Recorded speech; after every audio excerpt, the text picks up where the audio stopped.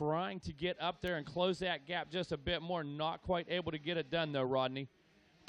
Nope, still got a little time before see a 2-lap board. I am anticipating possibly, I don't know this for sure, I don't see the exact time, but I'm thinking that probably 2-lap board will be out next time around likely. So Jalek Swoll, a little more time to try to maintain that number 1 spot. Brown, it's Carson Brown and Pierce Brown. 9 seconds separating second and third. Marcus Phelps up to 4th, Dalton Dyer in 5th, Justin Rodbell is 6th, Derek Drake is in 7th. Now 7 seconds back. He's got a couple laps, it looks like, before he's going to be able to get around Rodbell. So about right now, Derek Drake may have hit the tail end of that pack. It's going to be a little tougher to make passes from here on up. So to see him moving up quickly at this point like we did early in the moto will be a surprise. Not impossible, obviously, and we know Derek Drake's got the hunger and the desire for it, but we know that the competition's pretty stiff out there right now too. And like I mentioned, kind of got locked in there with Phelps and Dyer and Rodbell. Those guys have been together this entire moto, Rodney. Those guys have maybe flip-flop positions. We saw Phelps move into the 4th spot, but those guys have essentially been together since the gate has dropped, so that tells me a lot about their pace. What do you think Jalek Swoll's thinking right now about old Carson Brown? He's got to be in the back of his mind right now. He's like, what do I got to do to get rid of this guy, man? How can I make a break for it? Is he going to follow him, match every move? But right now, Carson Brown giving him all he can handle. Yeah, now dropping it back down below 2 seconds behind Swoll that last time around, and gaining a couple tenths of seconds basically is what happened. So no major grounds gained, but he's still back there. Swoll can hear him. He can see him in and out of some of those turns. So he's still, like we said, right there in the back of the mind of Jalek Swoll. Yeah, right now all it takes is a bobble from Swoll, and Brown's in position to take advantage of it. Not going to take much of a mistake whatsoever. And all of a sudden, we've got a new leader and possibly a new champion, depending on the outcome of that mistake. All right, 2-lap board. I'm getting the word there. Megawatt will be coming out this time around when these riders, or the next time around when these riders come through. So it will be lap 9 that we'll see the 2-lap board. 10 will be the white flag, and of course that will be the wrap-up of the moto. Can Swoll hang on to this one? We'll see as Carson Brown continues to match Jalek's ride here in the 3rd and final moto. Pierce Brown back in 3rd, Marcus Phelps. No changes. I'm still watching Derek Drake. He's sub 2 minutes, but so are the guys that he's racing with right now. He's hit pretty much his stride. Now, if he can find a little more speed now that he's gotten with some of these faster riders, he might be able to make up some of that time. Who knows? 4 seconds a lap, he might be able to reel in as far as a 5th place position. Yeah, I'm looking for him. He's probably got his sights set on that, Rodney. That's really what the pit board's probably telling him is, one more.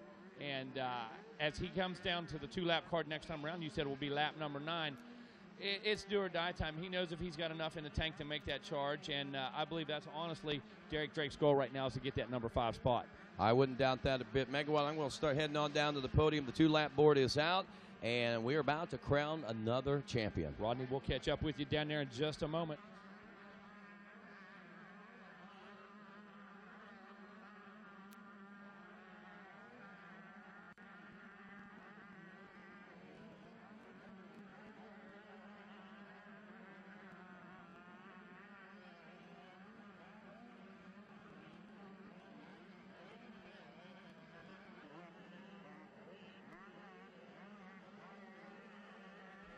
All right, waiting for that 2-lap card is out right now. So Jalek Swoll, 2 laps to go. Carson Brown on his heels. Both riders a 158 this time, 158.3, 158.8. So Pierce Brown now crossing that line. Also a 158, a 158.8 for him. So Pierce Brown and Carson Brown almost nearly identical lap times, but the gap back to Pierce Brown about 11 seconds. Now 2.5 seconds is the advantage for Jalek Swoll right now.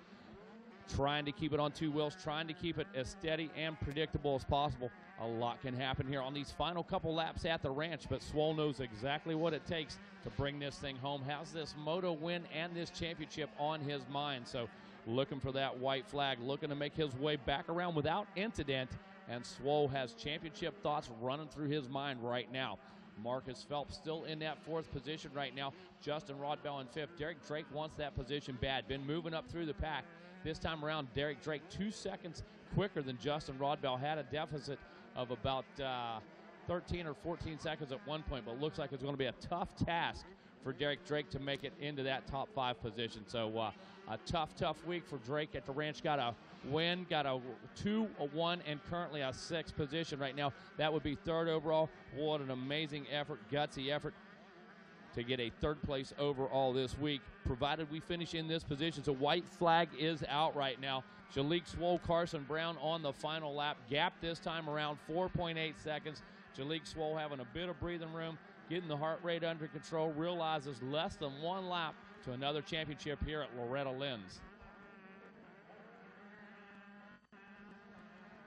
Pierce Brown now making it across. He's about 12 seconds back. Got it on cruise control right now. Marcus Phelps defending that number 4 spot. Justin Rodbell crossing the line right now in that number 10 position. Derek Drake right behind him, so only 0.3 seconds behind. So Derek Drake trying to make that move. We predicted he was really going to go for it on this last lap. And as we're seeing, that is the case. Knew that he had a top 5 finish in this moto on his mind. Drake going 2-1, and at this point 6 for a 3rd overall. 1 point not going to make a difference. Could make us a tie, so absolutely one more spot for Derek Drake could put him into the 2nd overall position. So you can imagine he's going to let it hang out. Going to keep our eyes on that number 33 KTM of Derek Drake.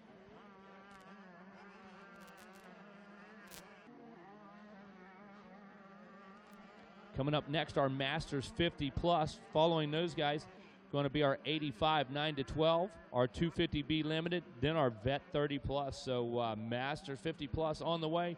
On deck behind them, 85 9-12 and 250B Limited coming up here on our final day of racing at the ranch. Looking for our leaders to make their way back through on this final lap. App checkered flag is out. Swoll just came below the announcer's towers as we said it, and arms in the air. Another championship down here at the ranch.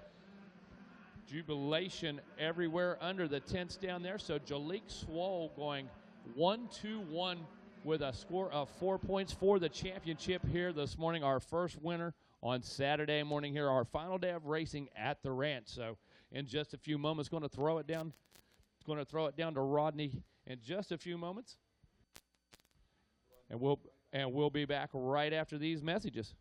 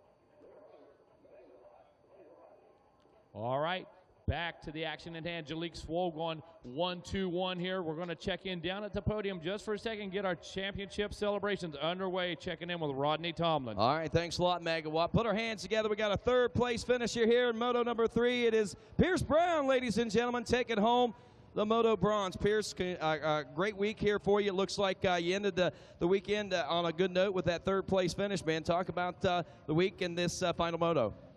The week was full of up and downs. I was consistently on the podium, but I know it should be up top. That's where I'm going to be, but it's nice knowing that everyone's at least 2 or 3 years older than me, so I've plenty of time to get up there. Wow, I tell you, riding like that, dude, you got a bright future in this class. Who do you want to say thanks to? I would like to thank Red Bull, KTM, TLD, my mom and dad, my mechanic Christian, everyone from MTF, the whole MTF crew. I'd like to thank Dunlop, Factory Connection, Scott, Nahilo, and everyone else. Thanks so much. There you go. Pierce Brown, ladies and gentlemen, taking third here in the moto as we go over to our silver medal winner here in the final moto. We talk about Pierce Brown now, the number 91. He not only picks up a silver, but also a $100 Bell Helmets Whole Shot Award. Put your hands together for Carson Brown, ladies and gentlemen. Not a problem, man. Congratulations to you. Outstanding performance. Dude, I got to say, man, you hit that first turn like lightning today, and, man, you weren't wanting to let up. Yeah, you know, I got off to a great start. Got my first whole shot of the week and tried to do the best I could to stay out front, but Swole was just a little bit better than me today, and then the lappers didn't help. But it was so much fun this week. I mean, I had a big old smile the whole time. I'll tell you what, man, he popped off a 154.5 or 153.5 at one point, and then all of a sudden you bested that by a couple tenths of a second. So don't think you ain't got the speed for it, man. You got it going on. There's no doubt. Who do you want to say thanks to? Oh, man, the PMOW and the whole Fry family. Couldn't do it without them. My cousin came down and helped out. Thank you so much. And Motorsport Hillsboro, BBR Motorsports, Pro Circuit, Devolve, Fly, WP Suspension, Rob from Dunlop, Fusion Graphics, Spectro, X-Brand Goggles, Vertex Moto Stuff, Hot Rod Cylinder Works, Cometic, Lance Mill for helping me out, and everybody, thank you so much. All righty, there you go. Carson Brown, ladies and gentlemen, he takes silver and the Bell Helmets Whole Shot Award. And this guy coming up next, he takes the championship, the title, and the #1 plate, as well as Moto Gold here in Moto 3. Put your hands together for your schoolboy national champion, your 125 national champion, I should say, Jalik Swole. Yeah, Jalik making his way on up here, and I know, Jalik, you get a lot of race wins. You even get a lot of national championship titles. But I have to imagine that each time, man, each one is just as special as the other. Yeah, all of them were really special. You know, I had a rough year last year, as we talked about last time I was up here. But, yeah, to be up here right now, it feels great. And I just couldn't do it without Tim Ferry and Malcolm Stewart, my mom, my dad, just all those people. Everybody at Husqvarna, you know, everybody's been helping me a lot this year. And everything's going great and only looking forward, so, yeah. That's great, man. Looking forward. What do we look forward to out of Jalik Swole in the coming months? A lot of training. I won't do it. A lot of trading. All right, anybody else you need to send any shout-outs to? Yeah, Husqvarna, Rockstar, Sean Murphy, Bobby Hewitt, Daniel over here from Rockstar, everybody that's been helping me out, 7MX, Alpine Star, Bell, Rockstar Energy, Lynx Motors, Pro Taper, WP, Olaf from WP, my agent Bob Walker, just everybody who's here to help me, and including 100%. So, yeah, I just have a lot of people behind me. Too many to thank, but yeah, just happy to be up here in the top spot. No doubt about it. Mr. Kip Bigelow to hand you that national championship plate, ladies and gentlemen. Your 125 national champion right here is Mr. Jalik Swole. Matt? All right, thanks a lot, Rodney. Getting ready to get back to action on the track. Going to be race number 15 in your program, the Masters 50-plus. In contention for the championship, John Gruey on that number 70 machine with a 1-1-2. So waiting on just a few more moments to get the word, and we're going to drop the gate on this one. Looks like Barry McCarty going 2-2 so far. A 4-3 for Earl May. Pedro Gonzalez with a 3-4. Fred Nett has a 5-5. Ralph Bentley a 6-6. Terry Bidlack 11-7. Kirk Lewis 8-11. Jack Lambert 12-8, and Tim Flippy 9-16. So that's your top 10 going into the final moto and Masters 50-plus right now. Jalik Swole just getting crowned with one more title down here at Loretta Lynn's, starting the day off here on our final day of racing Saturday morning. the first time all week, basically been exactly on time, and a great way to start here underneath sun-filled skies. Looks like we're going to have temperatures just about the mid-80s. Conditions phenomenal right now to continue on throughout the last day here at the ranch at the 35th annual running of our Rocky Mountain ATV MC Amateur National Motocross Championships at Loretta, Lynn. So final preparations being made. I think the revs are up and the gate has dropped right there, and they are off in our Masters 50+ division, making their way through that first turn. Looks like that may possibly be Gruey up front right now, getting that Kawasaki out front. Looks like he may be slightly to the outside. There might be Earl May, as a matter of fact, so might have a couple past champions up there running together. Earl May and John Gruey right now trying to get ID on him as he makes their way back through the short chutes, headed out now for the 10 Commandments for the first time. Looks like that may be Gruey, I'm going to have to say, getting that early hole shot. And it is Gruey with the hole shot and leading lap number 1 here as they work their way into Storyland for the first time. Going to have to say that's probably Earl May in that second position, possibly Pedro Gonzalez. So have to get a little closer look at them as they work their way out of the back section of Storyland, working their way through the waterworks. Neat rhythm section back there. Love the area through the waterworks, coming through the trees. A lot of shade back in there, and as they exit the waterworks now, making their way onto the beach. Look at this. John Gruey already amassing about a 20 bike length lead, working his way into the beach right now. Gruey was shot out of that start like a cannon, up and over the Rocky Mountain, literally more than 20 bike lengths. Can't wait to get the time on this one. John Gruey on fire here so far this morning, up and over that Kawasaki quad, and he is on point, working his way down into that Talladega Bank sand turn around the pond one more time, or for the first time, should I say. John Gruey on the gas and in championship winning form here this morning. Rodney Tomlin, can you handle that? I can handle it. I just wonder if John Gruey can handle a new nickname called the Human Cannonball, man. Man, I'm telling you, I saw a lot of starts this week and in my history at the ranch, and that was amazing, man. Gruey hooked up in these conditions. Almost looked like a Timmy Coombs start. Hey, Timmy Coombs, legendary hole shot artist. Yeah. As we see, that is Pedro Gonzalez in that second spot. Rodney was trying to get an ID on him through the waterworks. Definitely Pedro. 7.6 seconds amassed on the first lap by your defending champ, or by your soon-to-be champ, possibly, John Gruey. Now take a look at Earl May. We knew that was him back in that third position. Only 2.7 seconds off of Gonzalez. So, as you say, we're going to have a good old-fashioned barn burner in this one. But on fire right now, the human cannonball himself, John Gruey.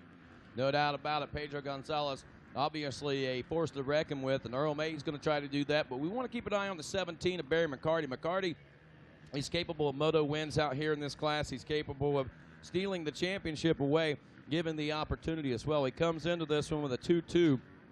He's a couple of points behind John Gruey as far as the title is concerned, but we still got a ways to go. One thing to point out, though, John Gruey, very consistent rider. Rarely do you see the rider make mistakes, especially in high-pressure situations. Somehow or another, he really seems to rise to the occasion. The guy's solid as a rock, but from now on we're going to say he's solid as a cannonball. Where the real racing is right now, though, take a look at Gonzalez and McCarty. Gonzalez in that second place right now. McCarty riding in fourth on the track, but McCarty in the second overall position for the championship contention. So interesting to see how this one's going to play out with McCarty coming through the pack right now. Exactly, and there's one of those few 3-1s that we got, those 1-1-1s. We said those would be far and few between, and they have been just exactly that. There have been a handful of them, but John Gruey is one of those riders that is in position to try and make something like that happen. And that guy's back already. Here he comes around this last left-hander, back under the tower again. Gruey's back already, man. Wow. We had a 7.6-second lead amassed at the end of that first lap. I got to wonder what it is. I say he's closer to 14 or 15 seconds. I say he's close to double that lead over the second-place ride. We got to compare the 2:05 lap time right now for Gruey in these conditions. Gonzalez just coming through. You said it, 14 seconds, 14.6 right there, Rodney. Oh, I love it when I'm right. Well, sometimes. Yeah, you do. But at the same time, I love to see Pedro be able to click up a notch or two here and see what he's got. He's going to have to here pretty soon. Now 4.5 seconds behind him is Barry McCarty. He's gotten around Earl May. Yep. And that means that McCarty's coming with a head full of steam. Yeah, McCarty, he could win this moto and still not going to win that championship, but a lot of pride on the line winning a moto down here at the ranch. But Gruy, intent on not letting that happen, though. My goodness, a 2:05 compared to Gonzalez, a 2:12. McCarty's 2:12, and then Earl May, a 2:18 on that last lap. Obviously, maybe an off-track excursion, possibly a loss of traction somewhere, but Earl May definitely having some kind of issues, losing about 6 seconds on that last lap. Taking a look a little further back in the pack, number 5 position right now, Tim Philippi in that on that Yamaha number 38. Ralph Bentley riding in that 6th position now. Now Ralph Bentley going 6 and 6 so far, so trying to get inside that top 5, going to get a top 5 moto finish, probably the goal right now for Ralph. Kirk Lewis in that 7th spot. Joe Evner in that number 8 ride on the 57 KTM. Jack Lambert riding in 9th. Fred Nett in 10th. Just about 1 second separating our top 10 guys as they work their way from about 8th, 9th, and 10th position. So about 3 seconds separating a total of 3 guys. So only a 1 second gap between each of them. So those 3 guys out there fighting it out right now inside of that top 10. Taking a look out on the track right now, trying to locate the human cannonball, trying to find that number 70 machine of John Gruy.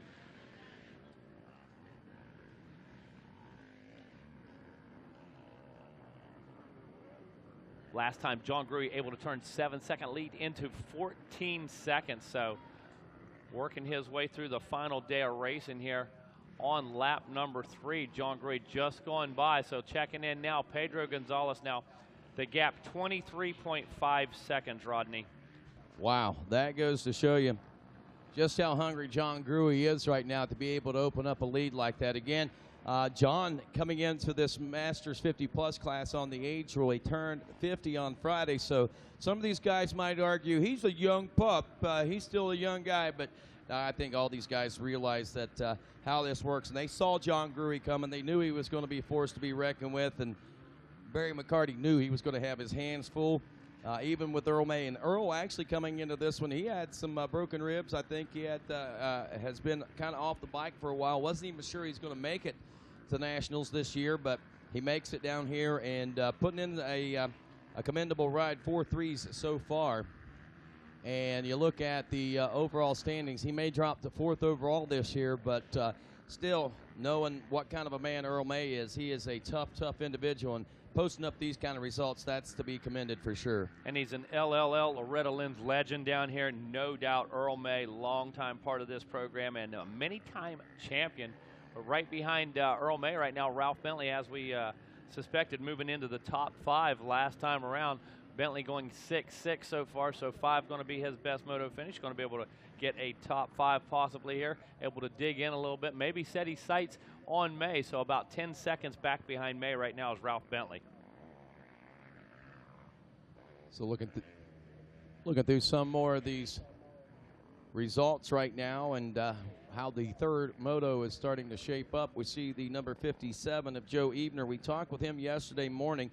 He comes into this one with a 15 score, in 15th place, I should say, a 23 and a 9 moto scores in Moto 1 and 2.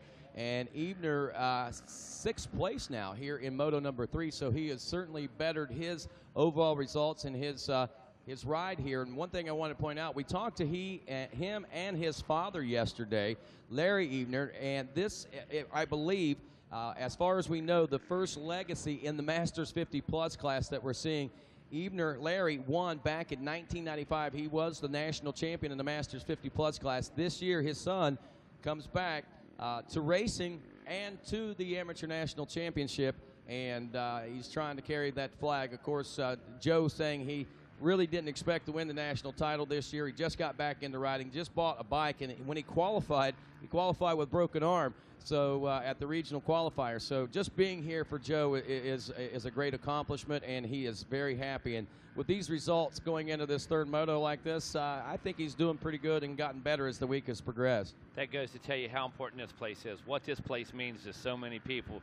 Joe said, broken arm or not, man, we're going to qualify. We're going to get down there, and we're going to do this thing in Masters 50 plus. And wow, man, that kind of desire, that's just so impressive. Now get this. They were talking there yesterday, and Larry said that, you know, they got the 2 generations here, but they want to get 3 generations. They got Joe's got a son that's in the military right now, and he wasn't able to make it down here, but maybe next year or the year after, you never know. I'm not sure if Larry still rides, but if those 3 came and rode together, a father, son, grandfather type ordeal going on there, that would be a pretty cool thing. But what an incredible story that would be, my man. It for would sure. It would be. John Gruey here after 4 laps of racing complete. His fastest lap, a 2:03.7. He's running in the 2:04 range. A 32-second lead has amassed over the rest of the field there, Megawatt.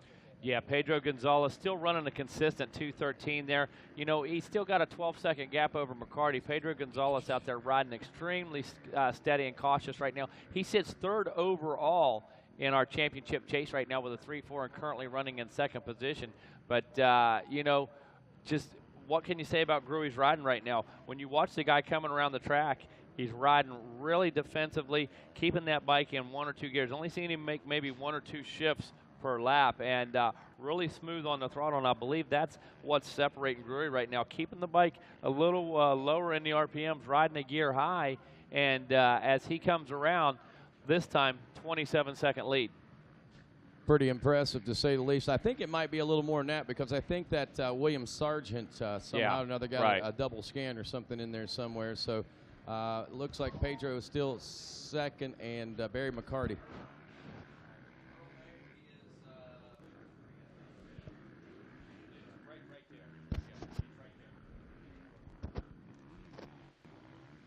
Someone posing the question as to how old Earl May is. It's not how old he is, it's how young he is. No, but how good he is. It's how good he is, and he's great. This is what race number is this, by the way? There we go. He's 52. 52. Okay. I thought he was Right 53 there, or 54, yep. but Earl May is 52 years old. That question asked, so we got For all that you answer. Earl May fans out there. Yep. I'm going to check on this. I think we're getting close to the 2-lap board. I'm going to head down to the podium. All right, Rodney, man, I tell you, no end to the excitement. The number 70 working his way through right now. John Gruey coming back to the finish line one more time, and Rodney going to work his way down to the podium. Already got an action-packed morning full of excitement, and John Gruey threads the needle right there, jumping through a couple riders, makes his way over the finish line out on lap number 6. So John Gruey, this time around a 2:06.6, kind of throttling back just a little bit. John's best lap at 2:03.7. So trying to put this one on lock right now, trying to put it to bed, and it's just a matter of making no mistakes on these last couple laps. Right now, looks like the white flag is waving, so last lap for Gruey. Leaving Pedro Gonzalez, I believe, still in that 2nd place. Got a little snafu. It looks like it showed William Sargent, but I haven't seen him anywhere really inside the top 10 there, so I'm not sure how he got up there in the 2nd position. Pedro Gonzalez, Barry McCarty, Earl May, Ralph Bentley showing right now in the 6th, but I'm going to believe that's the 5th spot. So final lap looks like the number 1 machine of Earl May coming around, getting ready to take that white flag. As we mentioned, Earl, 52 years old, multi-time champion down here, one of the many legends here at Loretta Lynn's, long-time grassroots kind of guy. And Earl May, long-time supporter, participant, and as we said, multi-time past champion of the Loretta Lynn's National Amateur Championships. Next race coming up, let's see here. 85-12-15 on the line right now. 85-12-15, that's race 16 on your schedule. Race 17 will be 250B limited. Those guys are on deck. They're in the staging area right now, and right behind them are Vet Plus 30. So another opportunity right here, Vet Plus 30.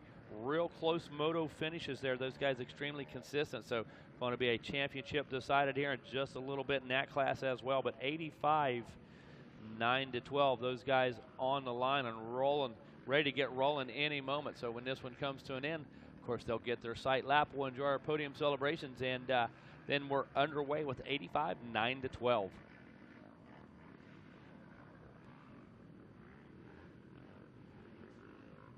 Track really starting to take on a new look here this morning. Things extremely smooth and compacted. Starting to really get the race lines developed right now. Just getting enough support through a lot of these corners and a lot of these takeoffs to make it extremely fast without having to be so picky in line choice. So right now, waiting for the number 70 machine of John Gruy to work his way around for the final time.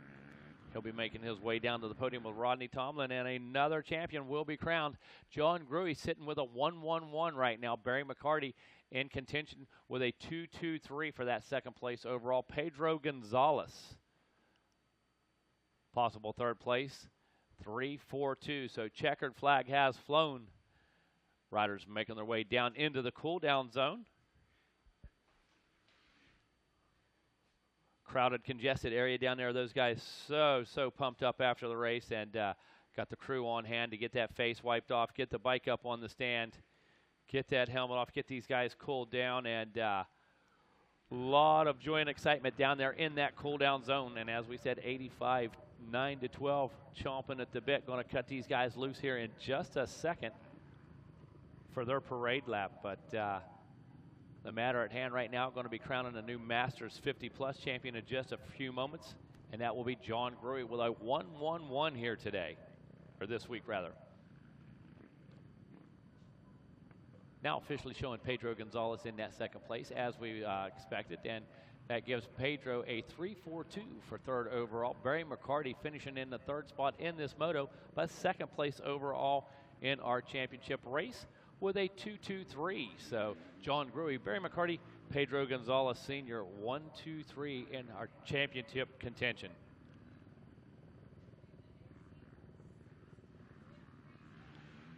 Final few riders making their way down and off of the track. Going to cut our 85s loose here in just a moment on their sight lap. And as we make our final preparations down on the podium, the anticipation builds as we get ready to crown a new champion in our Masters 50-plus class.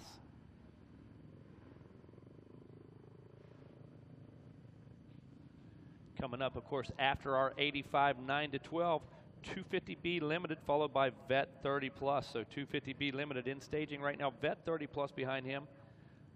Following Vet 30 Plus will be our girls senior 12-16, our girls junior 9-13. Exciting races coming up right before our very eyes here. And getting ready down on the podium, Rodney Tomlin now has that number 70 machine up there. And Rodney, what's happening, my man? Well, Barry McCarty celebrating a third place position finish here and second overall. Step on up here, Barry. Put your hands together. He takes Moto Bronze, Moto 3. Barry McCarty, ladies and gentlemen. Barry, great job here this week. Really impressed with all the rides that you put forth this week and even this third and final 50-plus moto. Yeah, you know, I got off to a good start, but I had to ride my own little pace because I have a broken rib, and I just it's all I can do to ride. So I'm trying to get through the pain, trying to work my way up, just a steady pace, and it's okay. You know, I'm happy with it.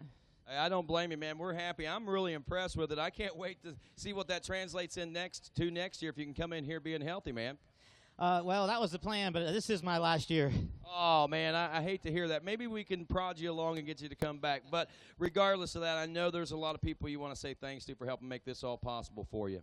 Yeah, I'd like to thank Spaceport Cycles, Bex Tech Suspension, Race Tech Suspension, FMF Pipes, HBD Moto Graphics, Rhino Power, Dunlop Tires, Bell Helmets, Pro Taper, No Toil, Ankle Savers, Scott Goggles, and my family and friends, and especially to my mechanic, Greg, for packing my gate. Oh, there you go. It's possibly the end of an era, but I'll tell you what, a great man, no doubt about it. Barry McCarty, ladies and gentlemen, Moto Bronze here, second overall. As we move to our second place position finish here in the moto, we look for Pedro Gonzalez, and Pedro putting together a great week as well. So put your hands together for the number 92. He takes the silver here in Moto 3. Pedro Gonzalez, ladies and gentlemen. Pedro, great week this week, and it seemed like as the week went on, you got better and faster and stronger. Yes, I'm very confident this race because I at the same point with May, the rest my power here. But I am very happy for my riding today. I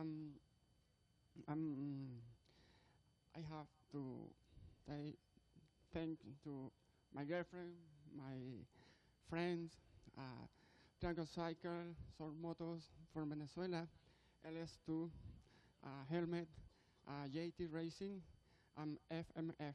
Thank you for supporting me here. Thank you for coming. Pedro Gonzalez, ladies and gentlemen, he takes the Moto Silver. And this next guy we talked to not only takes his third Moto Gold, but he also sweeps the podium. And your new Masters 50-plus class champion, John Gruey. Wow, what a great way to cap off the week, man. I mean, you had your birthday a little over a week ago. You celebrated 50, and here you are. At least one national championship we claim here today, John. And, wow, what a way to start it off. We've nicknamed you W, the human cannonball, man, because you shoot off that gate like a rocket, like a cannonball. And, wow, 50 seconds heading into the last lap with a lead. I mean, you had this one dialed in today. Yeah, for sure. You know, it's tough down here. You know, it's hot, it's rough, it's going to be muddy, it's going to be dry, it's going to be choppy. And so if you're not working really hard before you get here, you know, you're going to be in for a rude awakening. And, you know, and I really, really want to win both classes. So I knew that was going to take just incredible training and riding and hard work. And, you know, and it shows in this 50 class that I'm ready for the 40 class. I believe you're right, and I can't wait to see. You got that's coming up in a little bit, right? Yeah, that's at noon, and me and James Polvolny have split motos so far, so that's always a nerve-wracking condition to go in 1-1 or tied, you know, for points. So, but you know, I'm going to do my best, and I know I've done the work, so I hope it'll pay off. Well, we'll see if it does. I'll tell you, if this is any indication, look out, James Pavoni. It could get pretty tough. You also pick yourself up $100 there in the Bell Helmets Whole Shot Award there, man. Congratulations to you on that. And I'm sure there's a few folks that you'd like to say thanks to for helping put you in this position. Yeah, for sure. You know, my local dealer back home, Team Babbitt's, you know, they put on a heck of a program for a bunch of guys. And without them, it'd be impossible for me. You know, it'd be way harder. So hats off to Team Babbitt's, Amsoil, Team Green Kawasaki for all their help, and Fox, FMF, Twin Air, Bell Helmets, Renthal, Decal Works, and Dunlop Tires, man, and Factory Connection Suspension. The bike is just unbelievable, and, you know, the guys at Bell Helmet, that is just a sweet helmet down there that the champions win from Bell, and, you know, they've been great to me for many years, and that's so cool. It most certainly is. And I'll tell you something else that's cool. Look at this right here. Mr. Kip Bigelow to present you with the national #1 plate. Ladies and gentlemen, I present to you your 2016 Masters 50-plus champion, John Gruey. What a great Moto3 here for the Masters 50-plus. Let's head on back up top to Megawatt Matt Watson. Wow, congratulations, Gruey, man. Getting it done one more time, another championship down here at the ranch, and going to decide another one right now. Our 85, 12 to 15, going to get underway here in just a moment. Going to get our sighting lap underway, getting that gate loaded as we speak. So a bunch of exciting races coming up and getting underway. Want to remind everybody, final opportunity to get down to Moto Tees, get your event shirt, find your favorite size, your favorite color. Supplies may be running low, so might be your last opportunity to get your 2016 Loretta Lynn's t-shirt. So I want to say thanks to each and every one of our vendors, our sponsors, our concessionaires that have joined us this week. An amazing, amazing week of effort put in by each and every one of you folks. The teamwork was absolutely amazing in the conditions we had to make this event go off, and hats off to each and every one of you, and many thanks. Keeping an eye on our gate down there. Looks like just making a few preparations in a couple spots out here on the course. Just a few final touch-ups, and looks like we are just about ready to send these guys on that sight lap. So one last opportunity for these guys to check things out, and then we're going to drop that gate right on time here this morning. So far, looking good. Our final day of racing here through a tumultuous week of racing at the ranch. such inconsistencies in some of the classes. Champions crowned already, hearts broken already, and things coming to a slow close here after an intense race week. 2016 Loretta Lynn's, and reflecting on some of the things we've seen over the course of the week. Terry Bastard's ride yesterday from leading the race, getting taken out almost dead last. Bastard gets up, charges back to the finish. Last lap pass on Jay Wagner for the win. So exciting right there. Had Hunter Yoder, I believe, and maybe Matt LeBlanc, I think it might have been, coming across the finish line side by side. Transponders reading neutral. So all kinds of excitement, all kinds of crazy stuff happening down here. Watch some amazing ladies and girls racing so far this weekend, and going to watch some more of that coming up here just shortly. Our girls senior 12 to 16 and girls junior 9 to 13 is going to be race 19 coming up in just a little bit. 85 9 to 12, just giving the instructions to fire them up. Coming up after 85 9 to 12, looks like it's going to be our 250B limited. Man, that one's going to be a barn burner. Going to be just about 5 minutes to sight lap now. We're getting the word, so hang in there with us. We'll be back in just a few moments.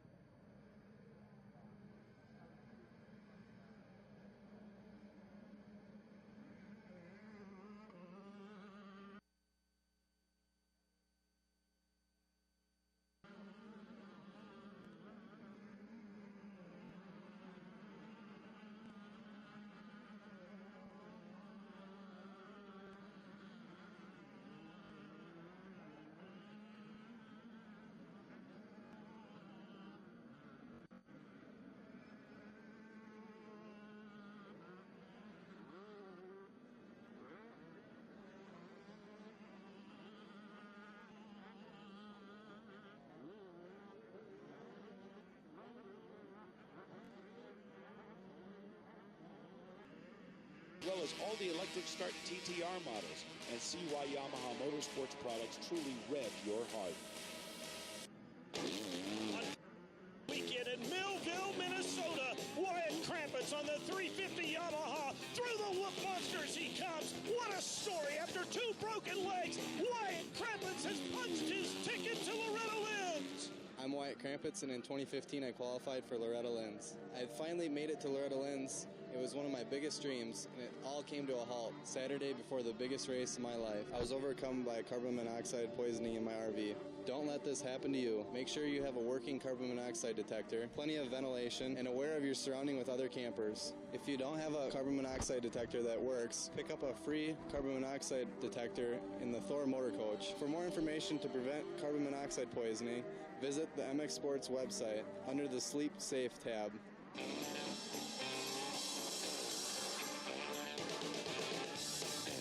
Welcome back to live coverage of the 35th running of the Rocky Mountain ATV-MC Amateur National Motocross Championship presented by AMSOIL, live from Loretta Lynn's. And now, your host, Megawatt and Rodney. All right, and back to the action at hand. Look at this. Going into race number 16, our 85 9 to 12. We have a dead heat. We have a 3-1 to a 1-3 Crockett Myers and Jet Reynolds. 1-3 for Jet Reynolds, 3-1 for Crockett Myers. These guys locked in a battle with 4 points in the third position right now. Chance Hyma sitting with 6 points with a 4-2. Shane Gola also sitting with 6 points with a 2-4. So look at this, 4-4, 6-6 for our top 4 riders entering this race number 16, 85cc 9 to 12 as these guys make their way back down to the gate. Now these guys getting locked and loaded. It's just about go time, but hard to believe looking at 2 riders with 4 points, 2 riders with 6 points. Things about to be shaken and stirred right now in our 85 9 to 12 class. So sitting behind those guys, Lane Allison coming into this in 5th position with a 6-5 and 11 points. Caden Braswell in the 6th position. He has a 10-6 for 16 points. Jordan Bice has a 11-7 for 18 points in the 7th position. Jaden Clough has 8-10 for 18 in 8th. 9th place would be Tommy Leclerc, and he has 12.9 for 21. Talon Hawkins having a, let's see here, 10th place position with 7, 15, and 22 points. So the last of our riders making their way back down into the start gate. Going to get this 85, 9-12 rolling here in just a moment. And man, oh man, 4, 4, 6, 6 are our points. Crockett Myers, Jet Reynolds, Chance Hymas, and Shane Gola going to have it all on the line here in race number 16. A champion will be decided here in just a matter of minutes. Going to have to say it's going to be one of these 4 guys, the 72 of Crockett Myers, Jet Reynolds on the number 1 machine, Chance Hymas on that 62 KTM, and the Husqvarna 84 of Shane Gola. Final preparations being made down there. Gates have been packed. Gates have been loaded right now, so just a matter getting the cue from race boss Jeff Canfield, and this one will be underway here in just a moment. John Gruy shot out of the start like a human cannonball. We said on that last moto, who's it going to be here in race number 16? Who's going to get the nickname? Who's going to get the title Whole Shot Champion? Bell Whole Shot Award winner. I believe we saw Crockett Myers, maybe Jet Reynolds each get a whole shot in this class here so far this week, but that doesn't matter what happened early in the week. What matters is what happens right now. Each of these guys, Crockett Myers 3-1, Jet Reynolds 1-3, locked in a dead heat at 4 points. Revs are up, bikes are off. Who's it going to be with our Bell Whole Shot Award? Looks like a Suzuki out front. Is that Crockett Myers able to make it happen right here? Trying to take command early, and wow, whoever that is, I think it may be the 72 of Crockett Myers shooting out to an extreme gap. Yes, it is Crockett Myers, and already this young man putting almost a straightaway in the short shoots on the competition. So Crockett Myers coming into this one 3-1 in contention for the championship, taking matters into his own hands, getting the early lead and trying to put some distance on the rest of the pack. But there is a fight. There is a shootout behind him right now. A whole pack of riders. Looks like that's possibly Gola and Reynolds behind him. Looks like possibly Allison in there. I'm not sure. Might be Bice. So Crockett Myers knows exactly what time it is. It's go time, and that's what he's doing. Making his way out of Storyland back into the waterworks, coming around for the first time. Crockett Myers on fire right now. Look at this young man. Getting it wound up, headed for the beach, and looks like we have possibly the KTM ride of, that's probably Hymas, it looked like, behind him. So as they work their way up and over the Rocky Mountain, 85, 9-12 on fire right now. Crockett Myers out front trying to make a statement, but going to get some company right now. Looks like that might be Jet Reynolds and Hymas right behind him. So coming under fire is going to be Crockett Myers any moment, making their way through this big sweeper turn right here, the Talladega Bank. And yep, that is the 62 machine. That is Chance Hymas in that second position now, wanting to get up and interject himself into the lead of this race. And there he comes with company on his tail. That's the number 1 of Jet Reynolds, quickly followed by the number 41 machine. That is, let's see, the 41 machine looks like, Nicholas Romano. I recognized the number. I couldn't remember who that was. So, yeah, Myers, Hymas, Reynolds, and Romano. Look at this. Only 1 second separating our leaders.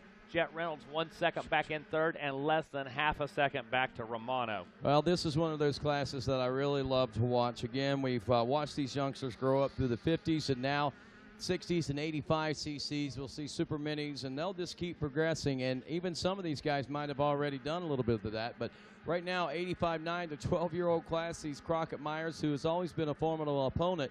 Chance Hymas in second, but we're all watching Jet Reynolds right now. He comes into this one as your defending national champion. If you look at the moto scores, he has a 1, 3, and 3 right now, which puts him in second place position. Crockett Myers is looking at a 3, 3, 1 at this particular point. So basically, the way I'm figuring this right now is Jet Reynolds' guy's work cut out for him. That's the bottom line, Rodney. Yeah. You were trying to find a way to put it, and that's exactly what it is Jet Reynolds got a lot of work to do, and a lot of things need to happen. to make it a championship for him. He most certainly does. He's right now doing everything that he can possibly do in order to make that possible, as he is working around the 62 of Chance Hymas now and moving into, I believe, that now second place position as he lays chase to the Suzuki number 72 of Crockett Myers. You know, we've had some close races this week, Rodney, but when our top 4 riders, the top 2 tied with 4 points. Look at this, coming into the Sandy Beach sweeper turn here at the Thor Beach. Crockett Myers is pulled up onto the rear wheel. Jet Reynolds is pulled up onto the rear wheel of Crockett Myers, I should say. As we approach that final turn, we may be about to see and witness the setup for the pass, or even quite likely the pass. But here we go. Past the finish line, it is still Crockett Myers with that position into the number 2 spot, the number 1 of Jet Reynolds. Yeah, Jet Reynolds tucked in. Going to follow a little bit right now, Rodney. Like you said, pulled up beside him almost there for a second and then fell directly back in line behind him. Not be surprised if Jet Reynolds doesn't try to scope him out for just a lap and set him up in a safer spot. Well, if you look at it, if it works out like this for Jet Reynolds to move into the number 1 position, he will take the championship. But as long as Crockett Myers maintains that number 1 position, he still has the advantage. So right now the championship lies in the hands of the front 2 runners that are basically dueling it out heading into that 10 Commandments section right now. Man, that's what a championship's supposed to be. The 2 contenders, the 2 front runners, out front duking it out and leaving it all on the table, and 2 enter, 1 leave as a champ, man. That's exactly it. And right now Reynolds turning a 2:06.6, almost a full second faster than Crockett Myers, who was 0.9 of a second ahead of the number 1. As they roll through Storyland, we'll check in with those leaders as they continue to slice and dice it out. I believe that Myers has risen to the occasion so far, and we got another battle going on, it looks like, a little further in the pack as we check in with RacerTV.com's coverage there. We'll watch that, but I'm trying to sort out whether or not Reynolds has gotten around or whether, nope, he has not. Look at this. Crockett Myers is staying true to the course and actually opening up things a little bit as he's got, I wouldn't call that a comfort zone, but there are a few more bike lengths separating the 2 than what we saw, say, a lap or so ago as they approached this section. Well, you mentioned Jet pulled right up on him, and then that's kind of like when he fell in the line right behind him down here in this last corner. So I wasn't sure if there was a little bit of strategy there, kind of conserving a little energy, but I would think at this point Jet would make the move if he could. Yeah, and it may have been a setup or a feel out to see whether or not right here on this lap the pass would be possible. Here Reynolds goes to the outside, Myers to the inside. Reynolds trying to get that momentum, and look at this side by side as they head over and Myers goes down. Wow, Myers down, back up as quick as he can get up and remount that machine. But there goes the number 1 of Jet Reynolds to the front of the pack, and that will secure the national title for him.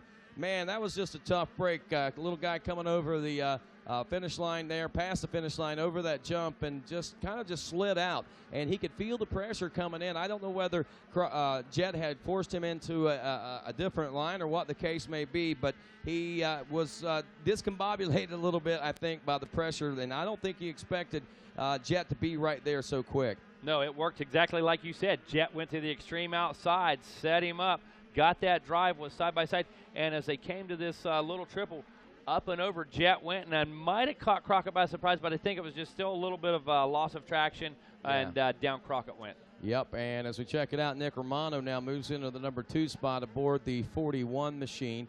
As far as Romano's week, looking out through the results, it doesn't appear that he's had the best of results. I don't even see him in the top 20 right now overall, so looking at his first couple of moto results, I'm sure he was probably victim of the mud and the inclement conditions, if truth be told. Yeah, you know, I can't remember exactly what happened there. Trying to take a look right now and find, let's see, Nick having a 5 and 36. Yeah, knew something happened to that biker, so I knew he had a bad run there in one of the races, but unfortunately for him, that 36 really going to be tough to overcome. It is.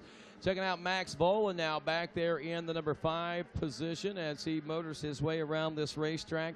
Maximus Vola trying to reel in Chance Hymas, the number 62 machine. He's turning about a second, 1.2 seconds faster, and guess what? He's about 2.2 seconds behind. So in theory, this battle should basically be wheel to wheel between the 17 and the 62. when they make their way here in front of the announcer's tower. I also anticipate that it could be tight before we reach that. All right, now Nicholas Romano moving himself into that second position. As you mentioned, Max Boland in the third spot. Chet Reynolds now having about 3.5 seconds over Romano. Boland only a second and a half back there, and Chance Hymas hanging in there in that number 4 position. Well, now, there it is. Exactly what I expected to happen. Maximus Boland gets around, takes over the number 3 spot. We saw that on timing and scoring being the likelihood. So Hymas drops to 4th. There's Crockett Myers. He's back up and in the number 5 spot. So he was able to bounce back pretty quick, it looks like, Megawatt, losing a few positions after going down there. But he's still looking at a second place overall with a 3-1-5 score if you look at the overall score. So really still a stellar week here for him. Are you kidding? An amazing week here. Anytime you come out of this thing top 10, top 5, it's a great week, but it's a stellar week when you get on the podium, an absolutely unbeatable week when you're a champion. So, taking a look at Myers, he got off the side of that jump, just slid off, was able to keep the bike running, I believe, only lost a few positions. And look, already back up to speed. Crockett that time a little off the pace, of course, because he had to get back in the race action. But look at this, in 5th place. I believe that Crockett, I'm trying to check back there to see who that rider right behind him is. That's Caden Braswell. Caden Braswell, who finished 2nd in this class last year, is up to a number 6 spot. And looking at the roster, Caden Braswell comes into this one with the standings of 6th place overall. He had a 10 and a 6. As we look at it right now, Braswell's looking for a top 5 overall with a 10-6-6 the way he sits right now. So big gap up to 4th place overall. Not really going to see him, I think, advance in the overall, but he can make those statements in this third moto, which is what so many people like to do. And nonetheless, that top 5, one of those cutoffs in our minds in our bench racing, one of those levels of Loretta's got a top 5. Exactly. And a huge benchmark. Exactly. Here comes that number 2 machine now as he works on Crockett Myers, the 72. Myers, a lot of the wind out of his sails after going down right there at that particular place. I think he learned his lesson. He found the line, and he figured out what he has to do to not go down there. And he actually cleared that whole little section of jump. So had he done that the lap before, you got to wonder, it could be a little bit different scenario that we're faced with than what we're looking at right now. So the strategy there, don't wreck on it, just don't touch it. Jump clear over it, Just jump it. That's it. And taking a look now, lap number 5. So fastest lap time so far, a 2:05. Look at that. Turning lap times comparable with John Gruey. Wow, holy cow. On an 85cc machine, these guys just keeping it pinned. Got a pin it to win it. Keeping these things running to that 11,000 RPM mark. Never letting a fall off note. And got 40 kids out here doing that all at one time, Rodney. Absolutely a joy to watch. It most certainly is, and Chet Reynolds has been a joy to watch today as well as Crockett Myers tries to reel in Chance Hymas. There's an 8.2 second gap now up to that. I believe that Caden Braswell is still back there, so not much of a battle ensuing on that one. I thought that Braswell was going to rise to the end he had, but somehow or another Crockett Myers rises to another level also, so makes it a little more difficult. Looking through the top 10 here in the moto, Reynolds, Romano, Volan, Hymas, Myers, Braswell, your top 5. Shane Gola in 6th, or actually Caden Braswell is 6th because Myers is 5th. Then Braswell, then Gola is 7th, Brock Bennett in 8th, Jordan Bees in 9th, and Talon Hawkins rounds out your top 10.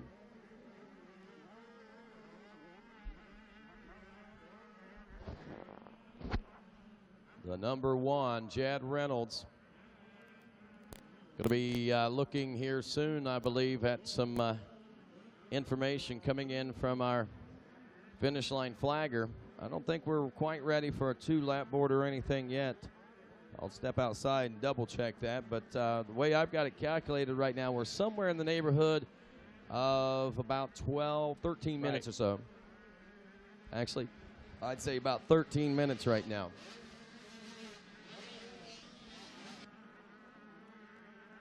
Taking a look a little further back in the pack, looks like in the 11th place, Jaden Clough. Brock Lassiter in at 12th position. Hunter Layton riding in 13th. Wyatt Matson in the 14th spot, while the 15th position goes to Matthew Courier. 16th spot, Austin Capricrani. And in the 17th position, Gage Linville. Mark Stone Jr. in 18th. Jackson Craig on 19th. And Andrew Hatzler in the 20th position. Right now, Jet Reynolds in command of our championship race. So 1-3-1 for Jet Reynolds, going to give him a total of 5 points. Crockett Myers sitting on a 3-1-5 right now. Of course, that would give him 9 points, and just behind him now Chance Hymas with 10 points. So only 1 point separating Hymas and Myers right now in the championship race.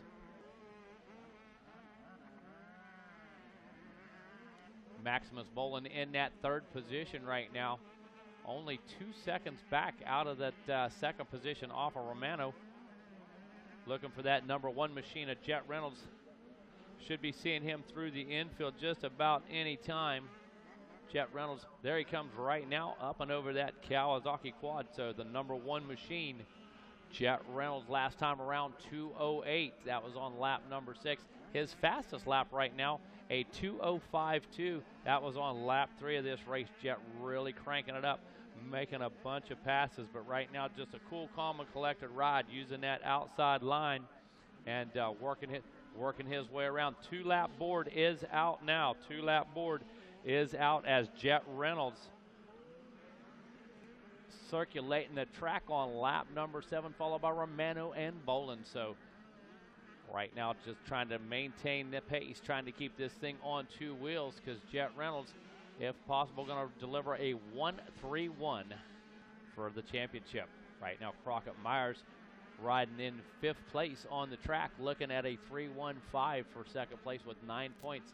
And then right behind him, Chance Hymas, 10 points with a 4.24, so a lot on the line with these last 2 laps in our 85cc 9-12. Coming up next, going to have our 250B Limited, so 85-12 going to go down to the wire. Going to be some positions decided here in the last 2 laps. So looks like the number 41 machine, Nicholas Romano, trying to pick through some traffic right there, get the pace picked up just a bit, separate himself a little further from Max Bolin. Max Bolin wanting to get up there and become a spoiler right now, trying to make a effort and last-ditch run here on the last 2 laps. Our leader now coming back through the waterworks, takes a small glance over his shoulder just to take a peek at the competition to make sure they're exactly where he thinks they are, and they are about 2.5 seconds back. So Romano 2.4 seconds behind Reynolds last time around. Reynolds coming through the beach, working his way up and over the infield right now.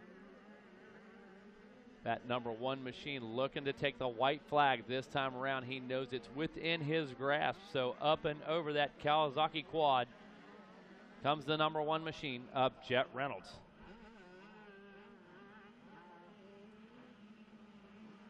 Jet setting it up, going to cruise around the outside right now, keep the revs up. Nice clean corner, and sees that white flag now, knows it's just a matter of time. If we're correct, somewhere around 2 minutes and 10 seconds, we're going to see Jet come by again. Hopefully seeing a checkered flag in that first place position. So still looking like Crockett Myers. Chance Hymas following Jet Reynolds in that championship chase. So 1-3-1 for Jet Reynolds. Crockett Myers 3-1-5 as it stands. Chance Hymas 4-2-4. So a lot can happen here between Hymas and Crockett Myers right now. Crockett Myers, it's up to him. If he could get up there and get past Hymas, there would be a tie. And, of course, the best last moto finish would be the tiebreaker. So a lot on the line right here. Jet Reynolds, Crockett Myers, Chance Hymas, Shane Gola. Your top 4 going into this one. And who's it going to be in our championship race? So for the moto, looks like Reynolds, Romano, and Bolin. Max Bolin still holding down that number 3 spot. Only 3 seconds behind Romano. Romano was able to close down the gap between he and Reynolds to 1.8 seconds last time around. Reynolds obviously throttling back a little bit. His best lap was a 2:05 last time around, a 2:09. So needs to understand the urgency, needs to stay ahead of that number 41 machine. Trying to bring it home smooth and steady. taking a look out there, looking for that number 1 machine right now. Believe he's coming out of the waterworks. About a half a lap to go. Going to be crowning a new champion here in our 85cc 9-11. Coming up next, 250B Limited. 250B Limited on the gate right now. Behind them, and staging our Vet 30 Plus. Coming up behind them, race number 19, girls senior 12 to 16, and girls junior 9 to 13. See the number 1 machine now coming through the sandy sweeper turn. Last time through this big left-hander here below the tower, making his way for the finish line. The number 1 machine at Jet Reynolds. Jet Reynolds looking to sew it up right here. Just a few feet to go. Checkered flag is out. Jet Reynolds, 1-3-1 for another championship down here. Going to remain the number 1. Going to remain the champion of the 85cc 9-12 class. Nick Romano coming in second in the moto. I believe it is 8 for 8 for this young man here at the ranch. Talking to our producer. Yep. And let's see here. Jet Reynolds, Nicholas Romano, Maximus Bolin. Going to take a moment, say thank you to some of our sponsors. We're going to join Rodney down on the podium in just a few moments. And we'll be back right after this. RacerTV.com's live coverage of the 35th running of the Rocky Mountain ATVMC.com Amateur National Motocross Championship at Loretta Lynn's continues in just a moment. Motocross bikes are all about handling, and nothing handles like a Suzuki RMZ. Get the whole shot, shred the corners, and outbreak the competition on your way to the podium. The Suzuki RMZ delivers class-leading performance along with industry's best support. Get on an RMZ today by visiting your nearest Suzuki dealer. GoPro, makers of the world's most versatile camera, enabling people to capture compelling, immersive photos and video content. Visit GoPro.com for the latest news. Yamaha and your local Yamaha Motorsports dealer welcomes all race fans to its exciting racing activities. Be sure to stop by your local Yamaha dealer soon and check out the all-new YZ450F and the YZ250F, as well as the complete line of off-road motorcycles beginning with the iconic PW50, as well as all the electric start TTR models, and see why Yamaha Motorsports products truly rev your heart. Dunlop Geomax MX32 and Geomax MX52 take your performance to the next level. Racer X Illustrated. It's the soul of our sport. More than 200 pages of full-color action each month in Racer X Illustrated. All right. Welcome back to live coverage of the 35th running of the Rocky Mountain ATVMC Amateur National Motocross Championship presented by Amsoil, live from Loretta Lynn's. And now, your host, Megawatt and Rodney. All right, back here live. We're getting ready to throw it down to the podium right now with Rodney on the spot, the most efficient podium man ever, Rodney Tomlin. All right, thanks a lot, Megawatt. Down here with this guy right here who put together a very efficient Moto number 3. Didn't come in with the best Moto scores, but, man, I tell you, puts his head down here in the third and final Moto. He picks up Moto bronze. Put your hands together for Maximus Volan, ladies and gentlemen. Max, congratulations to you. Not the week that you were looking for, man, but you certainly ended in a great way. Yeah, it's great to end it like this, but it was a tough weekend, really tough weekend. A little bit wore up. It's like I went to Vietnam or something, but it was a good race. Had an outside gate, got off to like a 10th place start, and just riding up. It could have been better, but as long as I stay positive for this next race and see if I can get that title. There you go. So you got the opportunity for a title still at hand, huh? Definitely. What class is that? That is the Mini Senior 1. Wow, looking forward to that. Who you want to say thanks to, buddy? Oh, yeah, I'd love to thank KTM, Orange Brigade, Red Bull, Troy Lee Designs, my dad, Grandpa, my mechanic TJ, Scott Goggles, Dunlap, FMF, Nilo Concepts, John Moore, and everyone else. Thank you. Well, there you go. He's war-torn. He's third place here in Moto number 3. He's Maximus Volan. As we get ready for our silver medal winner here, Mr. Nick Romano, who might be in the same boat, I think, as what Mr. Voland was here for coming into this moto. So it was basically a redemption moto. Try to come out and salvage what you could and do the best that you could. How about it? He takes moto silver here today. Put your hands together for Nick Romano.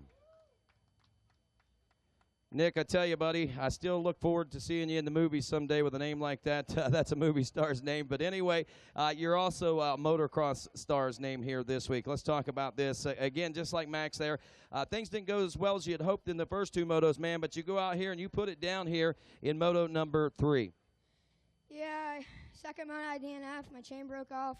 So I was 35th gate pick, pretty far to the outside. Got a really good hole shot, got a good jump. My bike was working great. My PR2 suspension was working great. My Dunlop tires were sweet, and yeah. Yeah, there you go. Now, are you satisfied with this third moto finish? I mean, considering everything? Yeah. Still would have liked to have won, right? Yeah. Got any more races after this? Nope, I'm done for the week. Well, man, congratulations to you on a stellar week. Who do you want to say thanks to? Kawasaki Team Green, my mom, dad, sisters, Garnet Boots, Astrick, JT Racing, Bell Helmets, 100% goggles, Dunlop tires, Rad MX, south of the border, Moto Ice, RK Chains, Renthal. Is that about it? Yep. All righty, ladies and gentlemen, Nick Romano taking the silver here as we get set to congratulate our gold medal winner. Let's put our hands together for the number 1 of Jet Reynolds. So, Jet, I look at this here, man. You come in, you have pretty good scores coming in. You knew what you had to do. The gate went down on this one. You went to work. Yeah, me and Crockett were tied, and we were just going for the lead. I did the triple right after the finish line and passed him, but unfortunately he fell, and we couldn't keep battling.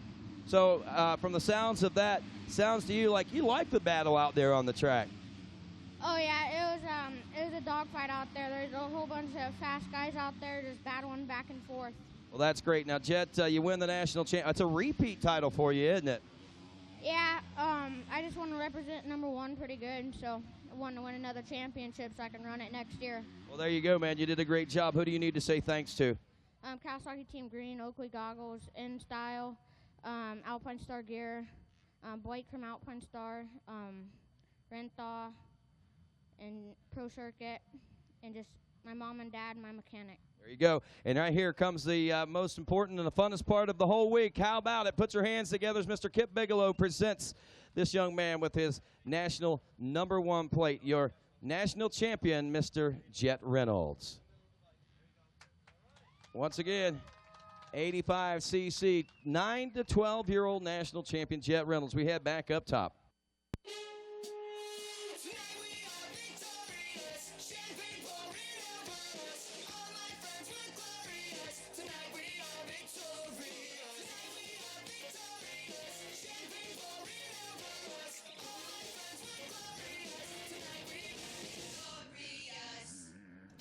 All right, back to the action at hand. Right now, 250B Limited out on the track making that sighting lap. Congratulations to Jet Reynolds. Yes, he is victorious. DJ Rehab mixing it up for us right there. Yeah, and I guess, I forgot to hand out the Bell Helmets Hole Shot Award. Crockett Myers hanging out under the tent, getting some shade, but right now he gets $100 from our good friends at Bell Helmets. Put your hands together for Crockett Myers, ladies and gentlemen. Crockett, buddy, you had a chance of winning this one coming in. You did everything you could to make it happen. You got the good start. Yeah, I gave it my all and ended up going down the second lap, but it is what it is. It's racing. There you go, man. Congratulations to you, and thanks for a great week, buddy. Thank you. Anybody you need to say thanks to? Thank the Lord Jesus Christ for keeping me safe. My mom, my dad, Suzuki Cycles, JT Racing, Rob Fox at Dunlop, Jeff Cernix at Dunlop, and the whole Dunlop crew, and Scott Goggles. That's about it. There you go, Crockett Myers, ladies and gentlemen, taking the Bell Helmets Hole Shot Award. Back to you now, man. I'm sorry about that, buddy. It is what it is, says young Crockett Myers, and what it is right now, it is 250B Limited making their way back into the starting gate. Coming up after 250B Limited. Looks like 250B Limited will be followed by Vet 30 Plus. Girls Senior 12 to 16, Junior 9 to 13, and our Mini Senior 1 12 to 13. So right now 250B Limited just about to get underway, sitting in championship contention right now. Mitchell Falk with a 1-1 for 2 points. Cameron Cannon with a 4-2, 6 points. Nolan Hepner 6-3, 9 points. TJ Albright in fourth with 15 points on 9 and a 6. And David Hollenreich with a 12-5 for 17 in fifth position overall, leading into this one. So getting the last few riders into the gate right down there. 250B Limited about ready to blast off, and we're going to crown a champion. We're going to award a whole shot winner. We're going to award some moto medals, and going to do all kinds of cool stuff throughout the course of the day after each and every moto down on the podium. So right now 250B just about to get this thing rolling. Riders getting fanned off by the mechanics down there. Last little bit of air coming from those pit boards, pumping those umbrellas. And right now, Mitchell Falk, that number 62 KTM, the man sitting with a 1-1 finish, is looking to make it a clean sweep. 1-1-1 for that number 62 KTM. But Cameron Cannon sitting with a 4-2, 6 points. Sitting in that second place position right now, has something to say about that. Like to come away with a moto win, as well as Nolan Hepner. So those guys would like to stop the Falk train if possible here, and see the mechanics clearing the area right now. Last chance for these guys to make those preparations and getting in position, waiting on the word from the boss. And we're going to have 250B dropping the gate. Revs are up. It's that time, and here we go. Who's it going to be as they work their way around turn number 1? Looks like we might have a Yamaha. Might be, yep, looks like we've got a Yamaha out front. It is Christopher Fortier on that number 66 machine, so out to an early lead. That 66 machine looks like he's sitting in 16th place overall right now with a 26 and a 7, 33 points, so a great start for him. Through the short chutes and down through the 10 Commandments. Looks like these guys definitely going to sort it out a bit right here already. A little bit of single file through there, but side-by-side racing from about the 4th position back.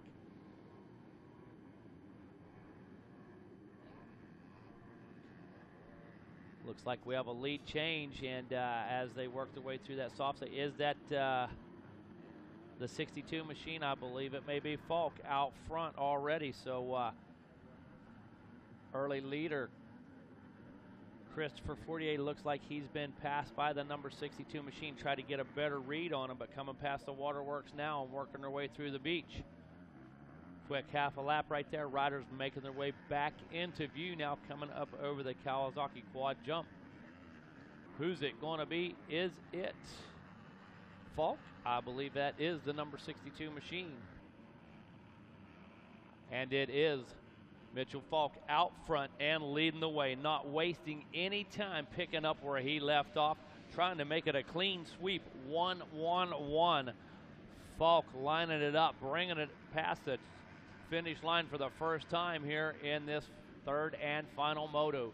In that second position this time around, it's still our whole shot leader or winner, Christopher Fortier. They're followed by Austin Winslow, Dylan Walsh, Derek Kelly, Jake Panakos, Zane Merritt, Yair Mitchell, David Molina, and looks like Slater Colby in the top 10. So right now 2.7 seconds, Marshall Falk over Christopher Fortier. Only 0.8 of a second back to Winslow. Walsh rides less than half a second back behind him. Derek Kelly in that number 5 position, only 1 second back, and Jake Panakos 1.2 seconds out of that top 5 as they work their way back through the trees now, through the short chute, through the 10 Commandments. On lap number 2 right now, Falk continuing to stretch it out just a little bit. Want to see if our whole shot winner, Christopher Fortier, can hold on to that position right now on that number 66 Yamaha. Austin Winslow less than 1 second behind him. Walsh trying to make a move. Back into Storyland go our leaders, and back through already coming into the waterworks is the number 62 machine of Mitchell Falk. Falk wasting no time and showing us why he's won 2 motos already, trying to make it a clean sweep here, trying to set the standard right now for the 250B limited class.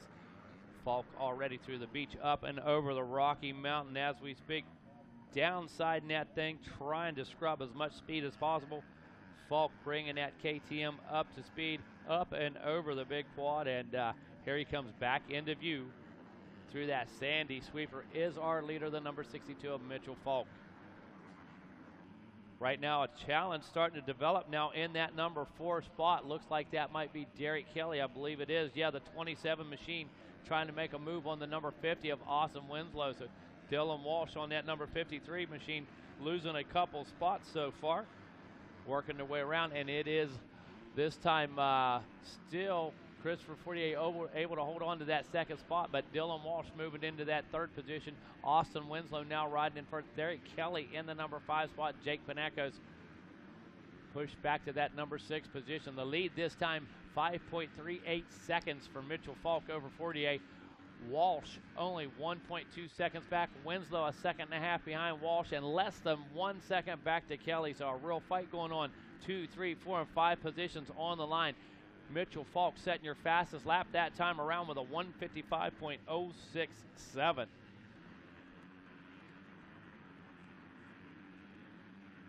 Taking a look just a little further back. Holy cow. Entering into the 10 Commandments, that might be, is that the number 50 machine? Oh no, Austin Winslow riding in the 4th position, riding so well here this morning in a battle with Kelly there just a few moments ago, actually trying to make a move on Walsh, probably exactly how that happened. So bad luck for him right now. Austin Winslow riding extremely well. In contention for 2nd place overall is the number 50 machine right now. He was showing an 8, 10, and 4, but that's definitely going to change as he comes back through timing and scoring on the next lap. So looking for Falk right now. There he comes right in front of us, coming through that big sandy sweeper. Number 62 on the gas, up and over the bar, leg out. Perfect form right now. Mitchell Falk collecting another lap right here. Going to put 3 in the books. Whole shot winner Christopher Fortier still hanging tough right there. Looking good on that 66 machine. Been able to stand up to the pressure of Walsh, I believe it is. And as they come through one more time, still able to keep that lead. Now, about 1.9 seconds back to Walsh. Derek Kelly still riding in that 4th position. Going to see exactly what's happened here. Let's see, Dylan Walsh, Derek Kelly now. Jake Panakos now into that number 5 spot. Zane Merritt and Max Markoff has worked himself into the 7th place. Yair Mitchell in 8th. Austin Winslow now the rider who went down there in the top 10, or in the 10 Commandments, sitting in the 10th position. I can do it without looking at the monitor or the racetrack. Rodney, can you do it?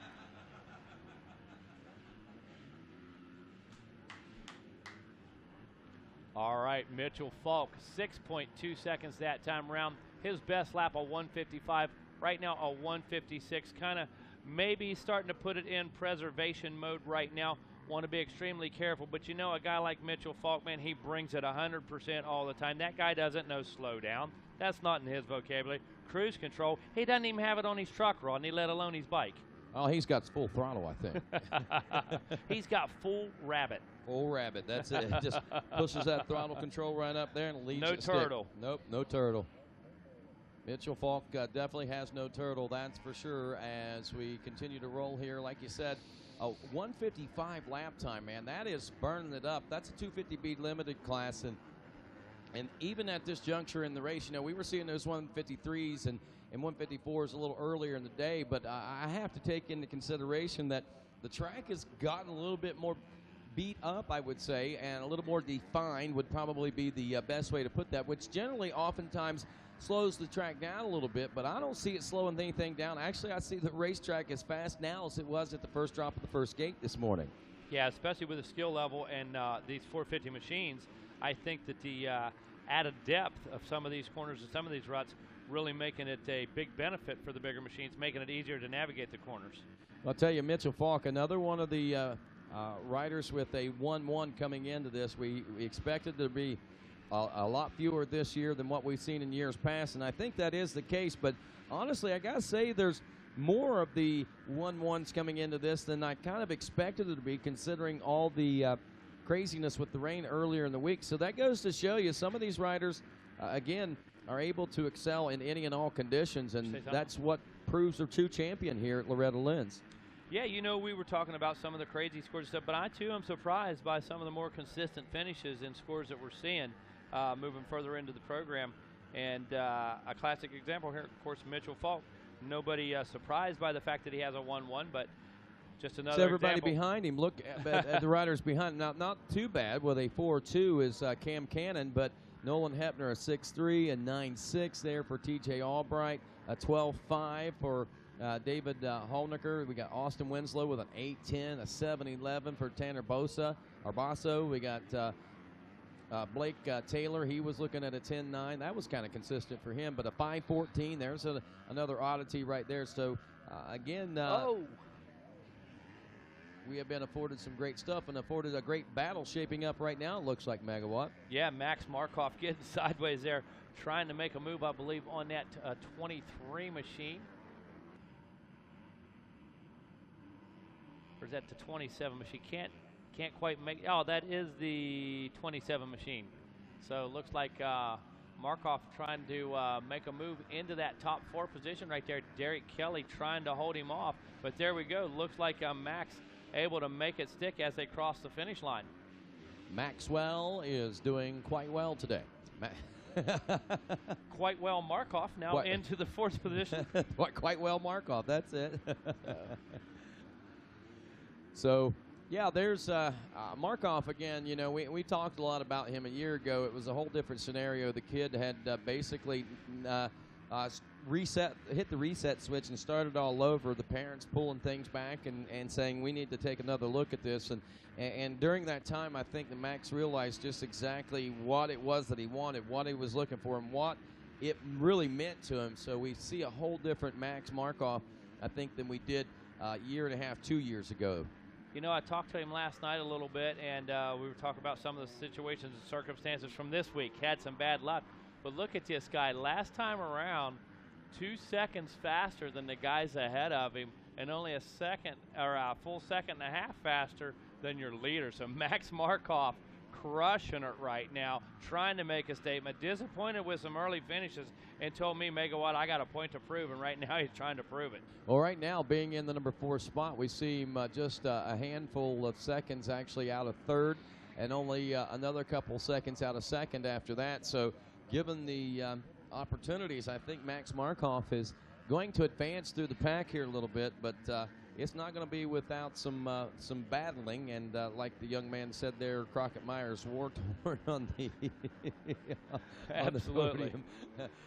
It's been a hard. That tells you. I mean, he says he feels like he's been through a war. I mean, he's fought hard this week. He's been in the trenches, digging deep. I mean, he's put everything out there, and you know, I like the way he worded it. I thought that was pretty cool. But that's what these kids look at it like. This is their own little wars they got going on. Using one of my favorite statements too, Myers, you know, talk about going down right here in front. Said, it is what it is. He said, you know, it is what it is. Once again, no Markov coming through. Let's check the lap time this time around. Now, dropped a little bit of time that time, Rodney, back in line with the rest of the leaders. The first 4 riders across the line in that 1:58 minutes, or in that 1:58 second. Markov falling right in with them. He drops the anchor and loses 2 seconds. I'm just kidding. Needs to raise the sail. Yeah, just a little bit more. Catch a little bit more wind. But again, it's going to be fun to watch and see whether he can pull this off. Mitchell Falk, though, I mean, he is really commanding this show. I mean, it's going to take mechanical error or major rider error in order to take him out of that spot. 10.5 seconds as we headed into the 7th lap of racing here this morning. My hat's off to Falk. What I saw right there was a pass in about the 3rd corner, put himself in position, knew what he wanted to do, came in with 2 moto wins, had that mindset, that confidence, and what I've seen so far is another perfect moto for Mitchell Falk. Yeah, 250B limited class on the track right now, working on lap number 7. It is Mitchell Falk, Dylan Walsh, Christopher Fortier in the number 3 spot. Then it's Max Markov in 4th, and 5th is Derek Kelly. Jake Pinhanco is back in the number 6 spot with Zane Merritt in 7th. Jairi Mitchell is 8th. Looks like TJ Albright 9th. Gage Shearer rounds out your top 10. Yeah, see the number 50 machine now. Awesome. We were just cruising, so not sure if he's had another incident or not. But up front early in this one, riding in that 4th position, and once again having some problems there. So the number 50 machine kind of cruising right now, looking for this one to come to an end. And then just a few moments, we're going to see a 2-lap card, I'm sure. Looking for the leader right now. Where is he? That number 62 machine. And as we say that right there in front of us, the number 62 machine coming around one more time. Looking to put in a couple more good laps. And our leader should be coming into sight. Max Markov making his way past one more time.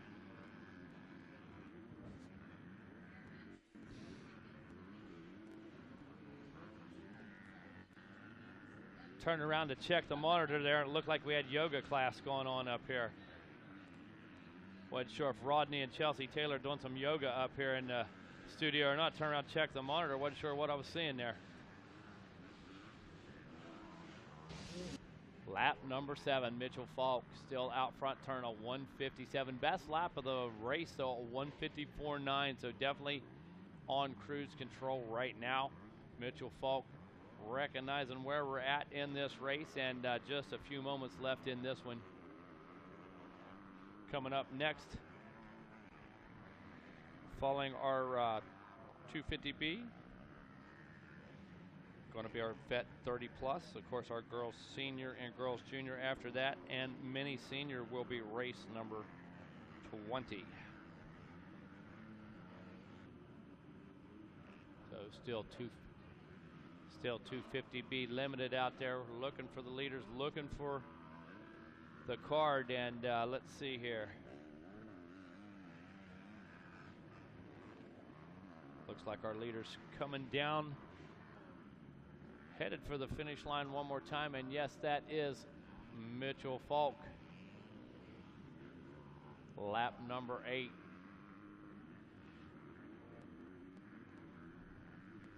Two-lap card is out now, so that's what we've been looking for. 2 laps to go. Each of these guys know what time it is. So for Walsh, Christopher 48, Derek Kelly, Jake Panacos, Zane Merritt, Max Markov back to 7th. Now Yaron Mitchell, TJ Albright, and Gage Shearer. These guys have about a lap and a half to make it happen. Want to get up there and get in contention. So right now, as we know, Mitchell Falk with a 1-1-1, but right now we're seeing Jake Panacos in that number 2 overall position with a 5:14.5. That would put him at 24 points. It would be a tie with TJ Albright. That would be a 9.69, but the edge going to Panacos with a better last moto finish. So Falk, Panacos, and Albright in contention for 1, 2, 3. Marshall Falk, of course, 1-1-1. Dylan Walsh right now, number 2 position in this moto on the track. Christopher Forte in that 3rd position.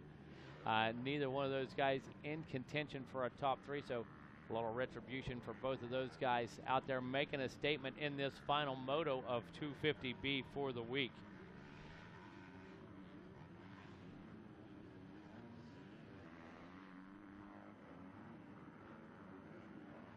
Take a look at our riders coming back through the waterworks.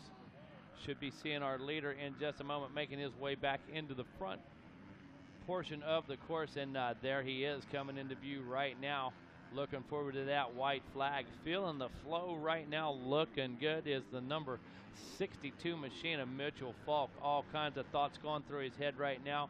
Coming up on a lap rider as he makes that last left-hander, headed for the finish line. Going to take that white flag. 1 lap to go here in 250B Limited. No, Rodney's down there, got the podium set up for these guys. Falk already seeing visions of grandeur in his head, celebrating a championship down here at Loretta Lynn's 2016, our 35th annual run of the Rocky Mountain ATV MC Amateur National Motocross Championships. Walsh still in that 2nd position. Forte still riding in the number 3 spot, waiting on Derek Kelly, and there he is across the finish line. The gap for Walsh, or for Falk, about 10.2 seconds over Walsh. 48 sitting about 2.7 seconds back behind him, but right now it's all Mitchell Falk. Mitchell Falk throttling back just a little bit. Looked like he's having a really good time out there on the machine. He should be. He's about to go 1-1-1 here at Loretta's. Coming out of the Ten Commandments right now, headed back into Storyland. Soaking it all in, the number 62, Mitchell Falk. Down on the gate right now, of course, have our vet 30 plus, and in staging area, our girls senior 12 to 16, girls junior 9 to 13. Behind them, mini senior 1 12 to 13. Open Pro Sport Racing at 1:30 today, so want to remind everybody, stay tuned for that. Actually, Chelsea Taylor want to remind everybody, stay tuned to that. So, Open Pro Sport coming up 1:30 this afternoon.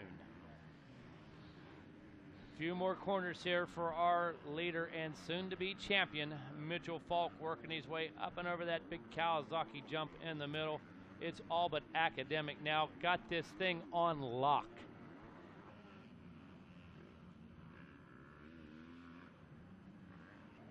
There he comes last time through that left-hander. Coming through the middle of the track right now, throttling back, letting these last few riders cross that finish line ahead, and there it is.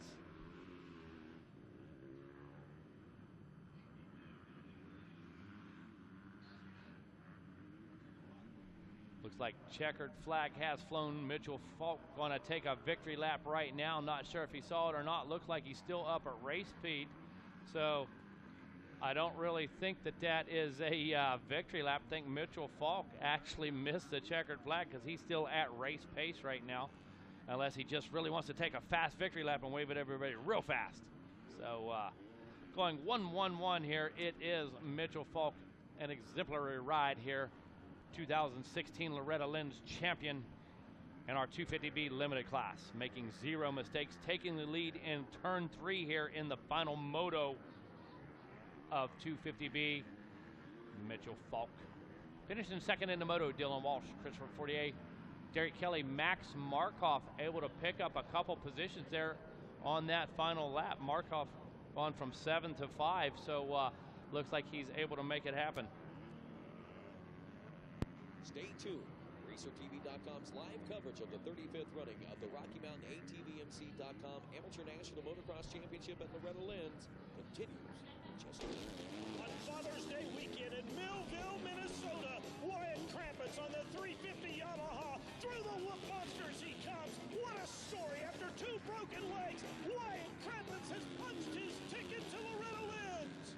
I'm Wyatt Krampus, and in 2015 I qualified for Loretta Lynn's. I finally made it to Loretta Lynn's. It was one of my biggest dreams, and it all came to a halt Saturday before the biggest race of my life. I was overcome by carbon monoxide poisoning in my RV. Don't let this happen to you. Make sure you have a working carbon monoxide detector, plenty of ventilation, and aware of your surrounding with other campers. If you don't have a carbon monoxide detector that works, pick up a free carbon monoxide detector in the Thor Motor Coach. For more information to prevent carbon monoxide poisoning, visit the MX Sports website under the Sleep Safe tab. When it's time to prep your dirt bike for the extremes of motocross or just off-road fun, you want to buy from the manufacturer that is the expert in chassis and suspension maintenance. You want a brand that you know is backed by quality, a brand that is synonymous with being the fast, easy, and complete solution to suspension and chassis maintenance. You need PivotWorks, the only product of its kind with a lifetime replacement. Yes, a lifetime replacement on all products. PivotWorks, the official bearings and seals of the Lucas Oil Pro Motocross Championship. Ride hard, ride fast, ride PivotWorks.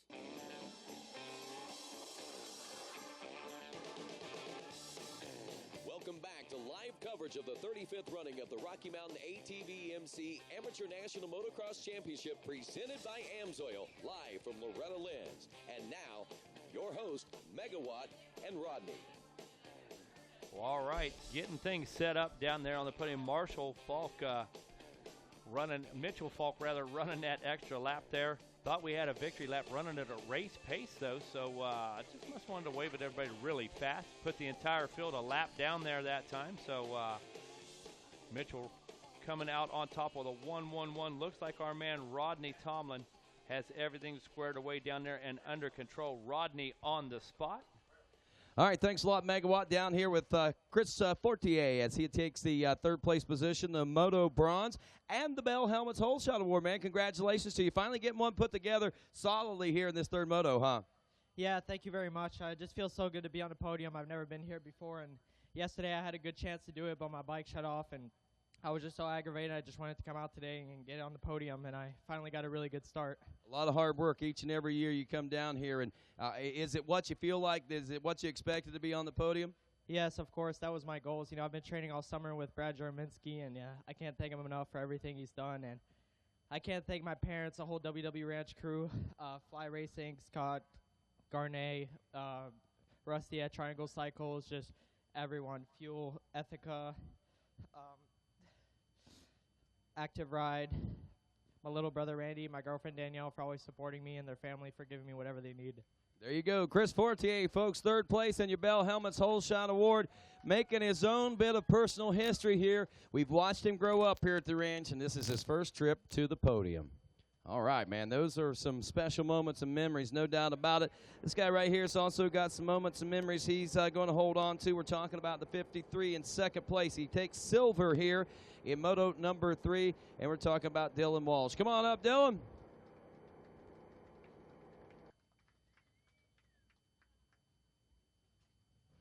There you go, Dylan. Good job. Good week. I know better into the week than it was in the early part of the week, huh?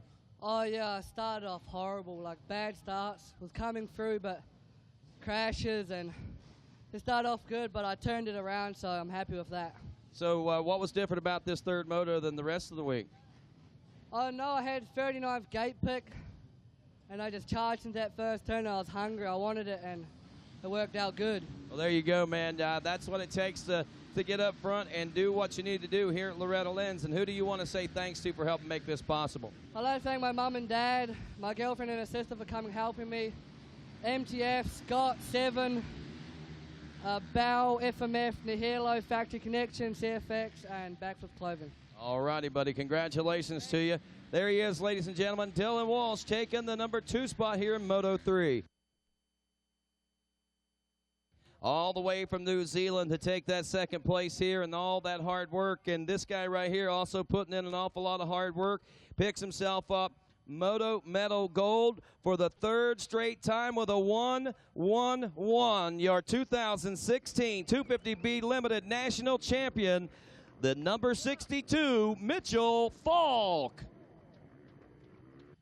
There you go, Mitchell. Congratulations, man. All that hard work paying off finally. I know that these are the moments that you work so hard for all year long. Yeah, definitely. I've been working hard since I was a little kid, and this is actually my first title here at the ranch. I came close last year, but it seemed like each year I just kept getting closer and closer, but not quite there. So this class I was finally able to pull it off with 1-1-1s, and it feels really good to finally just keep improving every year and finally have one, and man, I'm excited. Welcome to the history books, man.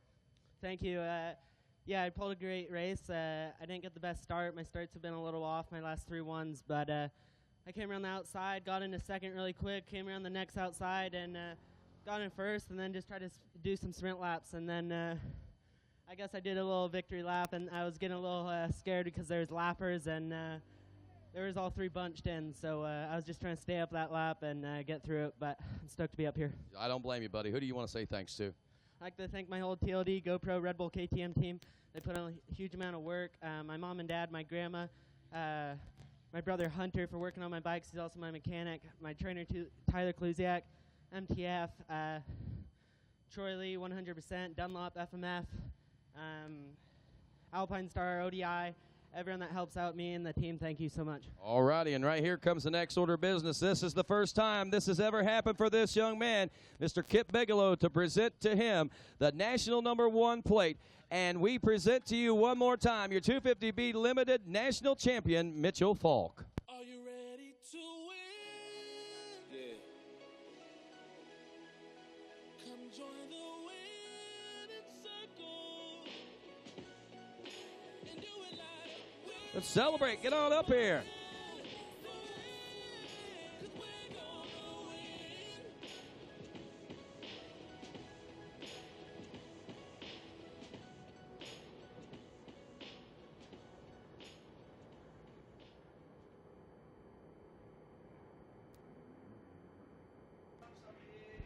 All right, out on the track right now for that sighting lap, Vet 30 Plus.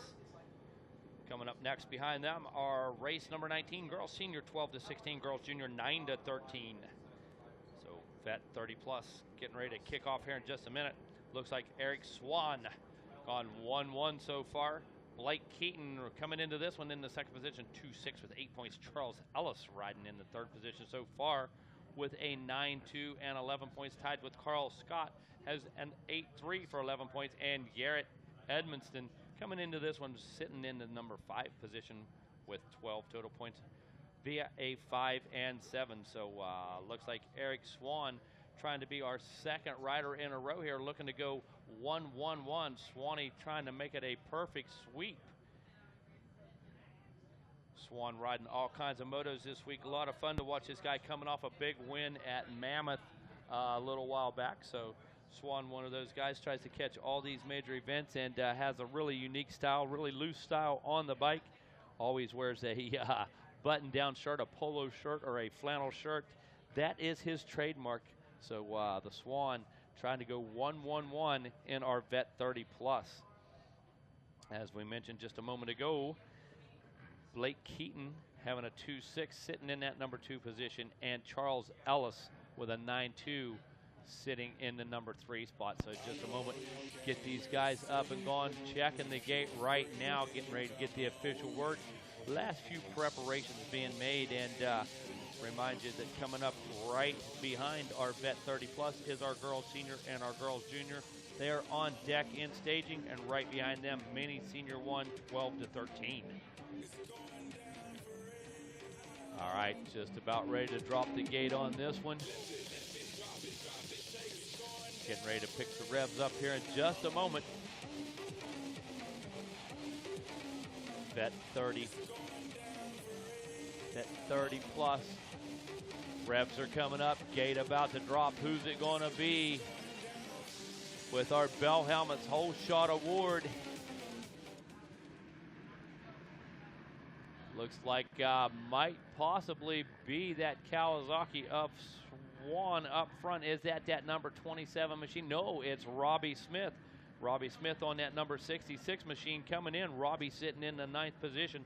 Robbie with a scores of 13 and 8, giving him 21 points. So right now making our way through the short shoes into the 10 commandments right now. Looks like we may have already had a lead change. So Robbie Smith on that 66 machine under fire as they make their way back into Storyland.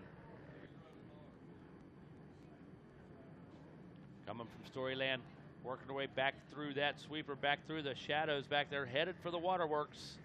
Looks like it still is that number 66 machine up front, taking advantage of that great start, trying to put it to good use, but coming under fire. Looks like we've got a Suzuki right behind him. And let's see, that could be that number 81 of Ellis, possibly.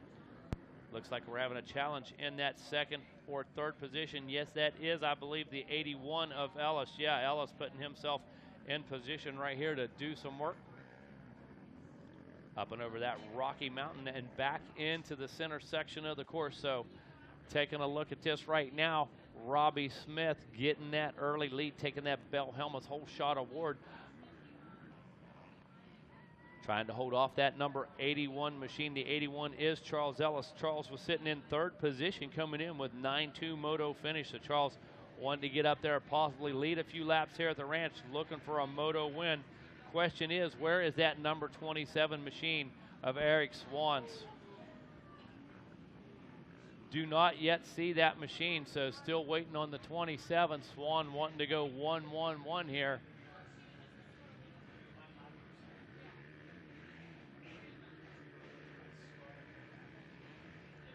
And there he comes across the line in 21st position. So Swan having his work cut out for him if he's wanting to try to repeat that performance in Moto number 3. So wow, big turn of events here for our current leader in the championship race. Now that changes things up immensely. That puts Charles Ellis up in contention right now. 9-2-2 would be his moto finishes. That would be 13th points and put him in the lead. So right now, Eric Swan with 2 moto wins, sitting back in the 21st position after 1 lap.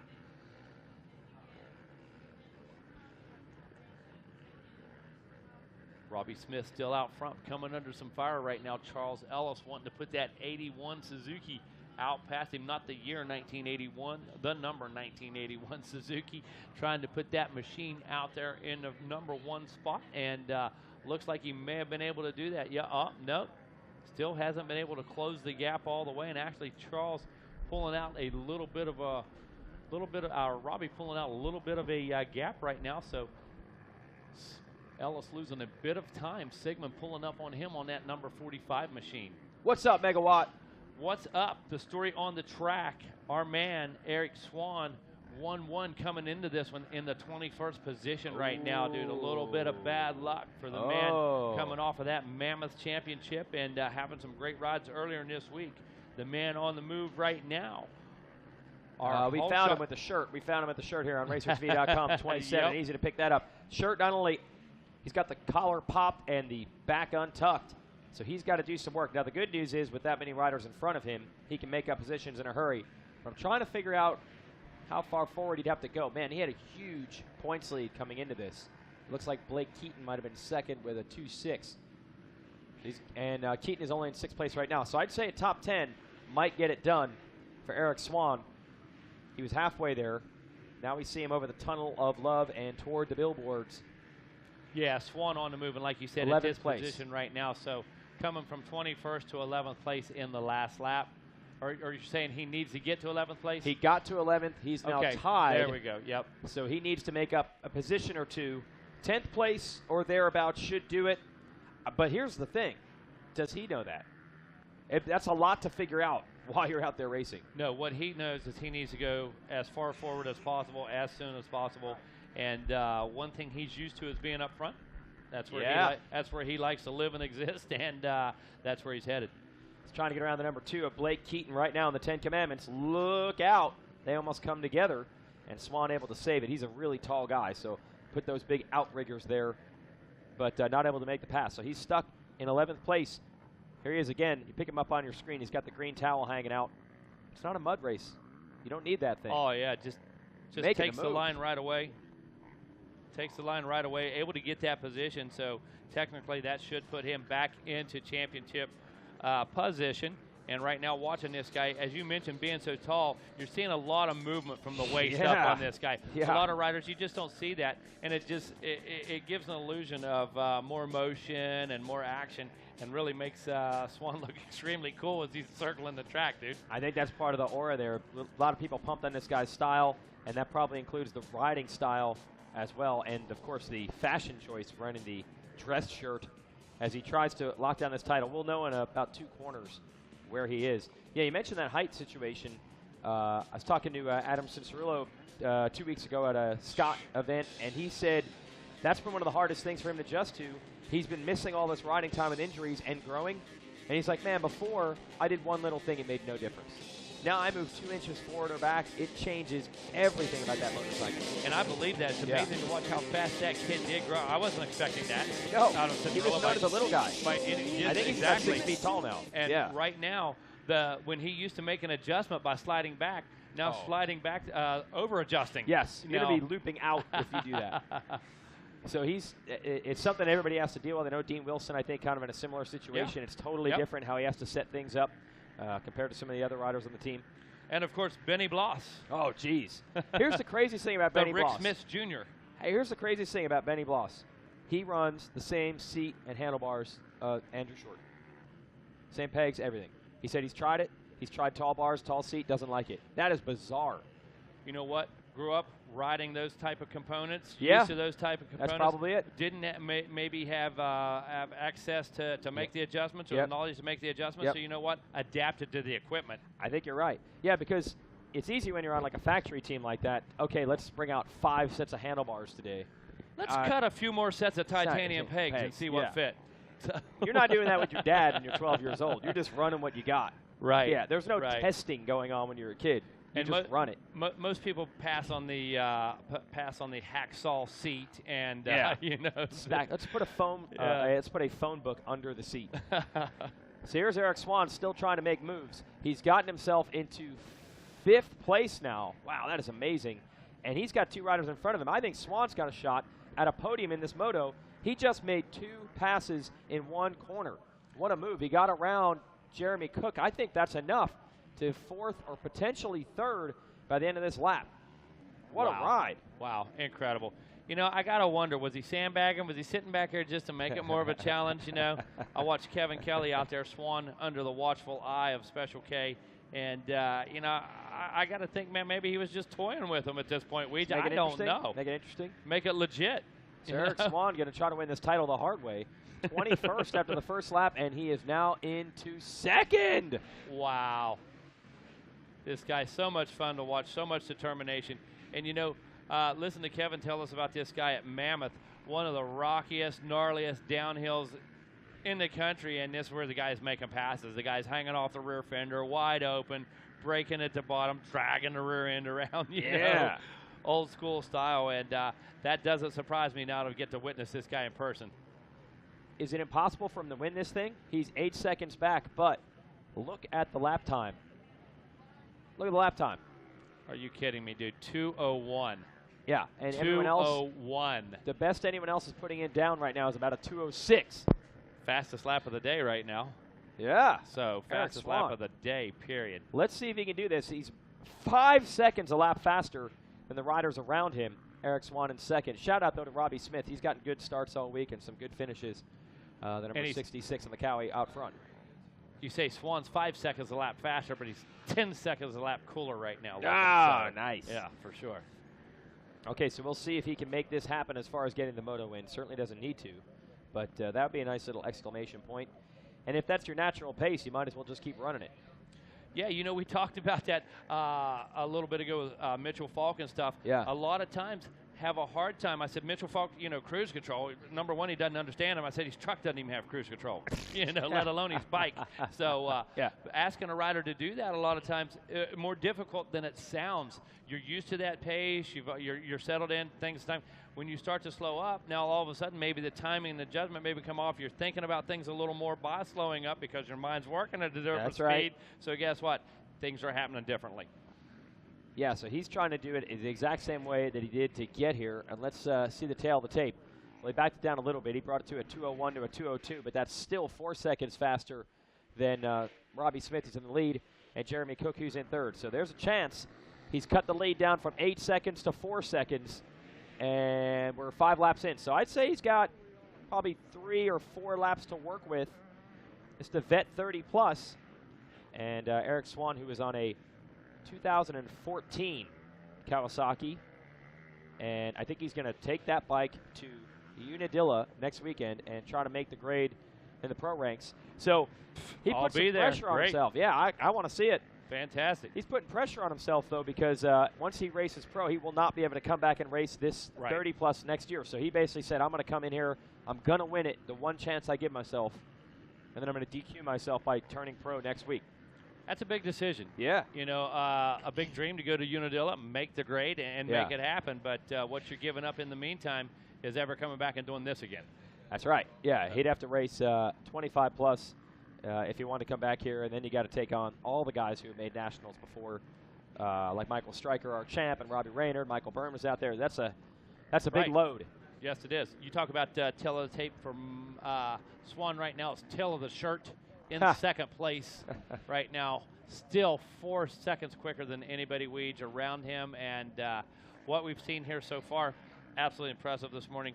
Wanting to be the 2nd guy to go 1-1-1 in our 85 class a little bit ago. Weege going in, 2 riders tied with 4 points, 2 riders tied with 6 points. Just, wow, incredible stuff that we've witnessed here on our final day at the ranch 2016. Our 35th anniversary, of course. And you know, there's a little history there with Jet Reynolds taking that title.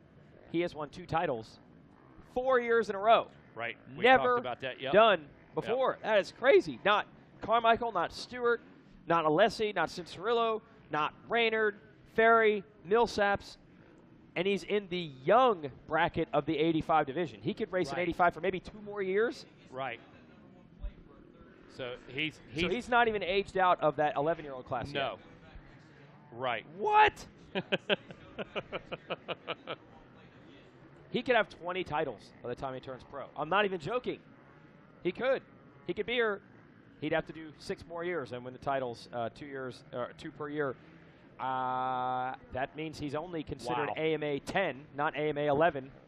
Yeah, He could have 6 more years here. Exactly. He could win 20 titles at the rate he's going. Said, how old are you in AMA years? Yes, that's what really matters. What's your age on January 1st? We don't care when your birthday is, dude. So there is Swan. He's got it. He's on the inside. He has taken over the lead. He was 21st 4 laps ago. Weege, we called it. I mean, you did a quick look at the math. Well, I just thought, I think he can get top 10. You figured the tail of the jersey, and there it is. I thought top 10. So. I'm like, if he can get 10th, he can secure the title. And then he went all the way to the lead. All right, Eric Swan, well done. Not much more I can say than that. Robbie Smith doing a good job back there at second, leading most of this moto. He's hoping to hold on for a podium.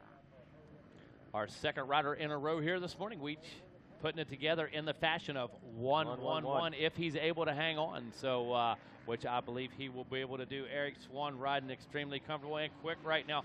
Looks like 2:05.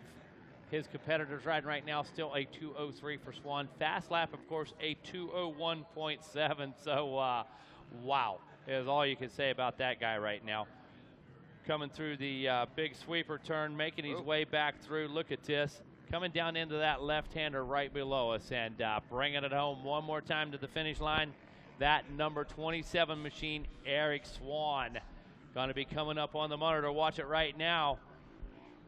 Look at that in the number 1 position. As we look at the overall class results, there it reads 1-1-1, Jason Wygant. Carl Scott trying to sneak into the 2nd spot overall. Yes. Has climbed up to 5th in the moto. Right.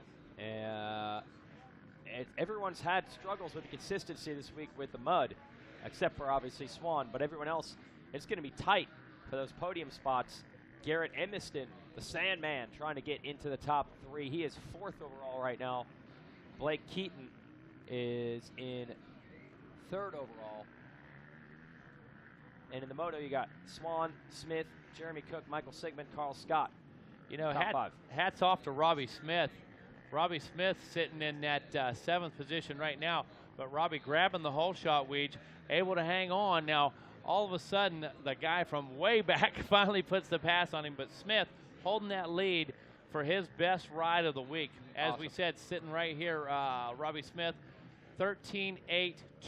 So really making the probably biggest improvement inside our top 5 or so right now. So hats off to Robbie Smith out there, hanging tough. Final shot at the track here at the ranch, making a statement. Moto medal? Hey, that'd be something cool to hang on Big to. time. Rest of your life. Big time. Yeah. You know, we talk about these Loretta Lynn steps and shelves, a top 5, a top 10. A lot of ways to mark your success down here, but no way to deny a medal. Is this all the same lap, these dudes? We're watching a 7-rider, 7-rider battle. Trying to see the positions there. Looking at the board, that's 4th, 5th, 6th, 7th, 8th, 9th. I'd say it goes back to about 11th. And they're within about 5 seconds. Wow. Look at how tight these guys are right now. It's 39 of John Mast. Garrett Emiston has gotten around him. The 65, or the 95 is there, Blair Miller. This is insane, this battle. I thought that was lap traffic. I did too, to be honest with you. That's why I didn't make mention of it. I thought those guys were working their way through. Holy shnikes. It's a rare moment where the race has actually tightened up as it has come closer to the end. They're all in the picture right here. 2-lap card out now, Weege. Jeremy Cook, Michael Sigmund, Carl Scott, John Mast, Garrett Emiston, Blair Miller, Charles Ellis, Blake Keaton. That's your battle. You're watching every one of them come through. Look at this. Wow. Holy cow. I thought those guys were working their way through the pack. Thought we were coming up in some lap traffic. Had no idea we had that big of a battle going out 4th through 7th place right now. So these guys, fender to fender, working their way around here one more time. 2-lap card is out. Eric Swan going to come back through, find that white flag, and hopefully put this one to bed with a 1-1-1.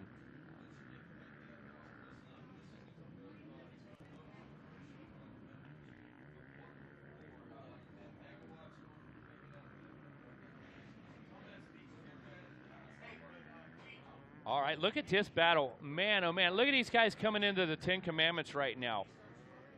5, 6 guys. This is absolutely a war, not a battle, as they're saying. Look at these guys, fender to fender. This is incredible watching this happen right now. These guys all of a sudden come together this late in the race, all the way through. We haven't found these guys through the first 7 laps this close. But yet, look at this, a move being made.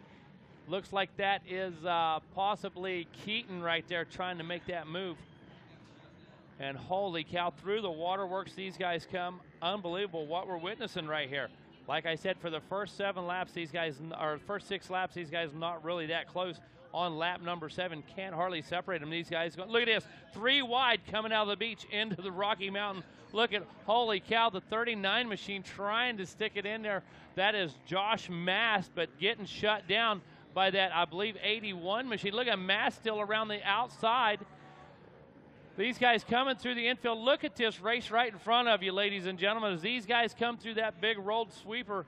Holy cow, 4 wide, 4 different lines, Kevin Kelly. These guys going amazingly fast to ride that wide through here. Coming through this last left-hand sweeper. Guys, unbelievable race. These guys fighting it out for that 3rd position right now. Where was this race? Oh, man, that number 95 machine, Blair Miller, almost landing on top of Edmondson, inner Sandman right there. And as they work their way down behind the billboard, this one far from over. Looking for our leader right now, and looking for the number 27 of Eric Swan. Shouldn't be hard to find. He goes real fast and has a jersey flapping out, so shouldn't be real hard to find that guy. Looking for him right now, but as he comes around, going to be taking that white flag. Is there any question how important just a podium spot is? No. That video right there tells you exactly how important it is to these guys. Get on the box. Kevin, we talked about it a little bit ago. We saw a battle for 5th place, and it's one of those benchmarks that Loretta, top 10, top 5. Podium. And then we move into podium. And you know what? The pride for a top 5 is incredible. But when you got a medal on the line, man, it's over the top. You're taking that home with you, dude. And it could be for an overall spot as well. Those guys have been, Sure. This is not just a, oh, it kind of happened and whatever. It's been going on for 3 solid bar-banging laps. Here they come again. Oh, big swap there. Was that the number 95 machine? Yep, he hands it off to the 44. Yeah, Blair Miller, man. Got to admit, Blair being gone for it, but making a few more mistakes than these guys. But, you know, still tire with him, man. He ain't letting up. It's the last day. It's your last moto at the ranch. Leave it on the ground if you have to. What do you remember by, Kevin? Your last ride. What that's what absolutely. you remember by is your last ride. Each one of these guys know it. And you know what I'm going to remember about Miller? Feet off and throttle back, man. That's what I'm going to remember about that guy. Well, there's your split screen. The checker flag comes out for Eric Swan. He goes 1-1-1. The Swan Pounds bringing it home to Santa Cruz, California. Wow. And that last battle there for the podium spot, Robbie Smith's going to hold on to 2nd. Who's it going to be? Josh Mast, Garrett Edmondson, or Blair Miller? What a fantastic race. There they are. We've got them on the screen right now. The action in these vet classes, absolutely incredible. These guys bringing it right now. And, you know, you mentioned that benchmark, Kevin. You mentioned those steps to success down here. And these guys, you know what? They'll claim any step that they absolutely can. would be stoked with a medal from here. They don't just give those away. Unless you get top 3, then they do actually just give those away. Yeah, exactly. The story here, though, right now. You got to earn it. Eric Swan. I don't know if he was sandbagging. I didn't see him go down. No, Kevin he's not Kelly. sandbagging. No, he crashed. He was way back. And you know what? We're going to take a break real quick, and then we're going to come back and go down to Weege on the podium. Stay tuned. RacerTV.com's live coverage of the 35th running of the Rocky Mountain ATVMC.com Amateur National Motocross Championship at Loretta Lynn's continues in just a moment. It's going down for real.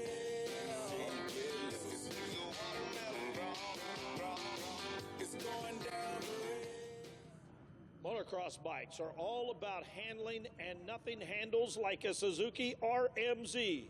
Get the whole shot, shred the corners, and outbreak the competition on your way to the podium. The Suzuki RMZ delivers class-leading performance along with industry's best support. Get on an RMZ today by visiting your nearest Suzuki dealer. GoPro, makers of the world's most versatile camera, enabling people to capture compelling, immersive photos and video content. Visit GoPro.com for the latest news. Yamaha and your local Yamaha Motorsports dealer welcomes all race fans to exciting racing activities. Be sure to stop by your local Yamaha dealer soon and check out the all-new YZ450F and the YZ250F, as well as the complete line of off-road motorcycles beginning with the iconic PW50, as well as all the electric start TTR models, and see why Yamaha Motorsports products truly rev your heart.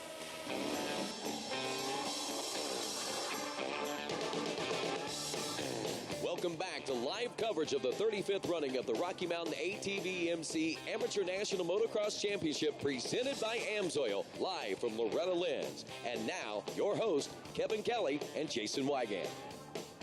Unbelievable action going on here at the ranch. Going to make our way down to the podium here in We're ready. All right, Weeds, take it away, buddy. These guys are hot and tired. We're going to start with our third-place finisher who's making his way up. Already been quite the celebration here at the podium, grabbing gears in a burnout. Pouring some race gas on the motorcycle. Come on up. Nope, just you. We're crowded up here. All right, third place finish, and what a battle. We counted a 7-rider dogfight from 3rd through 10th, and this guy comes out on top of it to finish up in 3rd. Let's hear it for John Mast. Very good. John, the last few laps. What's that? Josh. Oh, sorry, Josh Mast. It was crazy. There were like 9 of you battling, or 7 or something. Yeah, it was crazy. I didn't know who was behind me or how many was behind me, but I knew there was somebody up beside of me sometimes and real close all the time. And I just put my head down and just try to not make any mistakes and come away with it, I guess. Awesome. Good job. Who do you want to thank, Josh? I want to thank, of course, my dad. He's helped me every year here. My girlfriend, my son. My son's also racing. It's been kind of a chaotic week. And Stolen Power Sports, Ethan Solomon, man, we couldn't do it without them. Dan at Two Creeks Racing, he's been supporting us all year, and Factory Connection, Joel at FMF, Sunstar Sprockets. I don't know, a lot of people I probably forgot. Right on. Good ride for the bronze medalist here for Josh Mast. And we'll bring up our second place finisher, who also will collect our Whole Shot Award.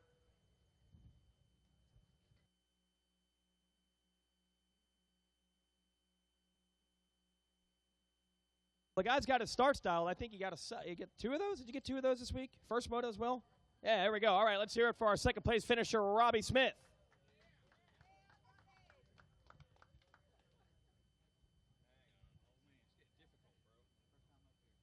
All right, you finally made it up here, but I think you were riding better than the results in the other motos probably showed, right? Yeah, I just couldn't seem to keep it up on 2 wheels. Fell about 3 times every moto. So last moto, fell twice when I was out front, so finally just stay up. This moto, my wife and my dad was like, you know what, let's just go out on top. Let's stay up all moto. We can say we ended on a high note. And you did. Who do you want to thank, Robbie? First of all, I got to thank my wife. She sacrificed so much for me to get here. My dad, his motorcycle shop, Smith Brothers Motorsports, Rainer Modifications, Robert, he spent so much time on my suspension getting it dialed in for me. Decal Works, Dragon, Rhino Power, just everyone. I really appreciate it. All right, there it is. Second place, Robbie Smith. And also the Bell Helmets Whole Shot Award. And now it's time to get this show going. Hop up there, champ. And just to make it a little more interesting, we know the style, the shirt, all that, but to make it a little more interesting, you had to start this moto in just about last. We had him in 21st place on 1 lap, then 11th, then 2nd, and then he goes out and wins it. 1-1-1 sweep. Your champion is Eric Swan. Did you do that on purpose just to make it a little more exciting? Because it was fun to watch it come through. No, I really wanted to keep my shirt clean this time, and I just haven't had that much luck. I've spent all my motos on the ground in the mud. The track was really awesome, that moto, and I'm just trying a little too hard too early on and like to lay on the dirt, I guess. I can't have straight bars. I got to have bent ones. Is that the same shirt, actually, in every moto? Do you have like 5 of those, or is that the same one? I have several of them. All right, that's your look. That's your deal. Okay, maybe an endorsement coming. What does it feel like to come out here and get this done? Even if you're fast, it doesn't always work out on this track. So what's it feel like to get it? Well, I'm not used to winning this much, and not by that much at all, ever. It's usually I just get my ass kicked. So to actually come out here and win some motos, dude, is really awesome. It's really unreal. I didn't even just to be here alone is such a treat. Loretta, thank you for having all of us meatheads out here destroying your property. It's an awesome time. That's awesome. Are we going pro here? Is this still happening? We need to find out from Davey if he's going to approve my entries for the last 3, but that's what I'm out here for. So, Well, you got a little resume bullet now with a couple gold medals. Who do you want to thank? First off, Bebout at PC Customs, Thousand Oaks, Pro Circuit, Team Green hooked me up this week, really took care of me. Pro Circuit, Fox, Shift, Von Zipper goggles, dude, the pork chops were awesome. Boster kept me laced up the whole weekend, even in the muddy motos, even though it didn't go too well. Dude, my mom and dad at home, I know they're sitting there watching this one, so cheers, you guys. Thank you for letting me be out here. And the Darnley family, dude, they've been feeding me and taking me, making sure I've been fed, watered, all the work. Grandma Shawzat, Adri, Rob put in so many hours on the bike when we got here. I really brought him a pile of, you know what, so he put it together for me. So honestly, I hope I'm not forgetting too many people. Savage Brand, No Namers, rest of you guys, dude, everyone, thanks for having me out here. I really love it. Dunlop was awesome too. Dunlop tires work really great, dude, especially here for the burnout. They'll give you a new one. You earned it. Let's hear it. A dominant performance in the 30-plus class here is your #1 plate for the American Motorcyclists Association. One more time, Eric Swan.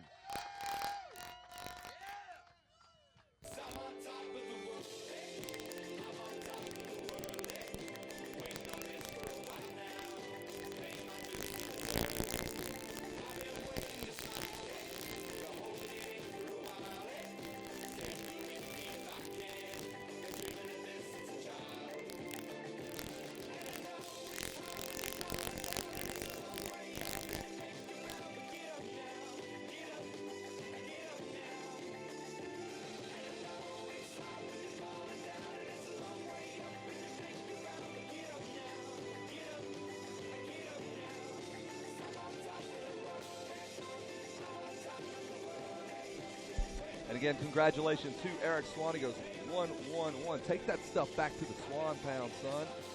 Nice ride, Eric. Race number 19 on the gate. We're going to have a look and listen at the girls. 12-16. Got a little drama here, folks. Jasmine Canfield, Jordan Jarvis, all knotted up. 2-1 moto scores and 1-2 moto scores for Jasmine on the 46 Yamaha and Jordan both on Yamahas. 3 points. They are tied. It's a winner-take-all affair. No pressure, girls. Third place overall coming into this third and final moto is Jamie Astudillo. She sits with 7 points, so she's pretty comfortable. Then we've got a tie for fourth as Gino Griglioletti and Valentina Galaz are both knotted up with 10 points. That is the girls 12-16. Girls 9-13. Taylor Allred has 1-1 moto scores. Katie Benson with 2-2 moto scores sits second. Alyssa Cole with 3-3 moto scores third. 4-4 moto scores for Sydney Wagner. 5-5 moto scores for Jada Murphy. How about that for consistency there? You make math a lot easier for us when you do it that way, ladies. So that was our vet classes, and now we've got the Dozers out on the track in a few key spots, getting things kind of cleaned up just a little bit.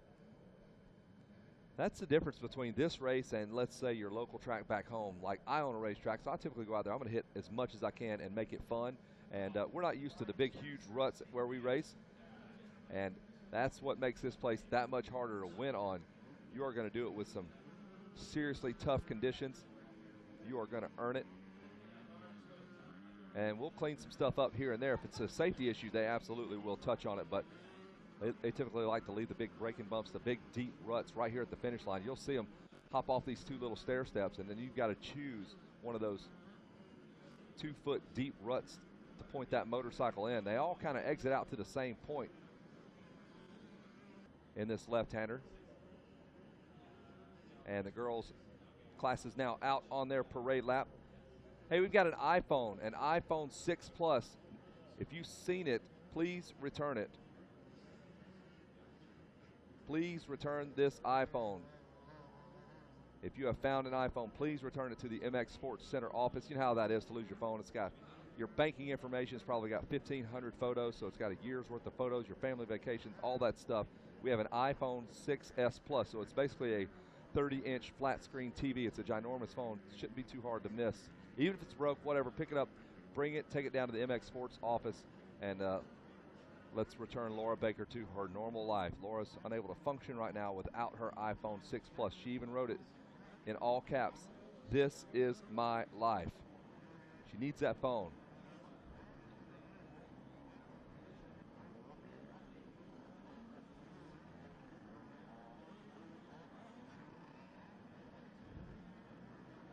There's a look at some of the girls taking their one last look at the racetrack. There's the announcer's tower in the background.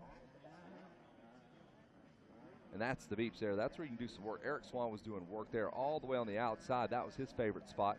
The lines seem to migrate left and right. Once the line gets popular, it gets rough, then you got to go find a new one. So you'll see the vet riders typically out there really finding the clean, smooth lines.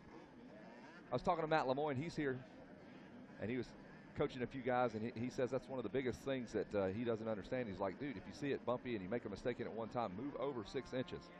So the guys that are pros and have been around for a while, they're out hunting down smooth, clean lines constantly. This racetrack is a live, living, breathing animal here, and it will reach up and bite you if you just keep hitting the same lines, bouncing around, feet come off the pegs, losing time every time. And here come the rest of the girls. Their side lap underway, and we will put them on the gate here in just a moment. About a couple of minutes away from the girls senior 12 to 16 and the girls 9 to 13 classes. And again, we are all tied up. These girls have been dog fighting all week. Jasmine Canfield, Jordan Jarvis, 2-1, 1-2 moto scores, tied. Winner take all affair coming up. They'll be the first of the 2 gates. We're going to raise the gate, put about 30 riders out there on the racetrack, raise it again, and drop the next class up, the girls 9 to 13. So lap riders obviously will be a problem. Who can negotiate through those and get through clean will more than likely win this race. So we'll be back with more girls and more racing from Loretta Lynn's.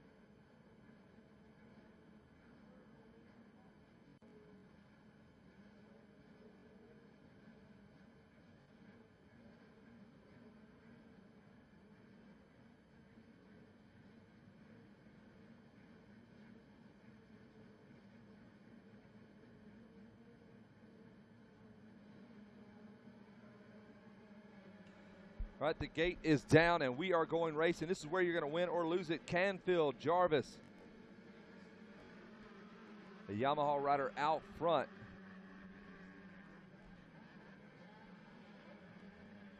And it's Jamie Astudillo. So Jamie sits third in the championship. So we got to catch up with Jasmine Canfield and Jordan Jarvis. They're the ones that are tied up at the front of the championship points race.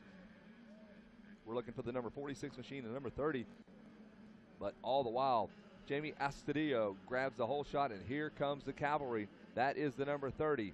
That is the number 46. They are side by side again. The 30 machine now takes over.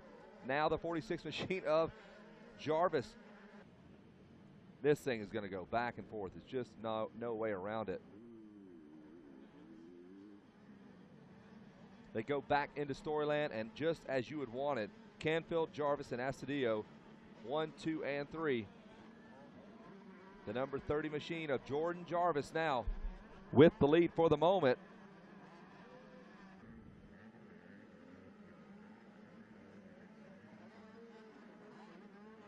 And these two girls have brought the heat all week around the outside. Here comes the 46 now of Jasmine Canfield. She is going to bring it around the outside, pin it. They're going to race to the top of this jump. And with eyes in the back of her head, Jordan Jarvis just slams the door right in her face. In your face. So now up and over the camelback. They are directly in front of us. We can stop looking at the TV screen. We'll look out the window and spot the leaders. This is, they know it. Oh, no, she goes down. A big get-off. And that was the number 46 of Jasmine Canfield, who might have just thrown away the championship. Canfield, the front end just dug in. And that has handed it off to Jasmine Canfield now, or the number 30 of Jordan Jarvis. Across the starting line, we'll follow Jarvis. And now they probably were wiping the pit board off. Now she looks over to the right, checks the pit board. You got some breathing room now, Jordan.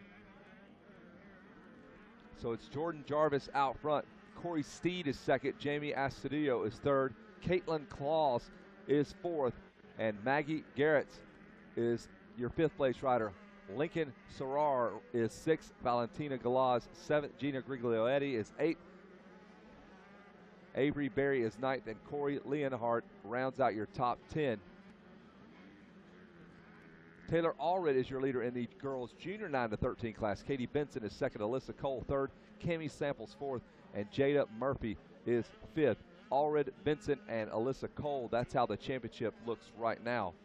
So now we'll see if Jordan Jarvis can keep it up on two wheels and lead this thing out. She came in tied with Jasmine Canfield. Yamaha teammates.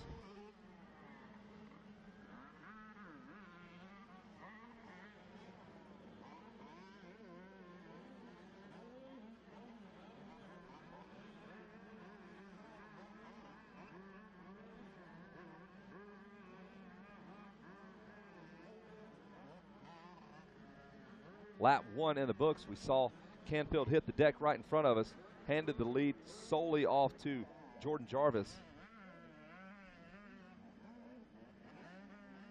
And Jarvis now all alone up and over the camelback in the middle portion of the racetrack. Again, the step down. Choose your poison here, inside or outside. Really rough there where she's going on the number 30 Yamaha. Trying to keep it close in that number 2 spot, the KTM ride of Corey Steed, number 16. And Canfield probably back up in about the number 6 or 7 spot. She's got a ton of work to do. She's going to need a lot of help from your leader. And Jarvis not going to make it easy for her. Up and over the Tunnel of Love. There's Steed in the 2 spot. Astudillo getting some heat from Caitlin Claus. No relation to Santa. Looking for Canfield, who came through in 8th.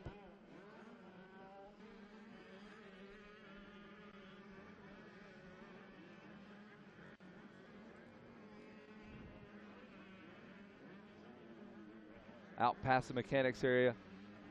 Jordan Jarvis has cleared that. That's the battle we are looking at. Canfield trying to cut through this traffic. She gets around the number 3 of Jamie Astudillo. That'll put Jasmine in the number 7 spot. She's now again makes 2 passes, so she'll get by Astudillo and Gino Griglietti, and that'll put her in 6th. So Canfield doing the best she could do after she hit the deck. She was trying to make a pass early in that race. And now going immediately after Caitlin Kloss. So Canfield really moving through traffic in a hurry. And we will pan all the way around the property back to that side of the racetrack. And Canfield has made the pass. Jordan Jarvis all alone out front. 5 seconds. 2:14 lap time for Jordan Jarvis.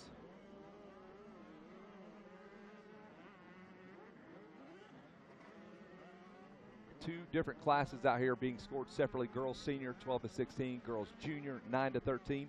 Two separate gate drops. So some traffic to be had here later on as Jordan Jarvis cuts through that second wave of riders that started behind her. Really seeing some great growth in this class. The girls' classes are growing pretty rapidly across the nation, the promoters that we've talked to. Jordan Jarvis continues to lead. There's your second place rider, about 5 seconds back. That's Corey Steed, number 16 on the KTM. There's our third place rider,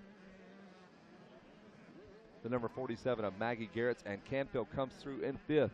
So Canfield is moving through the field, but can she move all the way up through the field to catch up with Jordan Jarvis? Up and over the tunnel of love. She's already crashed once in the moto. That's why you find her back in the number 5 spot. We'll have a look at the girls junior 9 to 13. Taylor Allred is your leader, 6 seconds out front of Alyssa Cole on the number 97 Kawasaki. Cami Samples is third in that girls 9 to 13. Number 54 on the Kawasaki. Katie Benson, 28 on the KTM, is fourth. Jada Murphy, number 21 on the Kawasaki, rounds out your top 5 in the girls junior 9 to 13 class.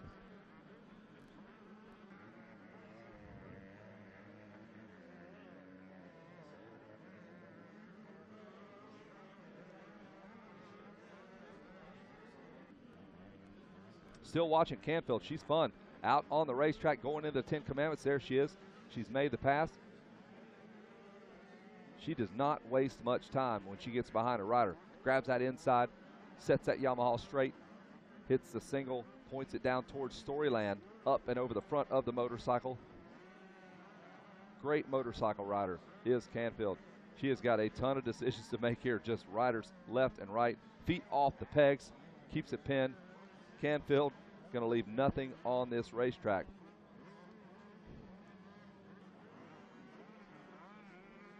Into the right-hander again now, starting to work her way through that second wave of riders that started behind her, the girls junior 9 to 13 class. Canfield now into the Rocky Mountain Beach, all the way on the outside, passing riders left and right. She probably really has no good idea. I'm sure the pit board's telling her where she's at, but you're passing 3, 4, 5, 6, 7 riders a lap. She's passed at least 6 or 7 each time around this racetrack. So Canfield just going to go wide open. Nothing she can do now, out of her control. Unable to jump the Camelback. One of the riders kind of hopped in front of her line. She touches back down in the big Thor sweeper. And we'll check back in with Canfield, see if she's made some progress. Jarvis with 1-3 moto scores now. It'd be 1-3-1. And that's going to be tough to beat. Canfield might be up to about the number 3 spot. She's got Steed in her sights. Canfield with a 2:13 lap time. She's 2 seconds quicker than Jordan Jarvis. Jarvis obviously under no pressure, has about a 20-second lead over Canfield, who is in third. So it's Jarvis, Steed, Canfield, Galaz, and Garrett.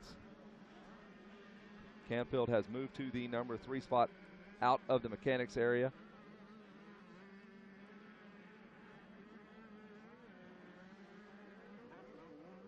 And there's her next victim, the number 16 of Corey Steed on her trusty Steed, the number 16 KTM. Canfield lays it so low into that little left-hander, and they are bouncing their way all the way to the 10 Commandments. Canfield has the outside run here. She's going to bring some momentum, hop into that first one. She'll double, and makes the pass. And she's got just riders left and right in the front of her, the back of her. Steed succumbs to the number 46 Yamaha. Now Canfield back up to the number 2 spot. Off into Storyland we go with Jasmine Canfield. Does she have enough time? She was 10 seconds back of our leader. She's 2.5 seconds quicker per lap. So let's just see if Jasmine Canfield has an outside shot after a first lap crash to reel in Jordan Jarvis. She's writing her own story here. She is really, really quick making these passes all over the racetrack. Doesn't look like any line slower or faster for Canfield. She's moved up to the number 2 spot. There's Steed behind her trying to fight back. But Canfield now makes the pass. She is second now. She's got but one rider to try to pass. She's got to reel in Jordan Jarvis if she wants this championship. We'll have a look at the girls' junior 9 to 13 class, see if anything's changed over there. It's Taylor Allred, 12 seconds out front of Katie Benson on the 28 KTM. Cammie Samples is third on the 54 Kawasaki. Sydney Wagner, number 63 on the KTM, is fourth. And Jada Murphy rounds out your top 5. There is no doubt Jasmine Canfield is going for it. 2-lap board is out. 2 laps to go. Jordan Jarvis now matches up that 2:13 of Jasmine Canfield. Canfield now to second. She has 10 seconds. She needs 5 seconds a lap. Can she do it? That was the 5th lap as they come through the mechanics area. There's Canfield, and she is locked in that slot car rut there behind that other rider before she could break free. Now she'll pass the mechanics area, and she's going to just run and hide and put her head down and go after Jordan Jarvis with reckless abandonment. They both turned a 2:12. Well, scratch that. Canfield was a 2:12.7. Jarvis a 2:13.7. So 1 second quicker. Heck of a ride here by Jasmine Canfield, but it may be too little too late. She races up to the number 2 spot. But Jordan Jarvis has a 10-second lead now. The white flag will come out next time around as the 2-lap board is out. The championship looks like this. It would be Jordan Jarvis with a 1-2-1. Canfield with a 2-1-2. A 4-3-6 for Jamie Ostadillo. You made it, Ehab. You're in there. He's been trying to get over there for 15 minutes. He finally found an opening, just like Jordan with those passes. Ehab, our sound engineer, producer extraordinaire, finally to his spot. He's playing his video games on his phone, keeping everything moving. A true pro's pro.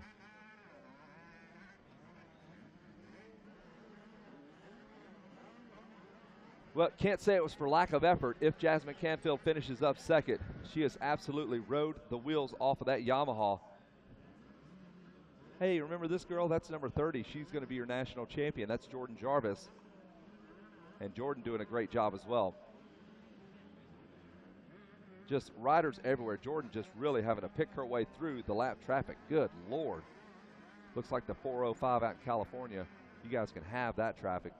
All right, the white flag, it is out. One more go for the number 30 Yamaha ride. Donnie Luce, get out there, get ready, get the mascara, get the hair care products ready for the girls on the podium. We'll see what the gap is. 9 seconds. So Canfield was able to make time up. She's done it, but it's just not going to be enough. She's got 9 seconds to make up. 1 lap to go. Jarvis clears the mechanics area.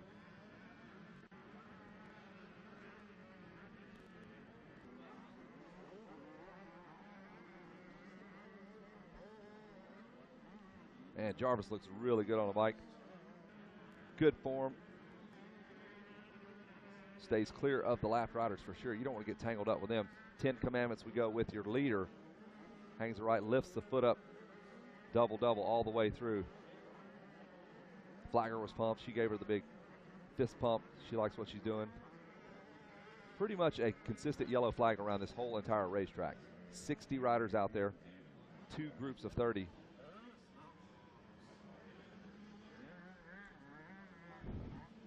So Jordan Jarvis, Jasmine Canfield, Corey Steed, 1, 2, and 3, respectively, on this last lap in the girls' senior 12 to 13.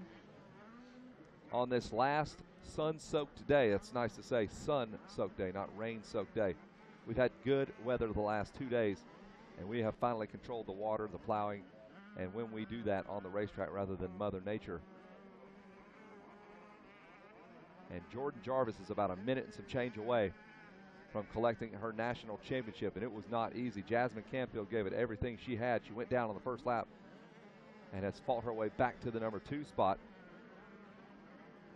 And there it is. The number 30 has but 2 more turns to go. She'll come around right in front of us, the big Thor Beach. Oh, and one rider writing down. Those are the things you have to avoid. That's why you don't follow. Young girl fell right beside Jordan Jarvis. Will jump down into the left-hander before the finish line turn.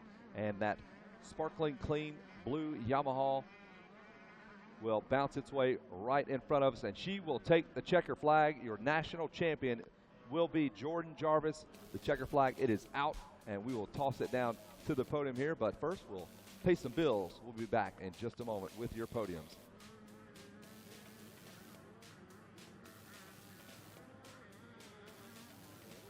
Moto, defined by DC. Visit us at dcshoes.com and follow us on Instagram and Facebook. Dunlop Geomax MX32 and Geomax MX52. Take your performance to the next level. Even if your kids aren't quite ready for an MX National, the whole family can still have fun on Honda's best-selling line of CRF-F off-road bikes. They feature legendary reliability, non-stop fun, and they're all styled up to look like bikes the pros ride. They're just the thing for your up-and-coming motorcycle gang. Honda, performance first. From their very first motorcycle in 1903, Husqvarna Motorcycles has built a pioneering tradition through a series of visionary street and off-road motorcycle innovations that profoundly shape both the history and future evolution of motorcycling. A premier quality look and feel is the minimum standard on every Husqvarna motorcycle.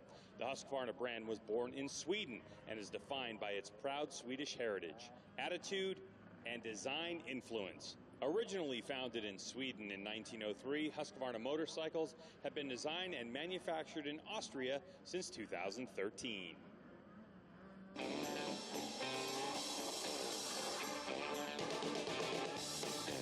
Welcome back to live coverage of the 35th running of the Rocky Mountain ATV-MC Amateur National Motocross Championship presented by AMSOIL, live from Loretta Lynn's. And now, your host, Kevin Kelly and Jason Wygant. All right, back to the action here as they continue their last laps here. The championship is locked up, and it looks like this in the girls senior 12 to 16. Jordan Jarvis takes the win and the overall championship. Jasmine Canfield will finish up second in the championship. Jamie Astudillo will finish up third. We'll move over to the girls junior 9 to 13 as they come through, and it will be Taylor Ulrich who takes the moto win and the championship. Katie Benson finishes second in the moto, second in the championship. And third place in the championship will be Sydney Wagner, and that's the girls junior 9 to 13. As we have Jason Wygant down there with our winner. The guys from Makeup have got the girls all sorted out. Donnie Luke. Check 1, 2. You're there, We're man. good, right? Yes, sir. Here it is, folks. Third place, Corey Steed. What's it like to get a moto medal? How's that feel? Feels pretty good. You know, I was running the 16 this year, and I just really felt like it was my job to get this bike on the podium. So I'm pretty pumped about it. All right, that's what I want to see. So emotion, some drive, some determination. You know, I'm sure you want to thank some people for it too. Oh yeah, I got a big thanks to MTF. Like the whole year getting me ready for this. Fly Racing, Links for just a solid motor. Greg just works with us great, and I love him. And it's hard to remember. IMS, I don't even remember. Got any cheat sheets out here? Yeah. I'll grab second. Think of somebody else. Come back and see me. We'll let you talk to about it. All right, that's Corey Steed. Let's hear it for our third place finisher. Yeah, brought to tears with that performance. I got to get second place, Jasmine Canfield. I know she's got to be bummed. They came in with a 1-2 and a 2-1 for the second time this week. So I got to get our third place finisher, or second place finisher.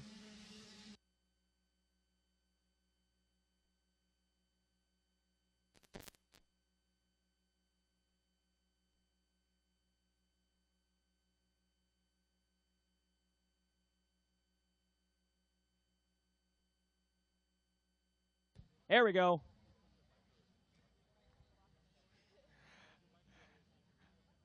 Well, she's still smiling. I know it definitely did not go the way she wanted. A pair of championship battles that went on all week. I bet you're going to see these two duking it out in the future. Still, chin up, solid ride, second place, Jasmine Canfield. Whew, it's tough to go in two third moto pressure situations. This one didn't quite work out. Just take us through it.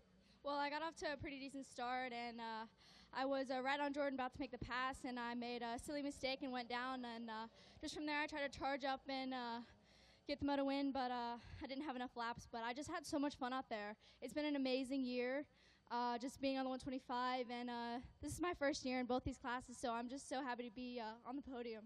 All right, good. Keeping your chin up, like I said. Who do you want to thank, Jasmine? I'd like to thank God for keeping me safe, Yamaha, Triangle Cycles, Moto X Compound, MGX, JM Racing, Team D, Slackaware, Sunshine Stadium X, Nihilo Concepts, and just everyone. Thank you guys so much. There it is. Jasmine Canfield going to be second in the moto and the championship for 2016. Good job. We'll see her back here next year. And now we will bring up the number 30, who for the second time has clinched a championship here in 2016. Now in the girls' class, the 30 of Jordan Jarvis. First of all, you have to be relieved. You had like 48 hours of pressure knowing it would all come down to third motos, and you came out and got it done both times. Yes, sir. I had a great time out here. I knew I had to work my way up front in the first lap, and I did just that, and got out front, started pulling a lead, and after that, I just rode. Again, I asked you this yesterday, but were you nervous? Were you thinking about all this, or did you manage to feel pretty normal? After yesterday, I got quite a bit of confidence back. And, yeah, I was definitely nervous, but I knew all I had to do was come out here and have fun. Awesome. Who do you want to thank for your second title? I'd like to thank Yamaha, Triumph Cycles, Fox, FMF, EVO, MGX, Monster Army, Scott USA, Atlas, Nihilo, Dunlop, Olins, Pro Moto Billet, Traxxon, MX, and special thanks to Ryan and Mike at SOB for letting me train there. I don't get to train a lot. I still go to school. My mom works a full-time job, and my dad works 500 miles away. So thank you guys so much. You guys helped me get up here, and I can't thank all my sponsors enough. That's a great story right there. Let's hear it for Jordan Jarvis, your champion, who's going to take the number 1 plate from the AMA. One more time, Jordan Jarvis.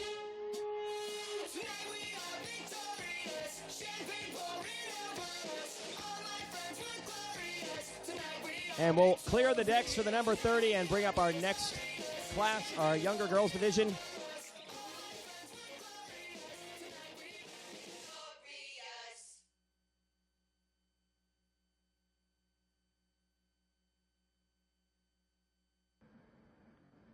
Well, let you thank a few more people. Corey, go ahead. Thanks to MTF, Lynx Racing, Bell, Fly, TAW Performance, Ferodo, IMS, Nihilo, Dubai, Moto. A big thanks to Factory Connection, Nadal, my suspension, Too Tall Racing, and Asterisk. Thank you all guys. Very good. That's Corey Steedy. That was our third place finisher.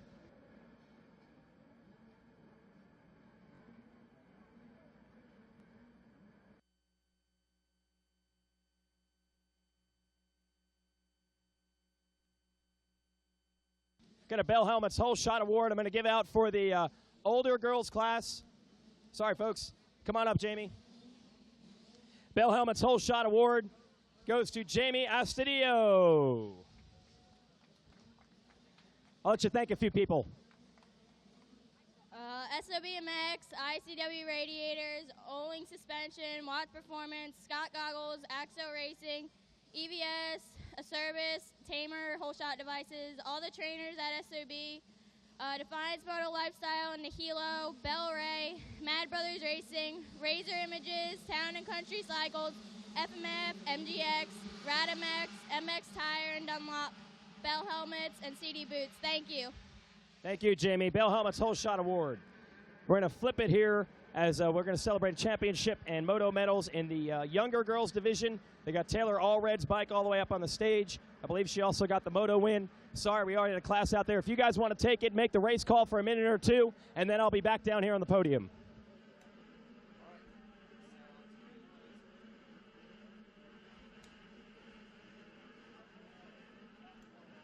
All right, we are up and running. We'll send it back down to the podium here in just a moment.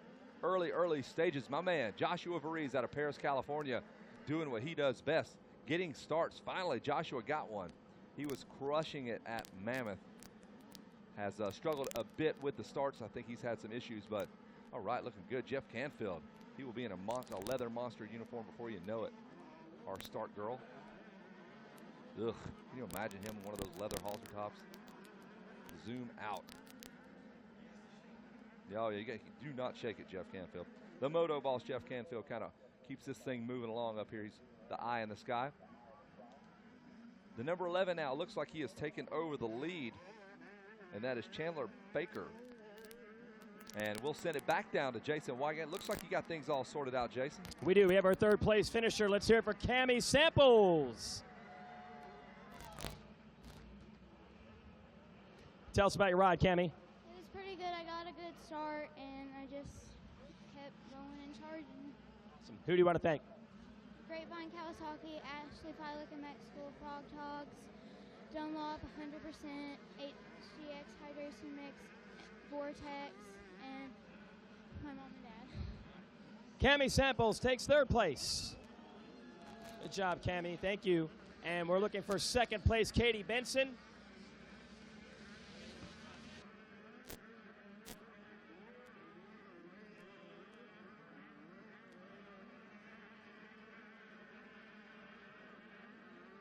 We had ourselves a whole shot and a second place finish for Katie Benson. Come on right here in the middle. All right, Katie, how'd it go? It was good. I got a good start, and then I just tried to ride my race, and I fell. All right, you want to thank some people? Still held on for second.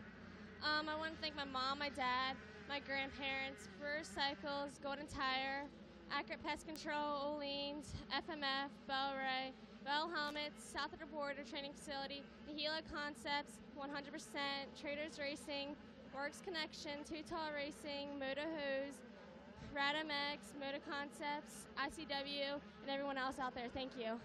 There it is, Katie Benson, runner-up, and your Bell Helmets Whole Shot Award. And now we've got ourselves a champion to crown, and she does it with the gold medal in the final moto. Let's bring up our champ. Let's hear it for Taylor Allred. Come on over here, Taylor. What's that like? Gold medal's good, but most importantly, that title. Feels so good. What kind of work did you put in to get it? A lot. Just CrossFit, riding 3 days a week. So. Who do you want to thank? My mom, my dad, Mike from Fly, Chris from Pocatello Power Sports, RMX, SGMX, Scott, DT1 Filters, Rhino Designs, and anyone else. Thank you. Let's hear it for Taylor Allred. And she will accept the number 1 plate in the girls division, and I will send it back up to the tower.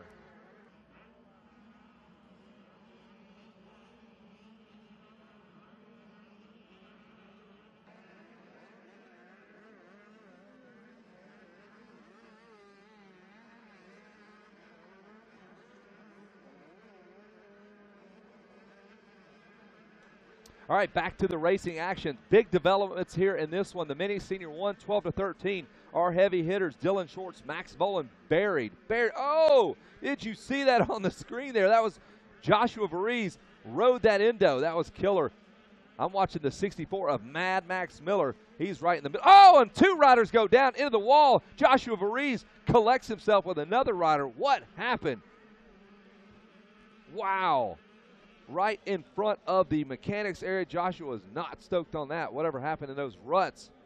So we'll pick up with our leaders. But the big story here, your points leaders, Shorts and Volan back in 15th and 29th when we started this race. So we got to keep up with the 74 and the number 17 of Shorts and Volan.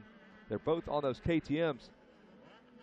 And there's a look at the number 74 of Dylan Shorts coming through the 10 Commandments. Man, does he have some work to do. You can see him frantically trying to make these passes.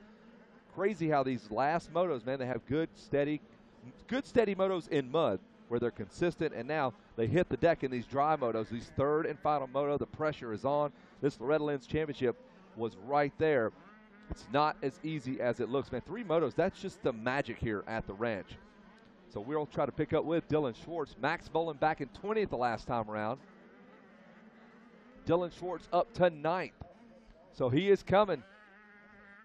Max Miller was up in 6th.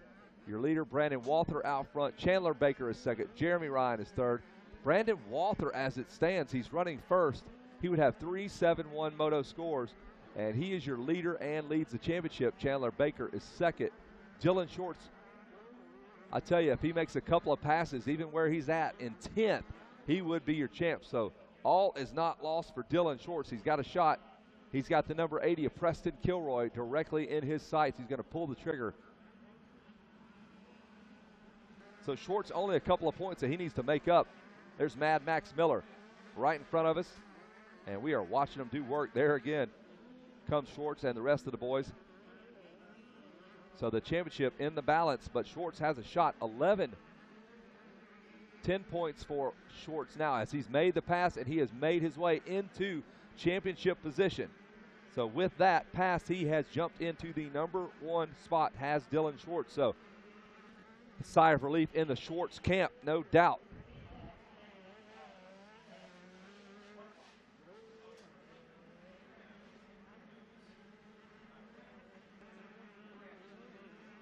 So Dylan Schwartz, he was down in about 18th, and he has to claw his way up. He just made the 1 point that popped him into the number 1 spot overall. So the Schwartz is with him for sure. As they work their way through the 10 Commandments, there's the number 11. That is Chandler Baker. Chandler had a great start. I think he might have even gotten the whole shot. Well, I remember Schwartz had some bike problems in a moto in a different class. He had the Schwartz cloud following him everywhere he went. Not in this one, though. He's got 1-2 moto scores, bowling with 2-3. So this is the one he needed to win. He almost blew it on the first lap. He was way back in the high teens along with Bolin, your 2 points leaders. And Bolin's still trying to claw his way in there as Bolin still sits 16th, whereas Schwartz has been banging out some passes. Wow. So that was it. They actually had to chase each other through the pack. Yes, that's the way we do it in the third moto here. All right, well, it could still change. We'll keep the eyes out as that's Baker and the number 64 of Mad Max Miller side by side on the video screen here. You see that, Brian? Brian cannot see that. No, oh, the number 44 with a big mistake, and Dylan Schwartz just motors right around, or is that number 24, Joshua Varese? I'm going to go with that was Dylan Schwartz. So Schwartz, 7th place. You know he wants more than that. Little insurance runs. Yeah, absolutely. Last time around, he had 1 point to give. Now he made the pass, and he is 10 points. Walther is 11 points. And here comes Max Miller and the rest of the boys up and around the finish line.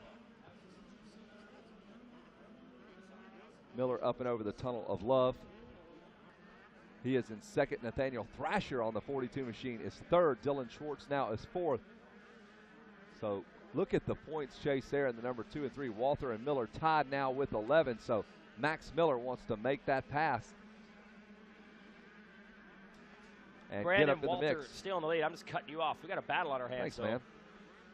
Yeah, Max Miller has reeled him in, and with that pass, should he get around Walther, he will jump him in the points and get to second, pushes Walther back to third. Whoa. So there's a lot of reasons why he wants to make this pass.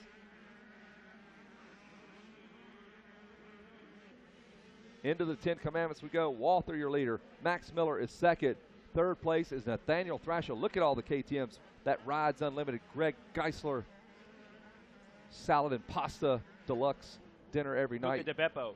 On the Rides Unlimited. If you're on that Rides Unlimited team, you're getting fed. You're getting taken care of. You got the 7 gear. You got the sweet KTMs. You got Greg cooking it up, man. You got the red wine flowing for the 12-year-olds in this class. Wow, really? Yeah, they do it up. Clears out the arteries. Good for the cardio. You know, it rounds off the edges. I'm telling you. Nice glass of red wine going to that third moto. With pressures on. How cool would that be? You see a 12-year-old down there just kind of sipping on a big, nice glass of wine in staging. The waiter pours chill it. Out, guys. He makes a taste. Sometimes he spits it out if he doesn't like it. Yep. Sloshes it around. Slosh around. Fill the cork. Make sure it's wet. That's how you know the wine's been stored properly. I know some of the Euro championships, the Les Retaliens in France, they do that. They do the kids drink wine before the Long, motos. skinny cigarettes. A lot of cigs. Yeah. Has Miller made the pass? Nope. If you're Schwartz. Yeah, Miller trying to make moves. That's it right there. That's the top 3. Nathaniel Thrasher back there in the number 3 spot there, I believe you. No, that's Schwartz. What? So Miller and Walther are right there, and then you'll see Dylan Schwartz in the picture right behind him on the 74 machine. So Thrasher has been pushed back a spot. Up and over the tunnel of love there, Schwartz.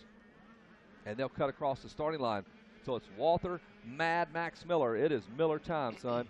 Pop that 40-ounce Miller after this one, son. Oh, he's trying to make the move. Oh, he's in that long rut. They had nowhere to go. You can't do anything about it. You cannot cut over on your rival. You're just in this 40-foot long rut. And he's stalking him the whole time. Dylan Schwartz might win this. He was as far back as 16th or 17th on that first lap. He's got him. He's trying to go for second place right now. He did it. Walther trying to respond on the outside. Man, that inside rut was nice.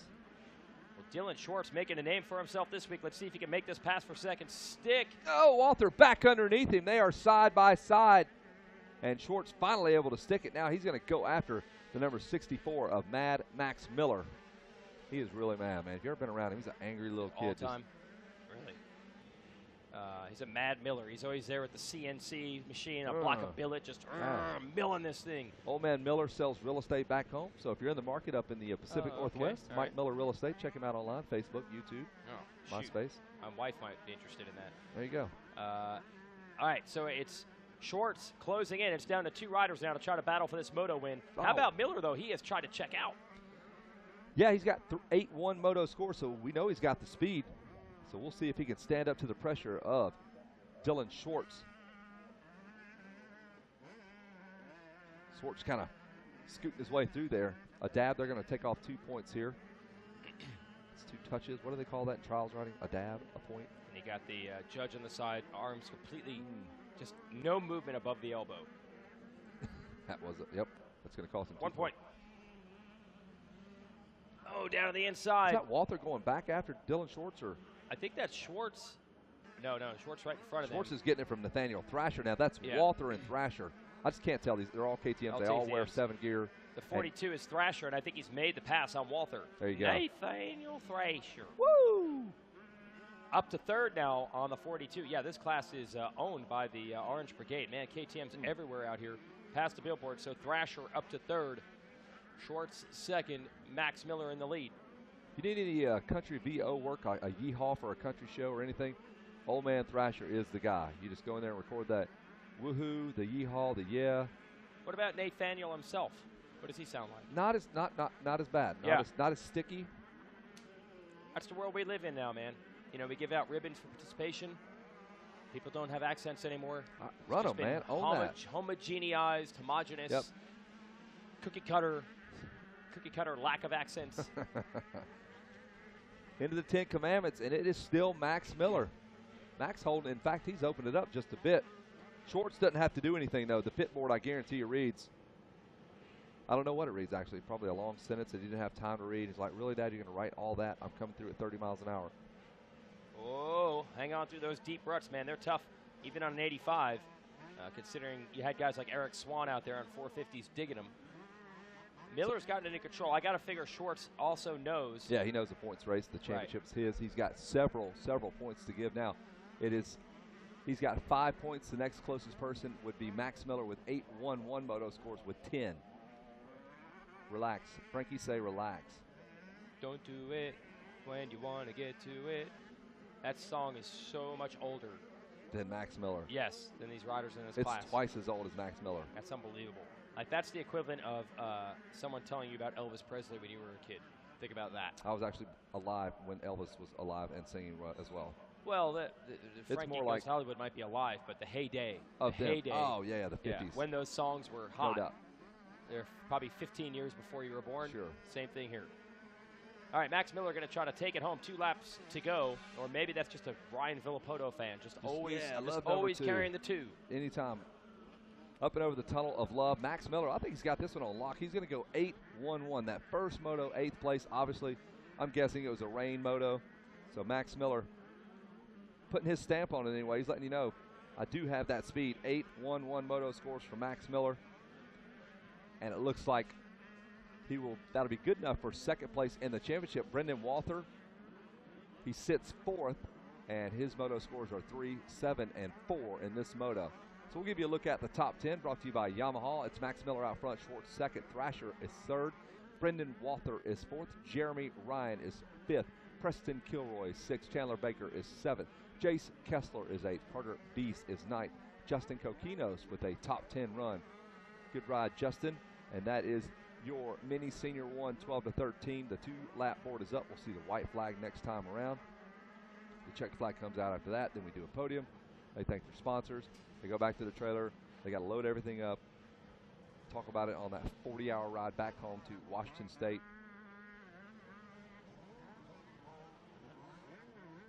This is race number 20. Cruising right along. The sun is shining. Crowning champions. We started crowning champions yesterday. Hope you're enjoying the coverage on Racer TV. Last day, folks. Hashtag Loretta Lynn MX. Go check out that hashtag on Facebook and Instagram. It is slam full of all kinds of fun here from the ranch. That's a great little photo album that you guys put together. There's the 74. And that is Dylan Schwartz. I'll tell you what, man. Nate Thrasher is ripping. He is coming right after Dylan Schwartz. Doesn't matter, doesn't really change the championship at all, but it's all about Nate Thrasher. He is coming, and he is coming in a hurry. He fell back. Something happened. He was as high as third and went back to about fifth, and now Nate Thrasher is bringing it. Man, he is killing it around the outside, going all over number 74, Dylan Schwartz.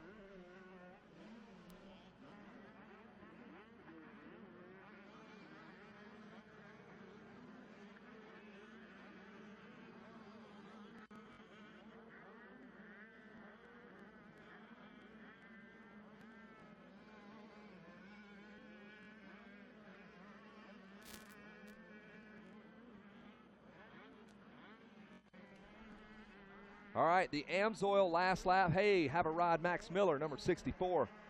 Great work out there, working his way into the number 1 spot. He's going to go 8-1-1 for second overall in the championship, heading down towards the 10 Commandments. And I want to watch that battle for the number 2 spot between Schwartz and Thrasher. There's Max Miller. He is flat yarded the field. He had 4 seconds. What happened there?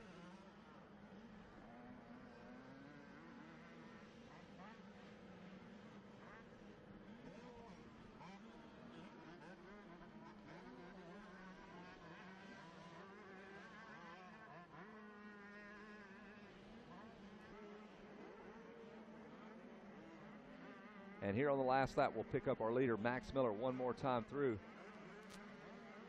as he heads back around the big beach. There's the number 88 on the KTM. Miller working his way through those lap riders. Hangs a left up and over the Rocky Mountain.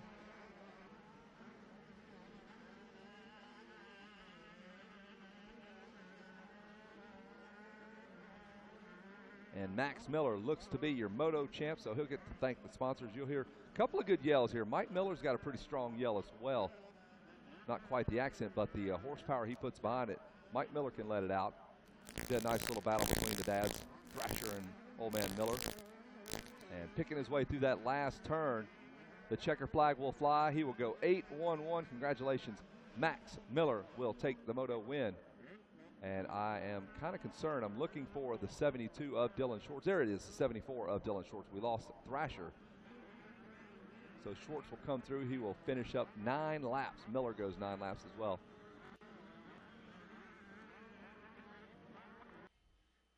And looking for Nathaniel Thrasher, unless it's Brendan Walther instead.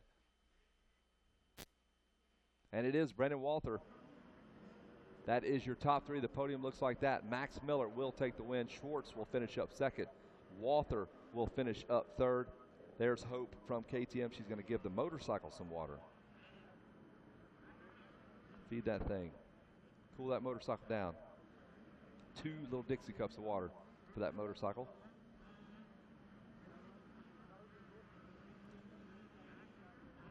I would love to know the number of cups of water that have been given to these riders. Racer X does that by the numbers in the magazine. I'm guessing 15,000 cups of water.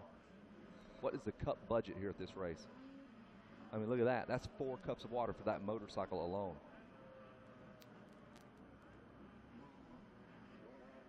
As we're getting things settled down at the podium, the championship looks like this. It's going to be Dylan Schwartz with the overall win. Max Miller will finish up second in the points, and Brendan Walther will finish up third. Thrasher will finish up 4th in the moto. We wanted to check back in because Nathaniel Thrasher was absolutely all over Dylan Schwartz, and he must have had an issue on that last lap. And Jason Wygant getting things settled down there. Going to drink some water. There's 4 cups of water for Jason and Max Miller to share. Take it away, Jason. You got it, Kevin. Here we go. As I said to him, the riding was good. I know that first moto score is going to prevent him from getting the title he wants, but he still ends up with 2 golds. Let's hear it for Max Miller. I know you want the title, but when you get moto wins, it still feels pretty good, right? Yeah, this is actually my 2nd moto win ever.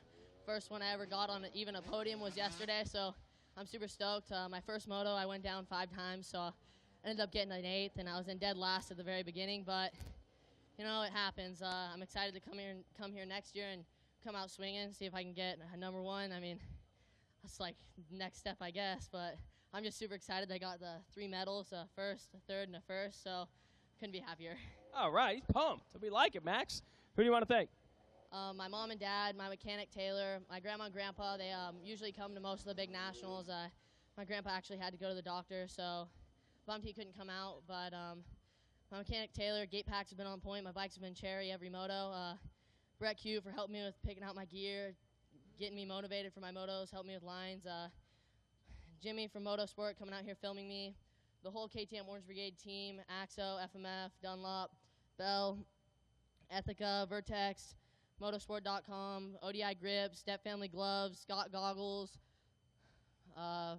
CD Boots, Nihilo, Liet, Nathan Ramsey for helping me with gate picks and telling me how the track is and just getting me ready for the motos. Team Verby, Myron Short, anybody else I forgot, thank you so much. All right, moto victory for Max Miller. All right, good job, Max. We will have to clear the decks of his machine, though, so we can bring our championship ride on up.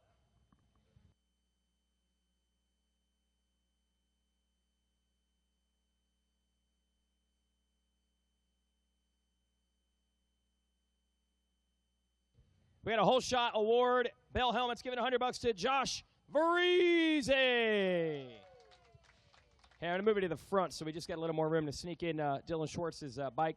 I know not the week you wanted results-wise, but start was good.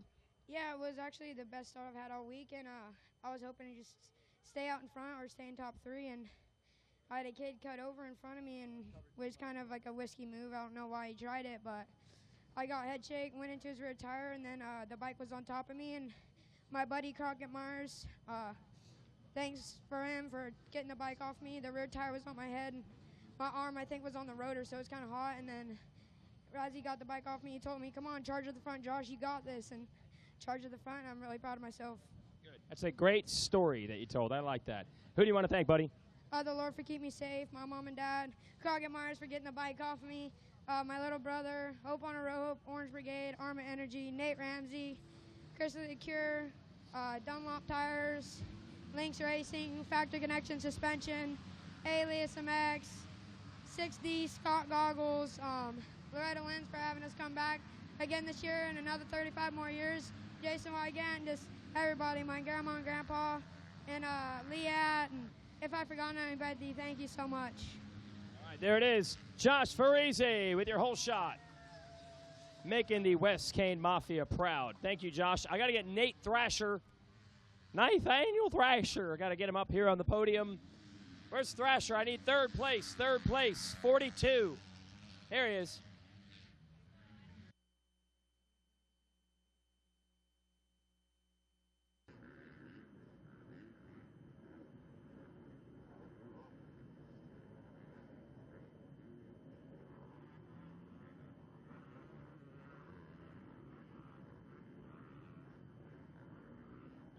Oh, we went back and forth. Thrasher and Walther battling it out. He ends up in third. Let's hear it for Brandon Walther. Good job, man. That was a battle. Yeah, we kept on going back and forth, and Nate kind of pulled away, then he crashed, so he allowed me to get that third place. How's that feel? Felt pretty good. Who do you want to thank, Brandon? I thank EBR Performance, Sunstar, Recluse, One Industries, 100%, Nahilo, Night AMX Schools, Bell, just Mom and Dad, FMF, everybody that helped me get to here. Thanks. There it is, third place, Brandon Walther. Good job, Brandon. Thank you. And now we clear the decks for our second place finisher in the moto, and that is going to unlock the key to a championship. Let's bring it on up, 74. Bring it on up. Your national champ, Dylan Schwartz. All right, Dylan, you got it done, man. What's that like? Feels awesome. It's my first ever one here, so I'm pumped on it. What changed this week, man? You came out of the blocks with great speed early in the week. What's the difference this year? I've never been here where it's raining, so this is my first motor. So I made it work. Yeah. Are you normally a mudder? Do you think of yourself that way? No, I live in San Diego, so I really don't get to ride mud that often. Maybe you should. Seems to work out. Who do you want to thank for the title? My mom, my dad, Dunlop, FMF, Pro Taper, 7, 6D, Von Zipper, Garnet, Stratus, Emil Foldagger, and just everybody else. Thank you so much. There is your champion, and the number 74, Dylan Schwartz. Number 1 plate from Kip Bigelow from the AMA, and I'm going to send it back to the tower.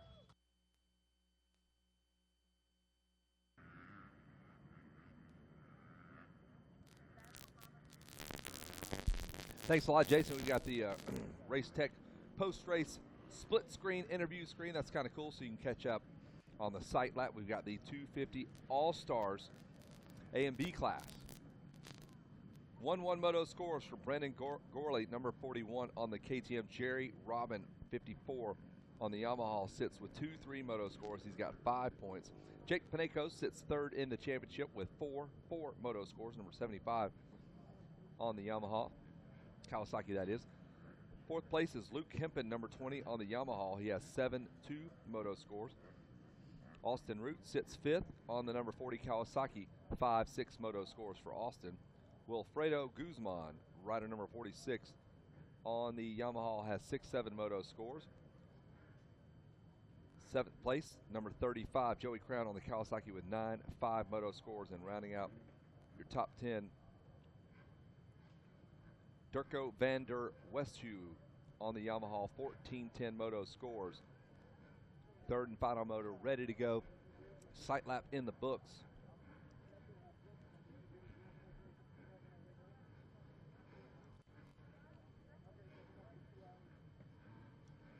Waiting for Joey Crown to show up. Have not seen the speed that we are used to from Joey Crown. Crown trains down there at GPF. Not sure if he's got an injury or something nagging him. Had a bike problem. Expected to see him for sure leading motos. He sits, I believe, 7th with his 9-5 moto scores. Solid effort for Brandon Gorley. 1-1 for him. So he is definitely the class of the field here in this 250 All-Star A, B, 14 and older class. So. And we are just about ready to go in the attack position over the front of the bike. Not much wheel spin there. Looks like it might be the Kawasaki out front. Now, who is it?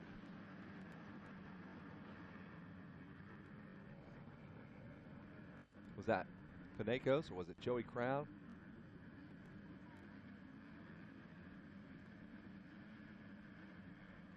And it was the 35 of Joey Crown. See, all you got to do, just listen to me, dude. Crown's going to grab the inside line, gets the whole shot, get through those 10 commandments, just get away from all those dudes. One rider already down. You can see him just on the inside trying to pick that bike up, and 40 other riders now coming right after him. What a bummer to get a great start the last moto and let it go. Wasn't Crown that went down. It was another Kawasaki ride. Crown wants to disappear. So that's the number 50. Maybe the 40 or the 50 in the number 2 spot on the Yamaha.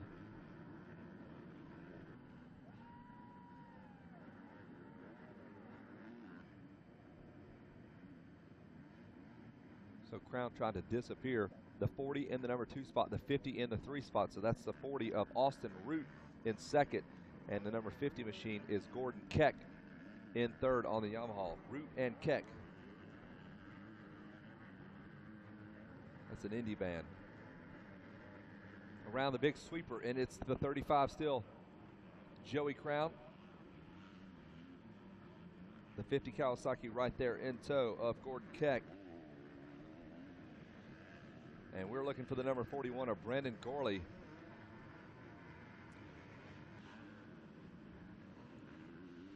So things kind of shuffled now. There's the 41 of Gorley, about in the number 9 or 10 spot. Jerry Robin with a solid start, 54 on the Yamaha, he's 4th. Luke Hempen is 5th. Wilfredo Guzman 6th. Caleb Carter 7th. James Anderson 8th. Cameron Fajnok 9th. And Brendan Gurley, your points leader with 1-1 moto scores. Gurley's still got some room to play with here. He's in 2nd in the championship by virtue of his running order right now, but we expect him to move forward a few spots as he's got 1-1 moto score, so he just needs a few positions before he jumps in front of Jerry Robin, who currently leads it with 2, 3, and 4 moto scores.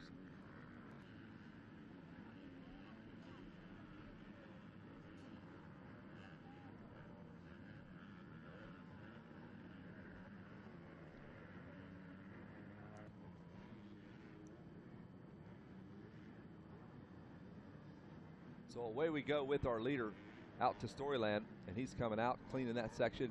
A couple of Kawasaki's running 1, 2, Crown and Root. Keck in the number 3 spot on the Yamaha. But he's got Jerry Robin coming. How's this sound? Good? Is the microphone working? Yeah, man. Let's do a little testing back here. Okay. Great. Yeah. Bringing it. Crown not really running away. He's got the Kawasaki right behind him, and that's Austin Root Kawasaki. Yamaha.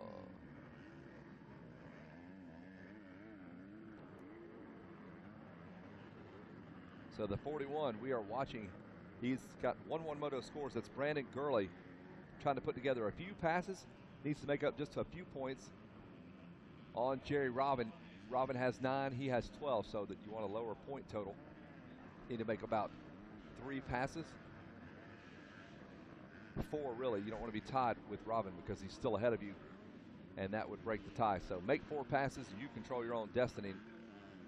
Oh, one rider down in front of us. Hits a couple of hay bales, knocks them off.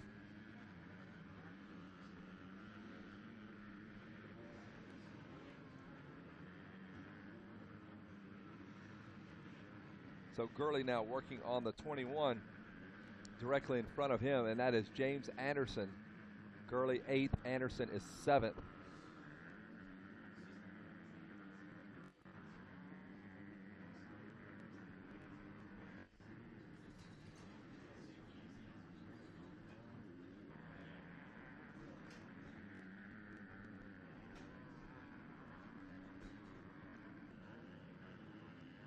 Oh, look out. The 21 all over the side of the racetrack. Goes from the left side to the right side, and Gurley needs to go right around him. Do not get collected in that. Gurley couldn't quite make it around Hempen, or James Anderson, that is. Down to Storyland we go with Gurley on the KTM on the outside. Riders down. He's having to avoid lots of bombs here in this lap. So the voodoo doll is out for Gurley.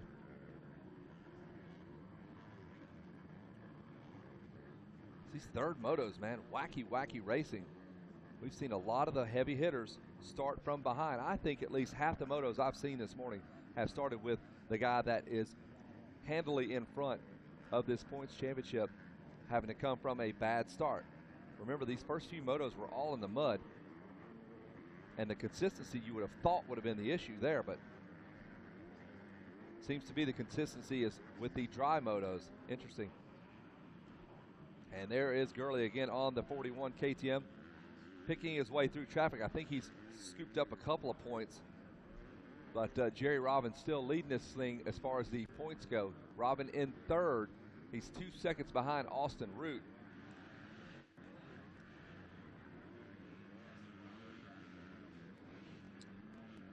There is the 54 of Jerry Robin. And there's a rider closing in on him as well. That might he might have made the pass actually. And that's the rider he just passed. Off under the Red Bull arch. Robin got that blue buffalo Slater skin on the very front there. Hanging a right, jumping into the 10 Commandments to number 54. Now the leader in this championship, but just barely. So he's got 8 points.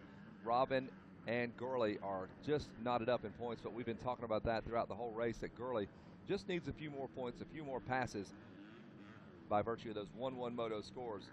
Kind of affords him that luxury in this third moto, should he have some problems, which he had.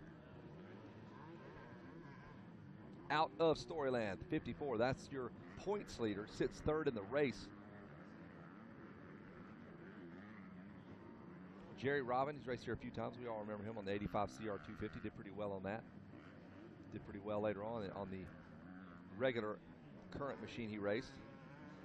Looking over his shoulder here in the 250 All-Star AB class. It's lap number 3.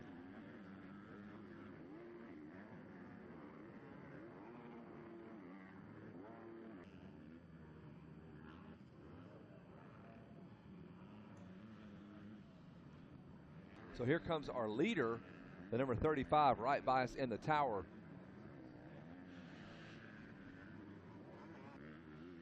And Gordon Keck is starting to close in on Jerry Robin. There's Robin, spots the down rider. And the number 50 Yamaha of Jordan Keck, that's the worst thing that can happen for Robin. He needs to stay in front of Keck. And if Gurley has made a pass in this lap, that would bump him up to the number 1 spot in this championship.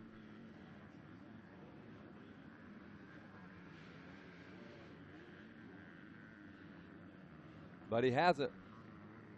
Jerry Robin still in that same spot, and Gurley unable to make a pass that time around. But Robin now under the attack. This could change it right here with the passes made. If Robin cannot hold this spot. Oh, he comes back with the block pass, the classic block pass in the 10 Commandments. Jerry Robin fighting for that championship. So inside, outside lines here. Robin having to deal with that number 50 Yamaha ride of Gordon Keck. We'll take a look at the top 10. Wilfredo Guzman is 10th. Vincent Luhovi is 9th. Caleb Carter 8th. James Anderson 7th. Brandon Gurley is still 6th. Luke Hempen is 5th. Gordon Keck is 4th. Robin is 3rd. Austin Root 2nd. And Joey Crown is your leader.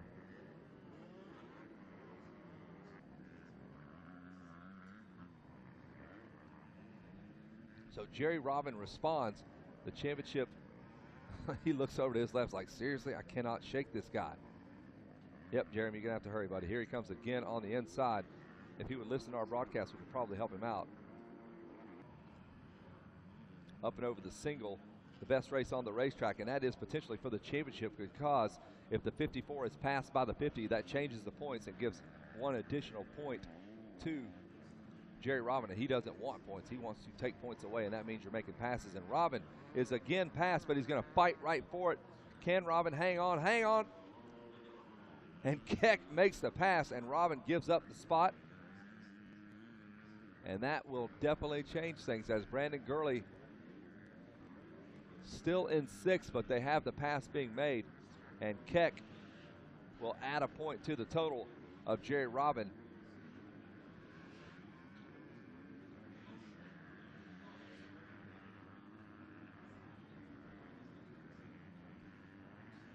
So now we can focus our attention on the number 41 of Brendan Gurley, who is now your championship points leader. See if he can keep her up on 2 wheels and bring this thing home. A very strange position to finish 6th. You're going to get the championship. It looks like he's going to go 1-1-6. Plenty of time to go racing, though. We're only 5 laps into this. There's the 41. And Gurley now, I'm sure the pit board says, stay where you're at, do what you're doing, don't fall. Keep moving forward, and you're going to have the championship. He'd have to have a really big pit board to say all of that, but it would be the gist of that. As Gurley cleans the 10 Commandments out in the Storyland, that triple. This part of the track has seen some changes throughout the years. Little ones, layouts essentially the same, but some jump combos have changed here and there.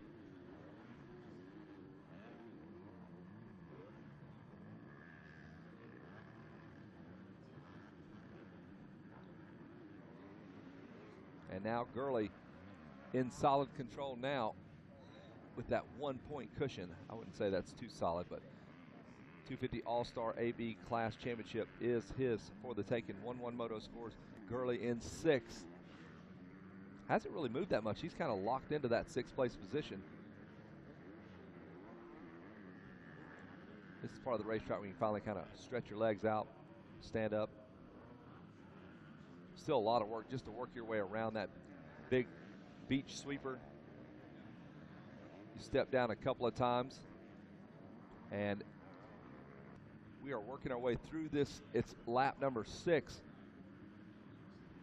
And just like Jerry Robin moments ago got passed, now if Gurley gets passed, then he's going to switch the points back to Jerry Robin. So other riders in control of their championship. Isn't that interesting? Jerry Robin got passed, the points shifted, and Gurley now potentially has 2 riders that are really pushing. So Gurley might get his championship snatched away.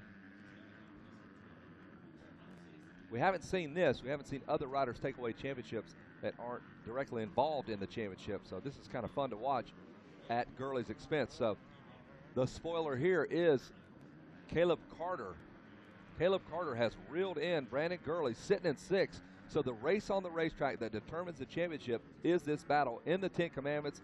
Mistakes now starting to happen for Gurley. Here comes Carter. We've got 2 more riders behind him, so anything can happen.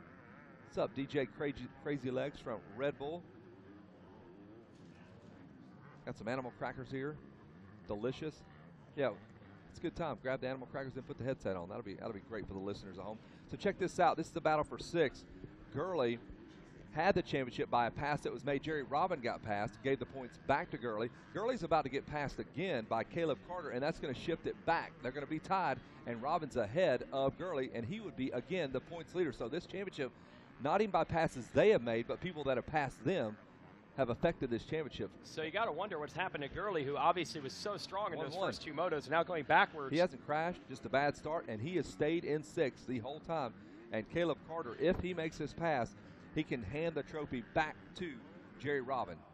So Robin has obviously paid a lot of these guys to make the passes. Really? He's making deals. He's got. They're on the radio with their spotters. Yes. I need you to pass this guy for me. Okay. I need you to really try. We got There's a fresh 3 guys race motor behind him. ready for you. Yeah. So you're watching Gurley under fire. He needs to stay where he's at. Cannot get past. Can't give a point back to Jerry Robin or take a point away. Gurley on that 41. KTM. Carter on the 68 machine, I believe. And Joey Crown finally get it on track. Had a rough beginning of the week, but looking for a moto win up front on the 35. Austin Root's been good all week. He is in 2nd. Gordon Keck and Jerry Robin. Now, Robin has admitted he had a lot of injuries this year, and the fitness has been a bit of an issue. So he lost a spot earlier, correct? He went from 3rd to 4th. And that gave the championship back to Gurley. And now Gurley, if he gives this pass back, then he'll hand it back to Jerry Robin. So neither one of them seem to want this championship. Last time around, Robin was a little quicker than Keck. So there's still a chance for Robin to make up a spot. Wow, this is incredible right now. If Robin makes one pass, title swings back his way. First time we've had the 250 AB All-Star class here. Yeah, Carter was really close moments ago. And I think the pit board probably said, dude, do not get past that. This is the championship. Yeah. And it looks like he has responded, has Gurley. I think Gurley actually trying to move up now. Luke, no, that's, is that a Honda in front of him? I'm trying to figure out exactly There's who that Robin. is. There's Robin in a 54. He's trying to catch that 50 of Gordon Keck. He's got him in his sights. Yeah, Keck made the pass probably 3 laps ago, and new life there for Robin. The championship in the balance. Still got a little time, 7 laps. So I would imagine we're maybe going to see the 2-lap board this time around. They'll be doing 9 laps. So Jerry Robin has to make a pass. He's got to do it, Jason. Can he do it?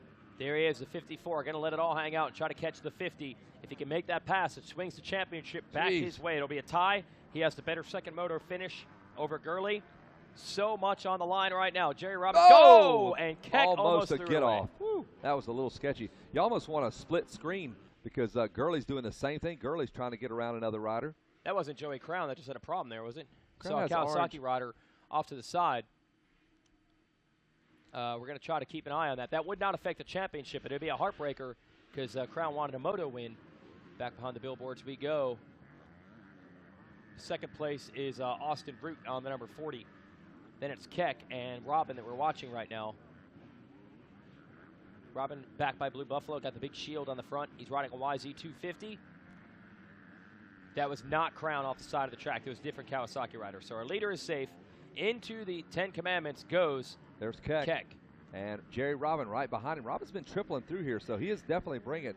Not seeing a white flag as of yet. Do you see the 2-lap board? Anything going on down there? Well, I can't see anything Hard at to all. make I just out. see a Racer TV banner. That's all we get up here. We'll pick it up when we need to. Trying to get the eyes back out on Joey Crown.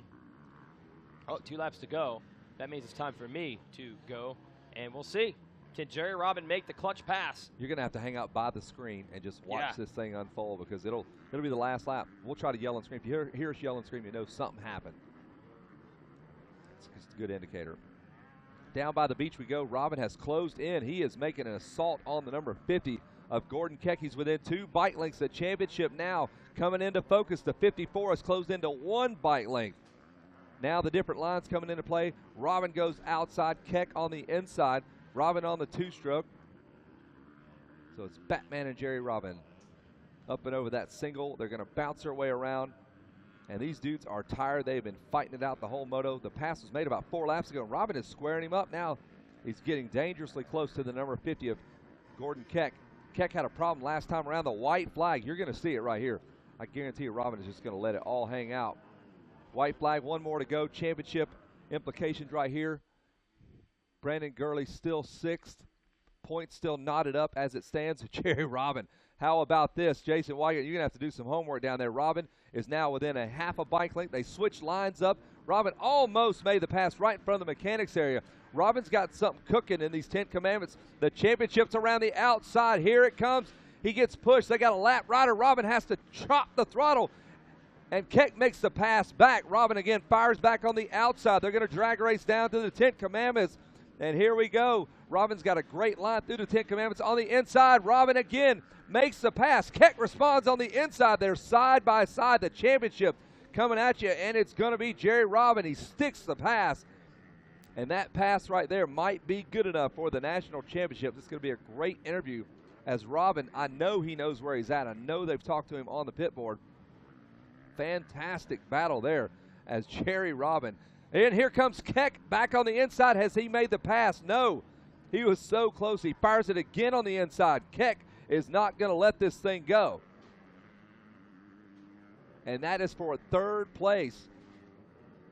Jerry Robin under serious attack. Keck was under attack. And we got to see how Gurley's doing back there. Looks like Gurley came through in 6th, so no change there. Jerry Robin just takes control of this championship with that pass. You could see it building. You could see it coming. And now he will jump into view up and over the Camelback. Jerry Robin has jumped his way, passed his way into the number 3 spot. And he is going to do it. Unbelievable ride by Jerry Robin. And Keck was almost the spoiler. Caleb Carter was almost the spoiler with Gurley. A double again. And it will be the number 54 of Jerry Robin. Does he know how he finished? You are the champ. 2-3-3 moto scores for Jerry Robin. We'll wait for the rest of the boys to come through. Keck will finish up 4th. We're looking for Hempen. And then Gurley. Here comes the 41 of Gurley. So Gurley will finish up 6th. And they will be tied, a tie with the points. Robin and Gurley, 8 points, 2-3-3 moto scores for Robin, 1-1-6 moto scores for Gurley. And Robin digs deep, and he is your champ. 250 All-Star AB class. The championship goes to Jerry Robin. Gurley, got to be disappointed, finishes up 6th. And Austin Root finishes up 3rd in this championship. Gurley finishes 6th in the moto, 2nd place overall. Here's what the moto looks like.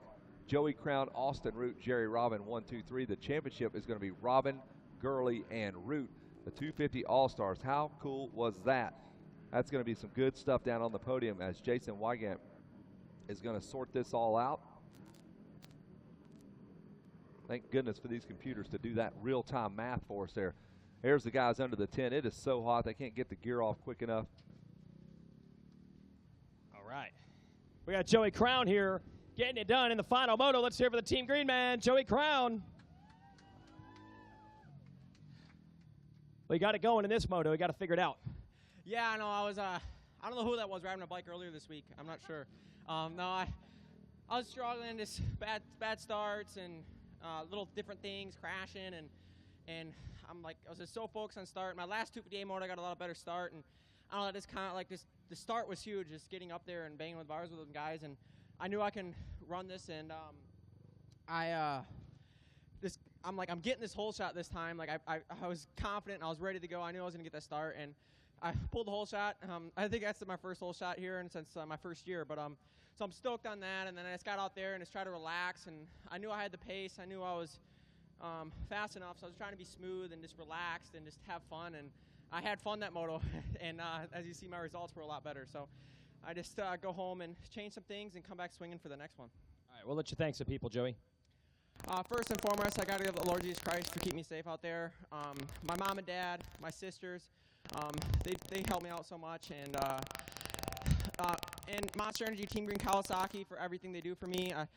I'm bummed that I wasn't up here enough to spread their name, but it's what it is, and hopefully I can come back strong for the next one. And MCR, Pro Circuit, Thor Gear, Garnet Boots, Giant Bicycles, my trainer Pablo, Bell Helmets, Oakley Goggles, Mobius Knee Braces, Dunlop Tires, Wiseco, Henson, Cometic Gaskets.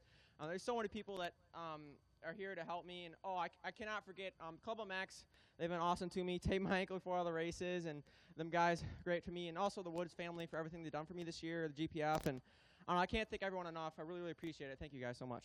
Go grab that Bell Helmets Whole Shot Award. You're a Bell rider, and you got a Bell Helmets $100 gift card. Joey Crown, Whole Shot, and Moto win in the All-Star AB division. All right, thank you, Joey. We're going to clear the decks and get ready to bring Jerry Robbins' bike up here. A very hard-fought, probably the closest championship fight. We'll give you a smaller version for the wall, and more importantly, the card. I think you know some people at Bell anyway. And we'll take care of Joey Crown. We will get to our second-place finisher, who is Austin Root. There you go. And as we talk to Austin, then we will transition and get the third-place bike up, which will also be the championship bike. Well, this guy's pretty solid all week. This time comes out with the silver. Let's hear it for Austin Root. Good ride. Thank you, man. Been struggling all weekend with some bike issues and stuff, but happy to finally get up here on the box, man. I had that last one, but unfortunately I had a flat tire, but things happen. It's motocross. I just can't thank everyone over at Kawasaki, Doug, and at Pro Circuit, Steven, everyone else, man, helped me get my bike together. 250A, I had struggled every race, so I'm just glad to be up here. I like to thank, my mom and dad, Axo, Scott, Vortex. I like to thank this is my dad, man. He helped me out a ton to get here. So, and if I missed everyone, thank you. There it is, Austin Root, second place. Thank you. Nice to meet you, Austin. And now, our champion of the AB All-Star Division. This one came down to the wire. Second time he's got a title at the ranch, Jerry Robbins.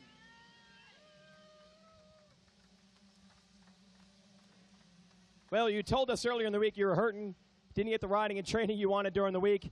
And then, of course, you have to dig down deep on the last lap of a moto and get all the fitness and endurance you can to make it happen. That was crazy. Yeah, I'm pretty beat from all week. Like, all the 250A, 250 All-Star motos were within like 2.5 hours of each other. And I'm feeling it. But being on the bike 2 weeks, I can't complain. I feel really good. And, yeah, hopefully something good comes out of it. Did you know where you were? You had to get that third-place spot, and it was down to the last lap. Yeah, my dad, after he passed me, my dad was like, dude, you got to get that kid. So last lap, I just pushed, and I was beat, but I got it, so I'm happy. All right, so you got another one. You want to stay on the moto side if you can get a deal, or you'll go woods racing, you'll do whatever? What's next? I'll do whatever. I feel like I'm pretty good at both. Right now I'm trying to focus on moto. And the woods brought the fun back to moto, so I'm enjoying it a lot more now. Awesome. All right, Jerry, who do you want to thank? For sure, south of the border, my family, Blue Buffalo, Slater Skins, Amsoil, 6D, 100% FXR, Amsoil, Hammer Nutrition, DVS, FMF, Dunlop, Tager, Tamer Whole Shot Devices, Oleans, Evans Coolant, and anyone else I forgot. Thank you very much. There it is. He's back on top. Jerry Robin. Number one plate from Kip Bigelow, and that, I think, is probably going to be our closest championship fight, considering it came down to the last lap pass making the difference. And maybe that sets the scene for even more action as we start winding up today's motos.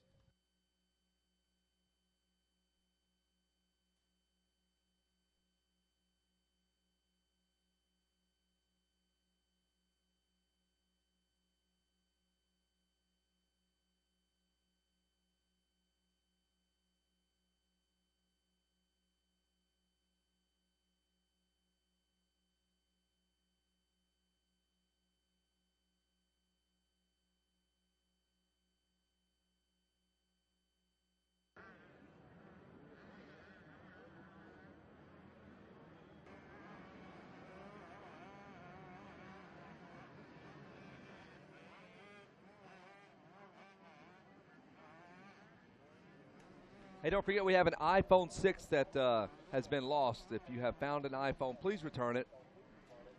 Do not keep the phone. You know it's not yours. Please return it to the MX Sports office. It's an iPhone 6. Please return the phone to the MX Sports office if you have run across it in your travels here at the ranch. It is her life. Please return. Reward. Please return my iPhone 6 Plus to the MX Sports office. That's was Laura Baker.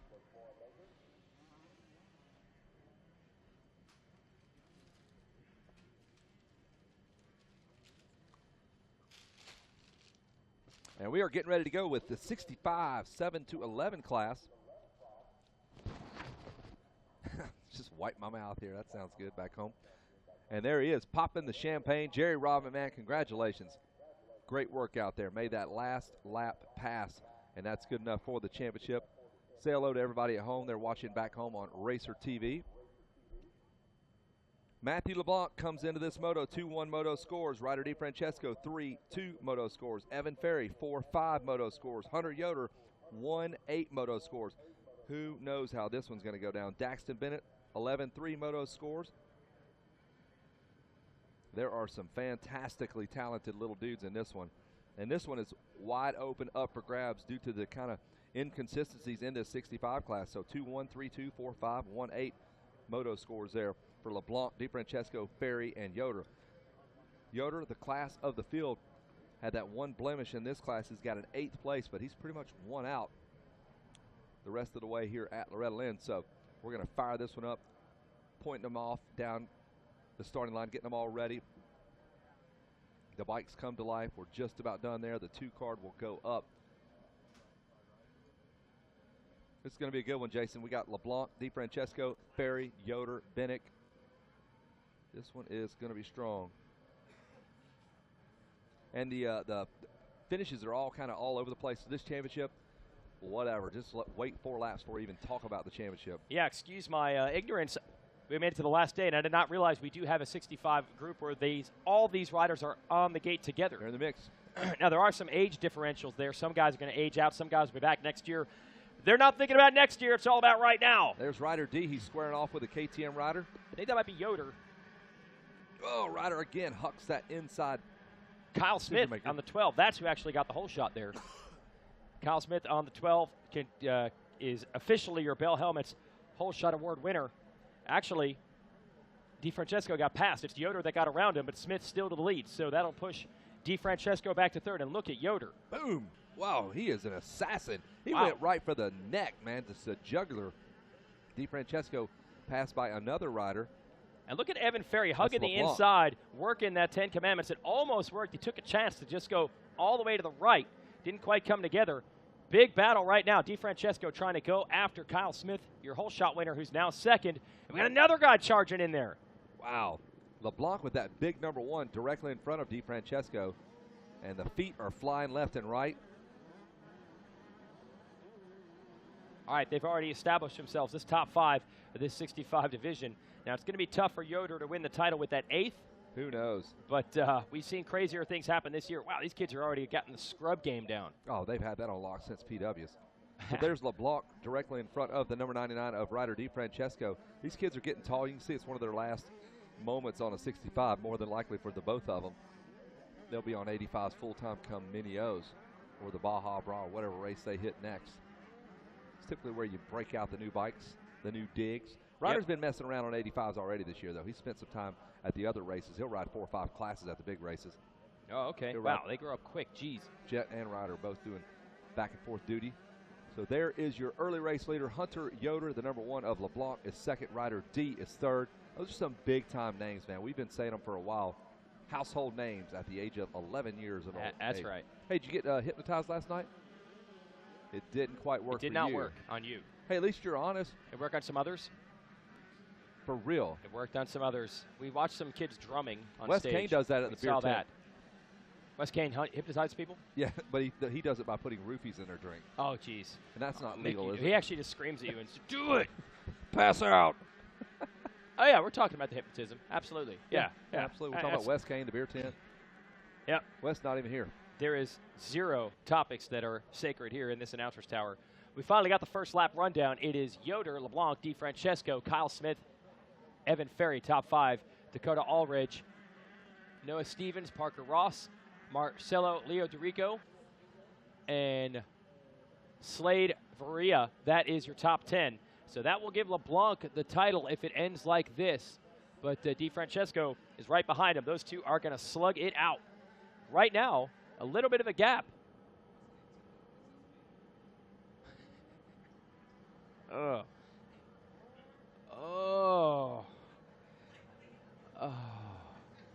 Wow. All right, just looking at the photos up here. Hey, look at this. Going after your leader, Hunter Yoder. He doesn't want to just beat DeFrancesco in this one. He wants to win the moto. Matt LeBlanc, how you doing? Yeah, he's got the #1 plate for a reason. LeBlanc's done a good bit of winning this year, but he's had to share some of that time with that dude right there, 58 Yoder. So the heavy hitters coming in at 78 pounds. The heavy hitters. Yeah, the heavy hitters. And I think Yoder just realized, oh, this guy's caught me. I got to step up the game. So right now it's 2 Orange Brigade KTM riders battling it out. Oh, LeBlanc down to the inside. Got those bikes tuned to perfection. And Barry Higgins got them all dialed in. Here's your bike. Put some gas in it. Matt LeBlanc, here's your bike. Nope. But Nope. I did ask the mom, I said, hey, did y'all name him after Matthew? They go, absolutely. She will straight up tell you that, Miss LeBlanc will. Yes, and for the last 4 years I've been telling them we have to get this together because Matt LeBlanc is actually a huge dirt bike racer, motocross fan.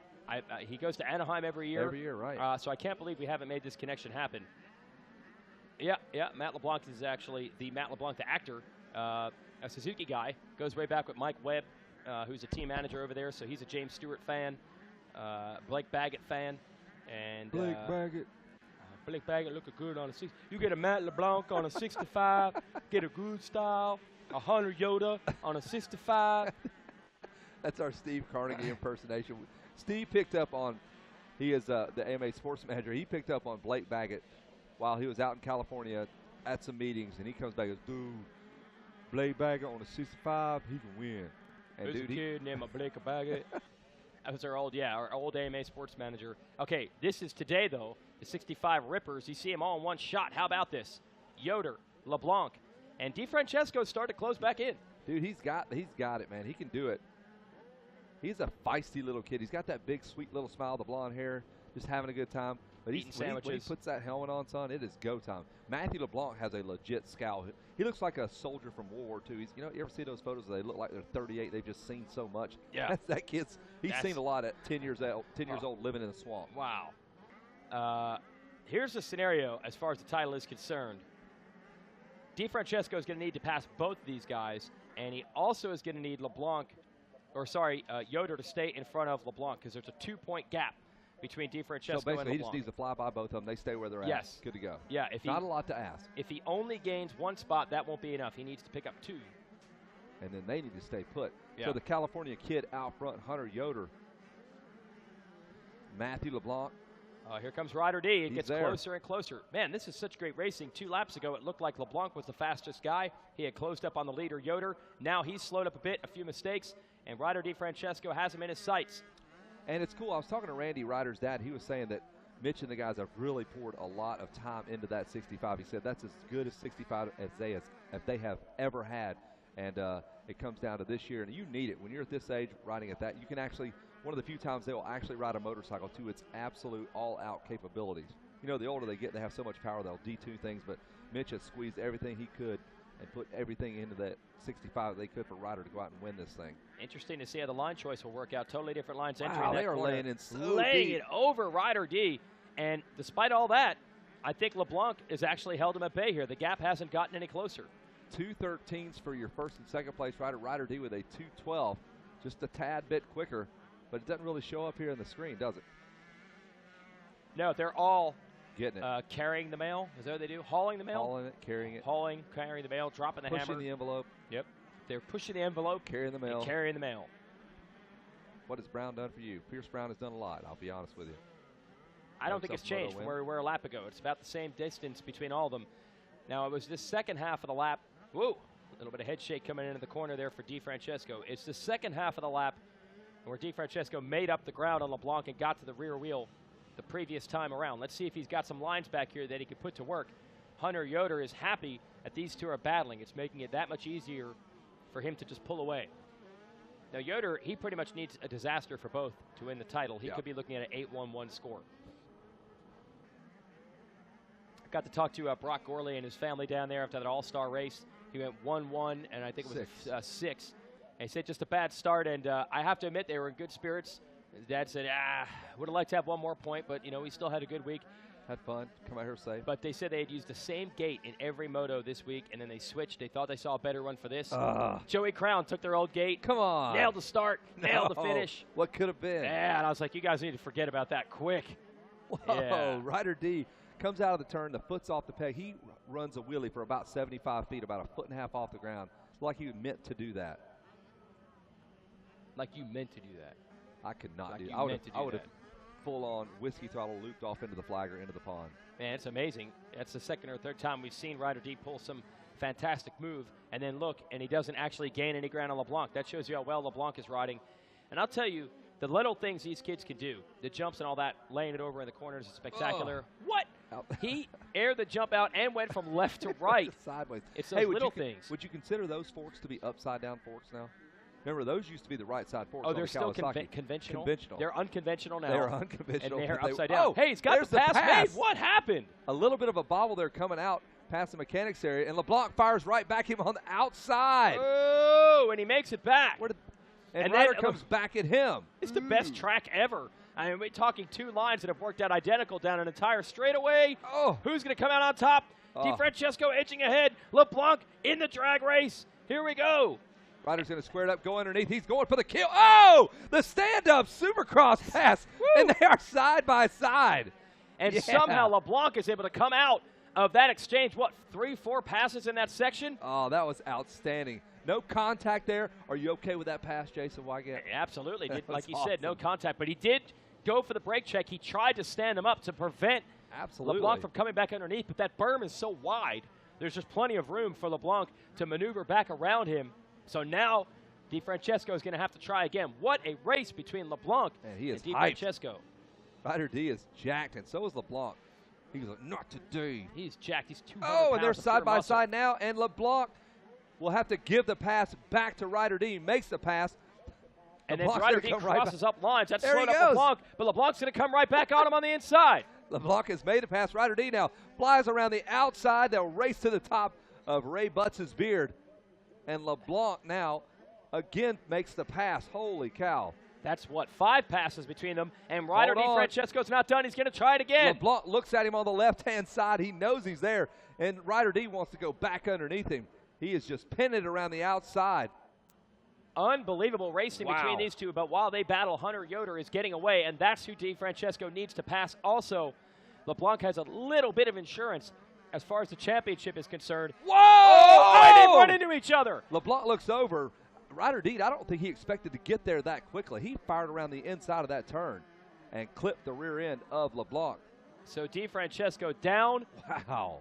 Wow. Yeah, that was lines coming together, but I don't think in a way they expected. I don't think so either. Oh, tough break. For the Man, I hate when Kawasaki races man. end like that. That was Yeah, we wanted to fantastic. see more battling. But, I always give credit. I love to see that from a guy. At that point, DiFrancesco had him, 3 or 4 times? Yes.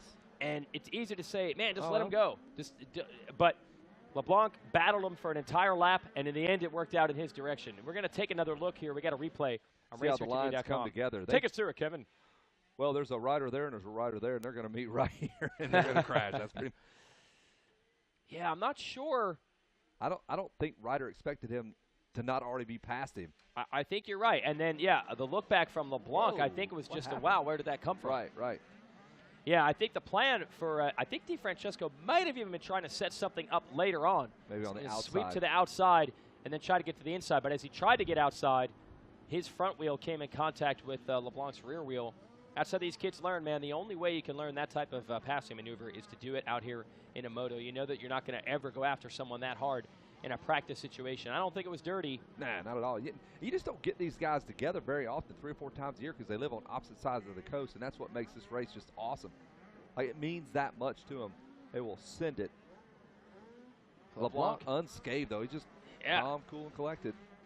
So that's going to change. No, it did not change third place. DeFrancesco was able to get up in front of Kyle Smith and Evan Ferry. Parker Ross sixth.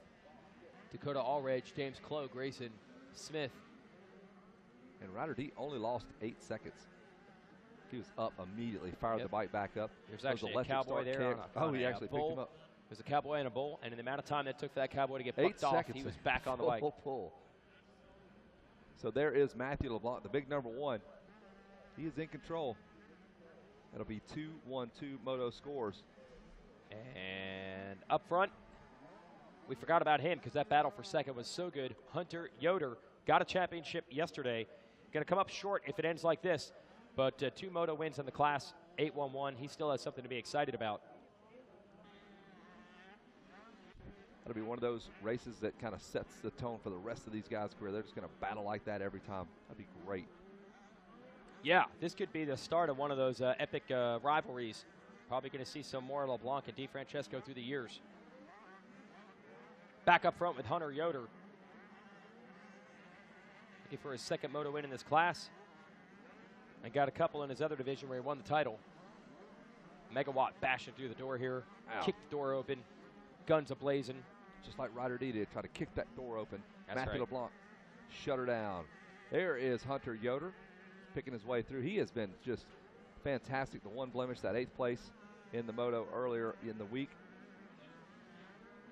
And that's what cost him here, but plenty of racing left to do for that young man. We'll see him quite often at the front of the pack, I'm sure, at the ranch. One of the better races, more exciting. That was fantastic racing there with Ryder D, who just refused to give up. Hope you guys are enjoying that, watching back home in your underwear, eating cereal back home. While these boys are sweating it out here at the ranch. Championships being earned there by Matthew LeBlanc for sure. He did not want to even tangle with Ryder D. I'm sure he was trying to get away from all that. Did not need to hit the ground. There's Hunter Yoder, number 58, Fox KTM Orange Brigade ride.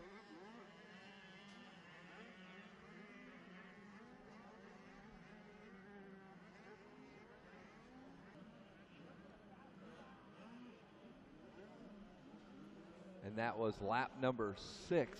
Lap number 7 now. Looks like we'll see maybe the white flag this time around. Megawatt back in the house, ready to call some action. Man, we've been treated to some good ones, Megawatt. Some championships have been silly, dude. Awesome. And there's number 58, Hunter Yoder. We're all up in your chocolate animal crackers. Megawatt, they're delightful. Good announcer snack. Let's check in with the rest of the field here. Top 10, it is Slade Barola is 10th. Garrison Smith is 9th. James Clough is 8th. Dakota Allredge 7th. Parker Ross 6th. Kyle Smith is 5th. Evan Ferry is 4th. Ryder DeFrancesco still 3rd. Fastest lap of that lap around for anybody was Ryder D with a 2:15, 2:17 for LeBlanc and Yoder. Your championship looks like this. It is Matthew LeBlanc, Ryder DeFrancesco, Hunter Yoder, 1, 2, and 3.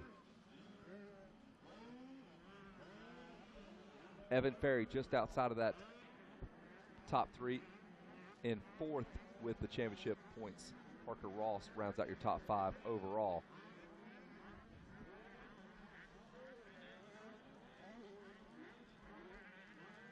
There's Evan Ferry, number 75, sits 4th. Good ride for him, man. Great week for him, in fact.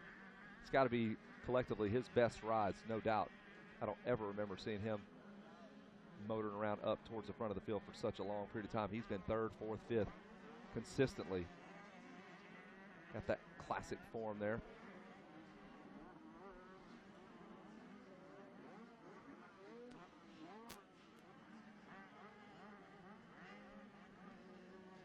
Hey, again, we have a lost iPhone. If you've run across a phone, please, by all means, turn it into the MX Sports office. We have a lost iPhone. That'd be great if you could turn that back in. This is my life. That's what the paperwork says. She wants that phone back. She needs that phone back. There's Ryder D, one of his last hurrahs on the KX65. I could be speaking totally out of turn, but I'm going to assume he's just about done racing that. Maybe we'll see him on the 85 full-time coming up maybe at the Baja Bronc. We can get him all the way out for that, or at the Mini-O's coming up in November. He almost had a fantastic battle. He goes down while just getting busy with Matthew LeBlanc. The big #1 plate loomed heavy for LeBlanc, but he has since powered through. He's going to get this championship. Ryder D, quite the fighter. Only 5 seconds back, man. He turns a 2:15. Pretty close. Still no flag. I guess the white flag coming out this time. They're going to go 9 laps on a 65. Holy cow. 2:11 lap time, the best lap there. What are we turning right now, Kevin? What's it look like? 2:14? 2:16 for Ryder D. Okay.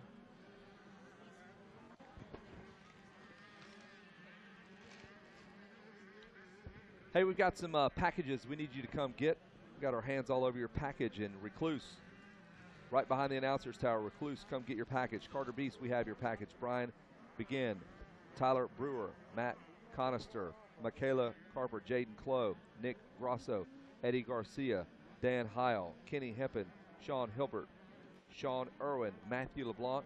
He's going to stop this race and go get his package. So Matthew, pull off the track, come get your package. Don't worry about the championship. Donnie Luce, Josh Moseman, Jairi Mitchell, Bruce Murata, Rob Salcedo from Bell, Switzer, Dustin Winter, Allison, and Amanda Caulfield. Those folks have packages. If you are expecting a package, you need to check in because that thing's going to be here, and then you're going to get in the truck and head on back to your house. And you'll leave your package that you had shipped to the ranch. So those names we just called, you all have packages at the shipping depot right behind the announcer's tower. We'll run through it one more time. Recluse, Carter Beast, Brian Begin, Tyler Brewer, Matt Conister, Michaela Carper, Jaden Clough, Joey Crown, Nick Grosso, Eddie Garcia, Dan Heil, Kenny Hempen, Sean Hilbert, Sean Irwin, Matthew LeBlanc, Donnie Luce, Josh Moseman, Jair Mitchell, Bruce Murata, Recluse, Rob Salcedo. So it may be too little too late, but check out Ryder D has caught the #1 of Matthew LeBlanc. He's only got about a second in front of him. How about the determination of this little guy? Good Lord. Man, been a lot of LeBlanc catch getting held up, and look around the outside. Ryder D has got a shot at this pass. 2 lapped riders now. Will this come down to the last turn? There's LeBlanc. He's on the inside. Ryder D has got him on the inside. He's got a shot. He's got to hope the lap rider in front of him makes it through clean. And Ryder D will make the pass on Matthew LeBlanc. It won't be good enough for the championship. I don't believe LeBlanc may have edged him out. I think LeBlanc got him back. Yeah, absolutely. Wow. Holy cow. Hunter Yoder, Matthew LeBlanc, and Ryder D would not give up. Kevin, these guys want to leave an impression in our minds. I'll tell you that right now. The last thing they want us to remember right now is my name. Right now, that finish. I will not forget this race. Wow. Ryder D, dude. Way to go. Fantastic. Matthew LeBlanc. I think that just surprised Matthew. Oh, you know it did. One of the most exciting races all week. Love talking to these guys on the podium. We've all had an opportunity. And, you know, to watch these guys last turn, last few yards, not letting off. Heck, we saw these guys come through and transponders read even this week for the first time. So that's incredible. Amazing. Well, we're getting things kind of sorted out. Jason White, have a good time down there with these dudes. You got some happy kids. Hunter Yoder's going to be stoked on the moto win, but Matthew LeBlanc wins the championship. Wow. We'll toss it down to Jason Wygant. Set the scene for us, bud. These riders are quick today. Got some veteran podium riders, so they know what it's all about. You're going to go without it? No problem. You're hot. I understand. The 58 of Hunter Yoder got himself 1 title. Not going to get it this time, but 2 moto wins. That's not too bad. This guy was actually run over and burned earlier in the week from a literal sense, not figuratively burned. And the Orange Brigade people get the right hats, the right logos, the right stuff. We'll talk to him, and then we will bring another KTM on up and celebrate a championship with Matthew LeBlanc. All right, how about it? Let's hear it for the 58. Another gold medal for Hunter Yoder.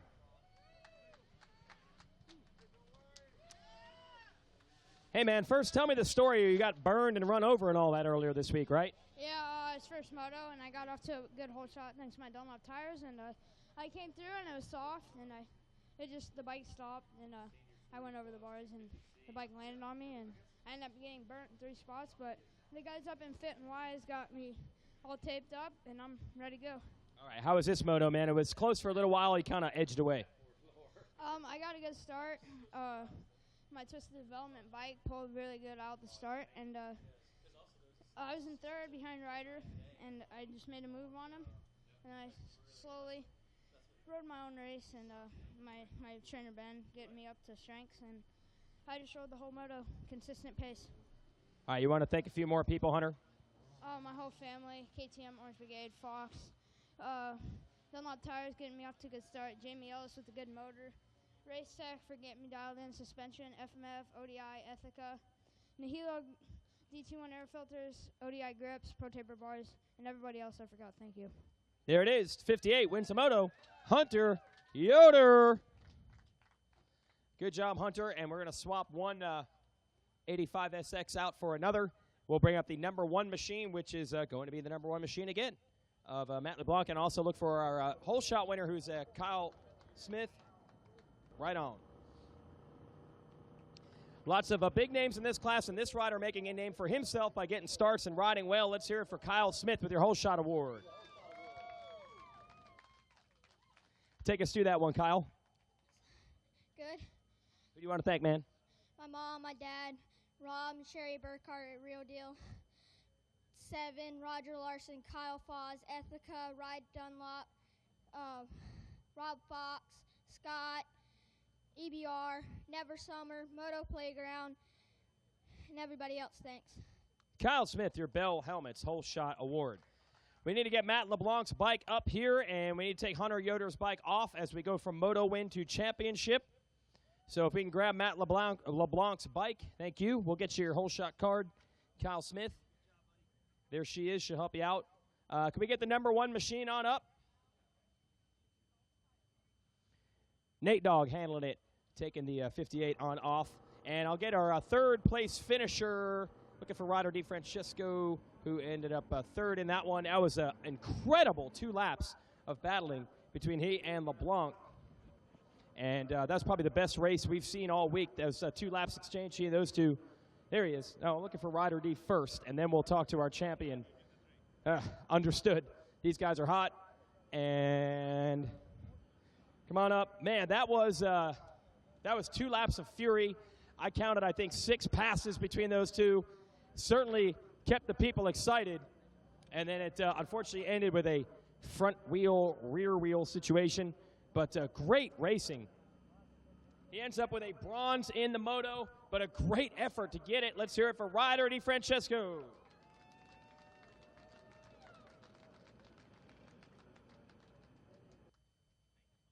Here, I'll let you stand in the center here, get in the shade. Those 2 laps in you and Matt, it was unbelievable how many passes you guys made. Yeah, I got off to a great start. Yeah, I think I got the whole shot, and just rode my race, and just got passed by Matt and Yoder, and made the charge late, and once go make the pass, and LeBlanc cut over on me, but he rode a great race, and I came back, and it was a close finish. Yeah, you definitely charged to the end. Who do you want to thank? My mom, my dad, my mechanic Akua. Couldn't have done it without him.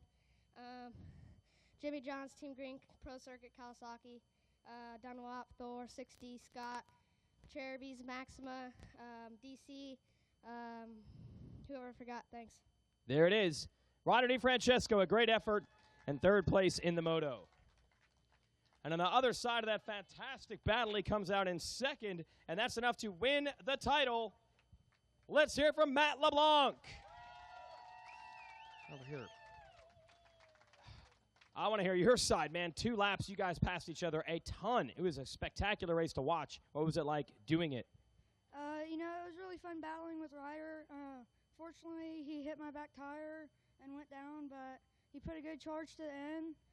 Almost passed me, but got the win. All right, how's that feel to get that title, man? It feels great. Who do you want to thank, Matt? Lord Jesus Christ, my mom, my dad, my brother, man up above,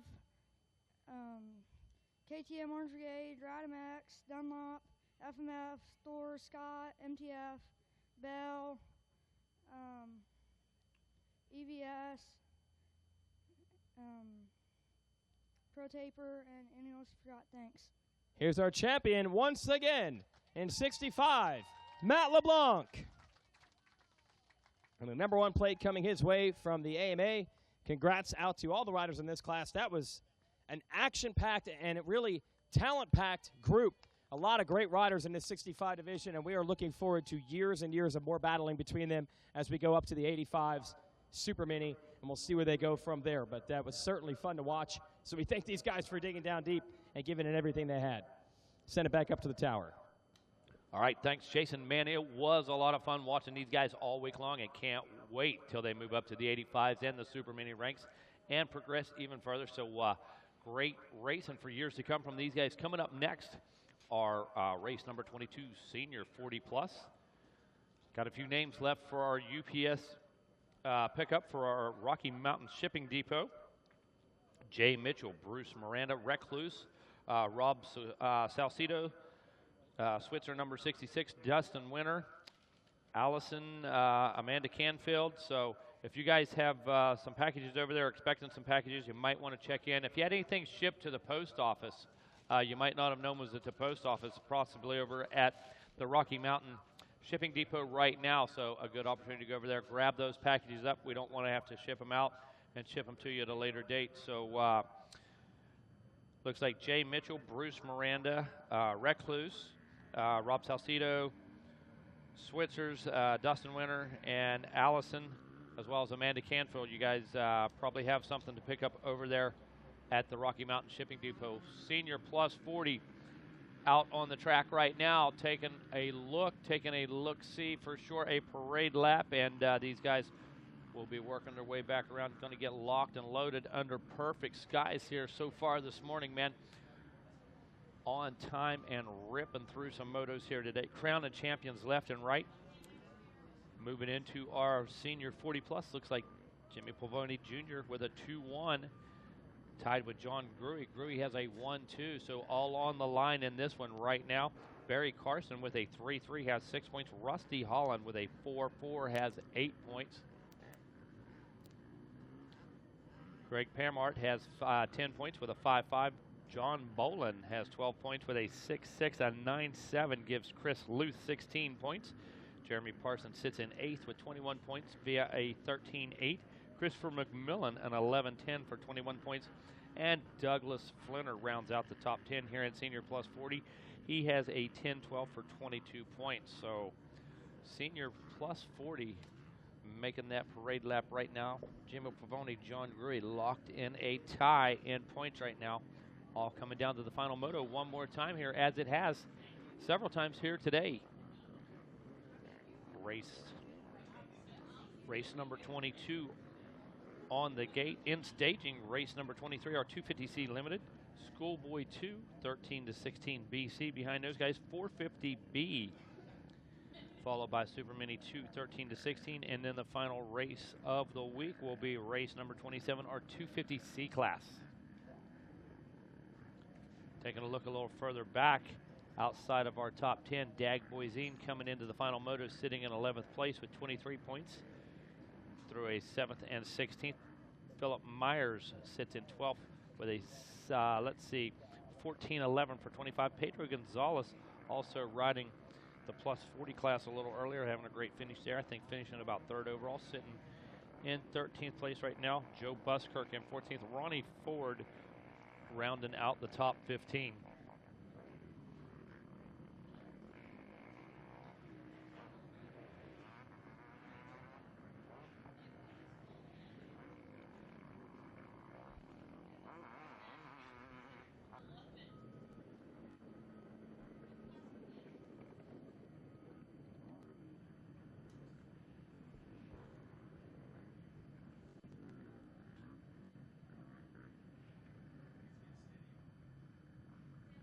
Want to remind everybody, awards ceremonies following the races here this evening.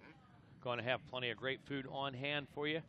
Vendors going to stay open late this evening. Make sure you have an opportunity to grab something to eat before our awards ceremony taking place in the Amsoil Arena.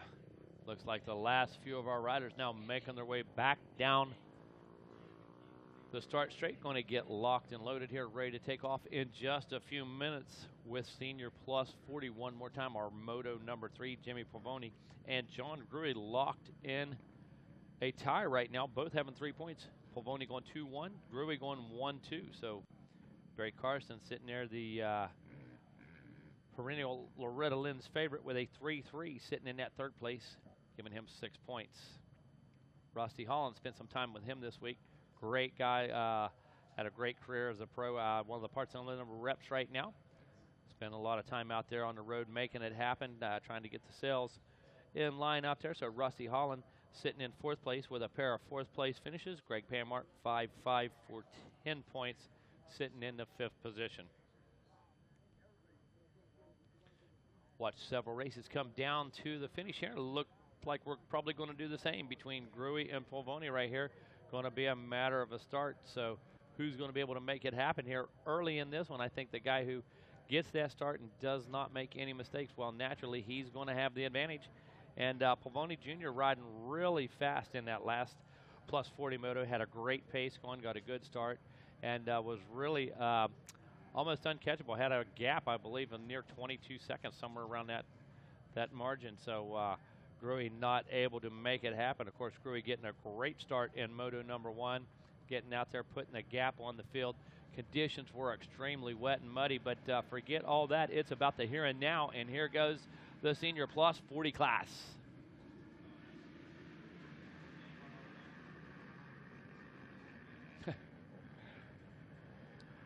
Who is up? Is that Gruy out front? Looks like it might have been. Looked like KTM might have been able to put the move on him, but the Bell Whole Shot Award may be going to, I think that might be possibly Gruy. No surprise there. That is 33, Rusty Holland leading the way right now. Looks like that might be Polvoni behind him. Yeah, that is Polvoni behind him, and Gruy not far behind. Looks like he's in about the fourth place.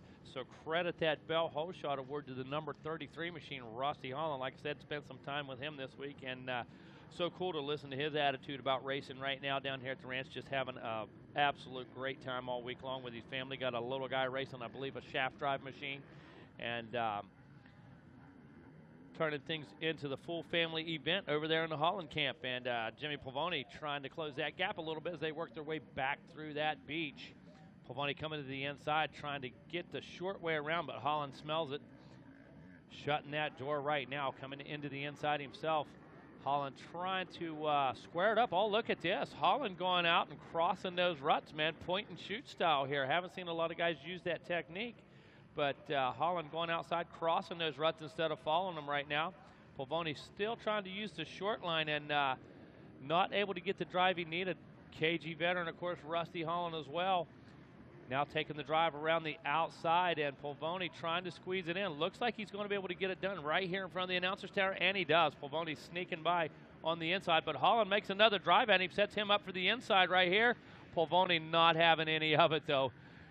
Getting on the gas just a bit sooner. Sets him up really good before our billboard turn. Oh, both feet off the pegs, getting a hook like you wouldn't believe. Looked like the hook that caught Moby Dick down there on that rut, but I can tell you right now, Rusty Holland not able to answer the speed of not able to answer the speed of James Polvoni right now. So Jimmy P looking to take this thing 2-1-1 right now.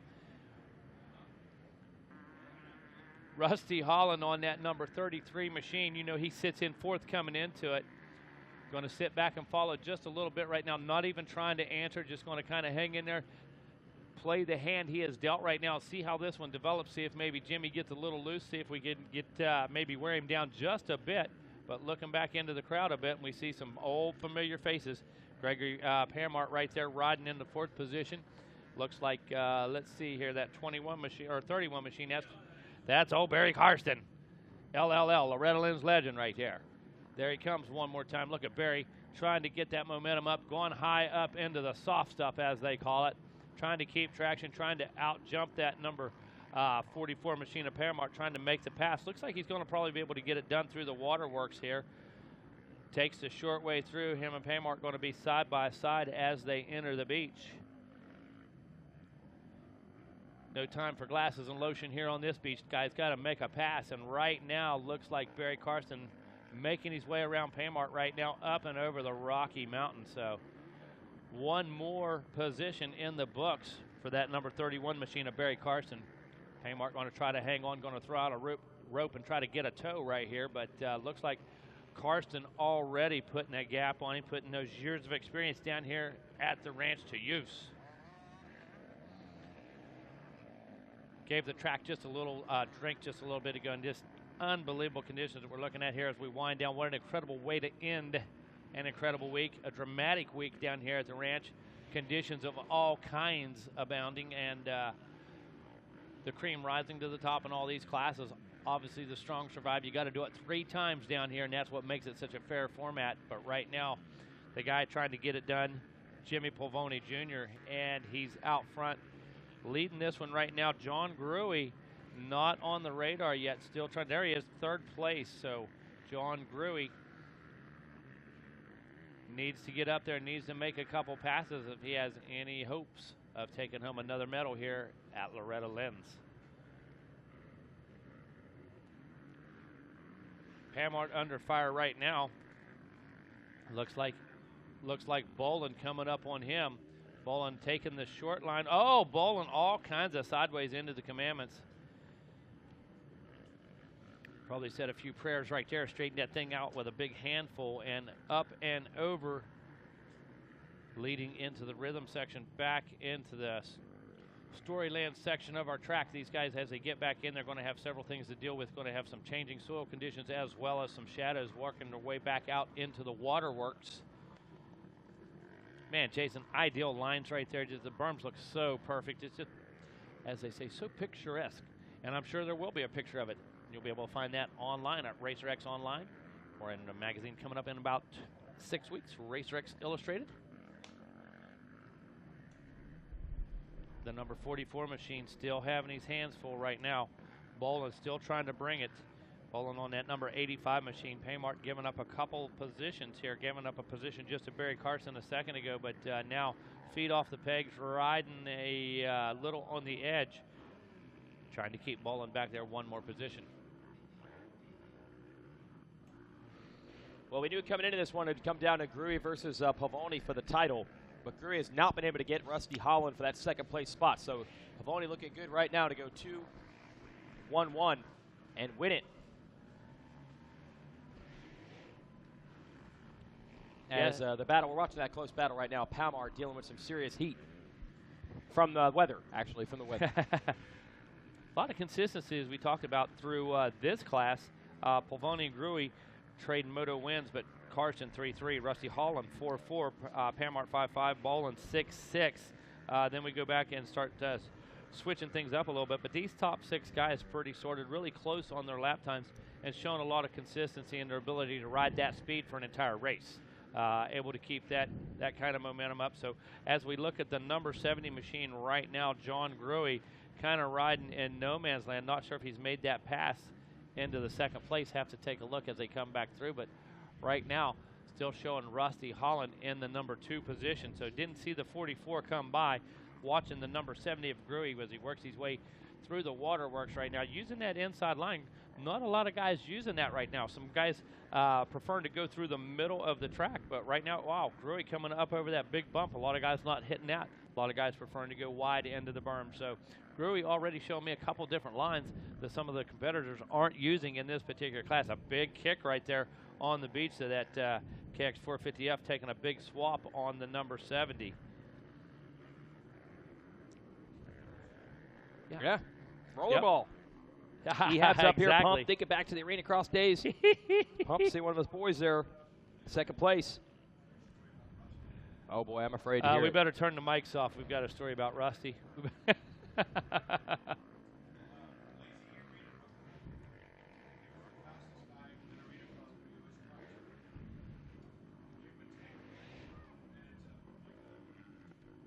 Trying to see no titles actually here for Pavoni, so that's actually a big change. Looking for his first ever title here at the ranch. If he can bring it home. Really, listen to some motivational tape, and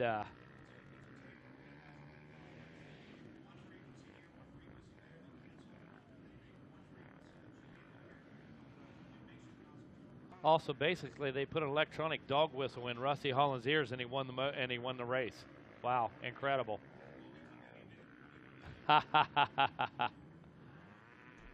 Wow, why did you stop? Why did you take the sound out the next race? I run that every weekend. Would have been undefeated for life. Well, what he failed to tell you is he had to start wearing hearing aids on Monday following that race. Yeah. Because he couldn't hear normal frequencies again. But hey, that race was worth it. I can tell you. Beautiful. Watching John Gruey here in the number 70, still stuck in third. Now you got to give credit where it's due. It's the guy that won the 50-plus title this morning. Yeah. Trying to race these 40-year-old kids. Wow. So still an awesome run. How about that, dude? How about that? Still an awesome run. Yeah.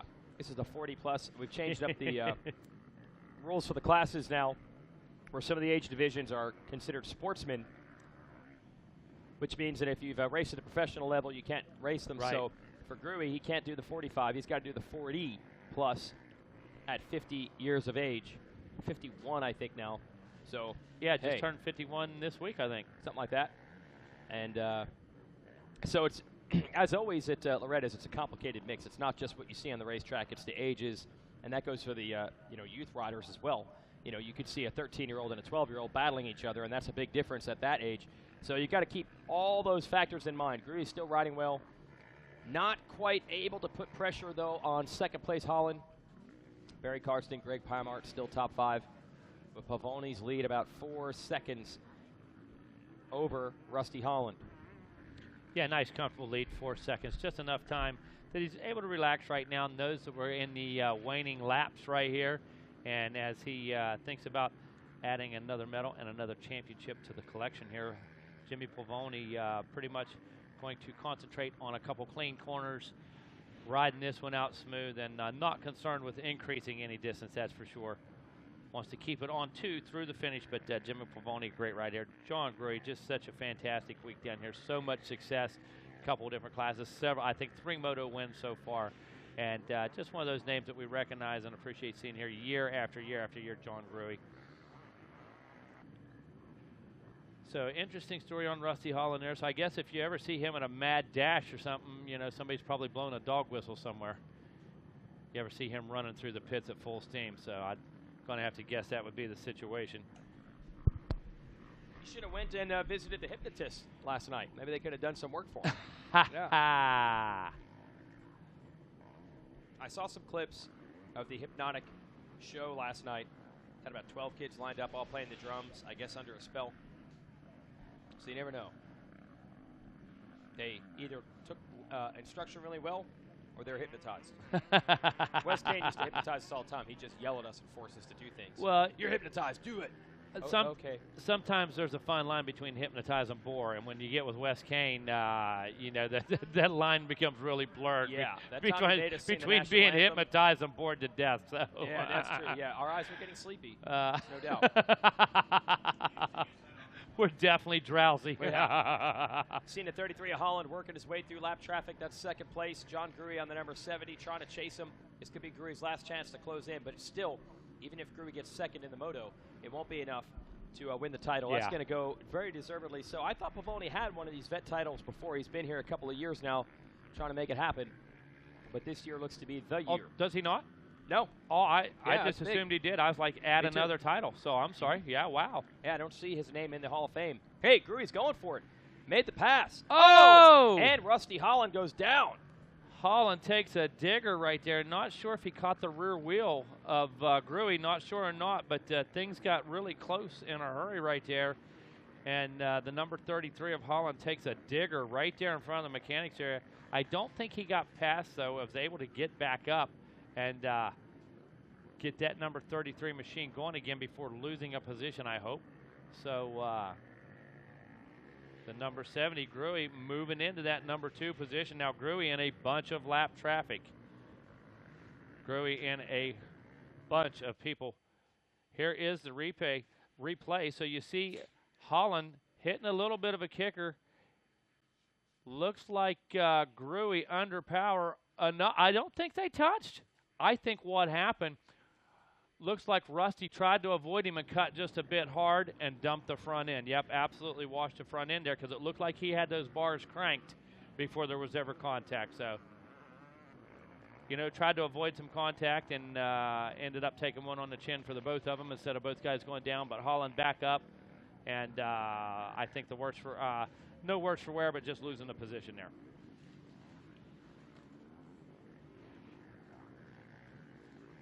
Not sure it's the 2-lap card out yet. Trying to see down on the deck down there.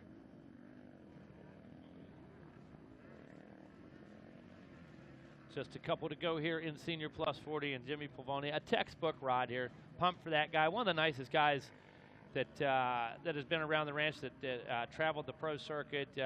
Once again, he's involved with the kids and stuff.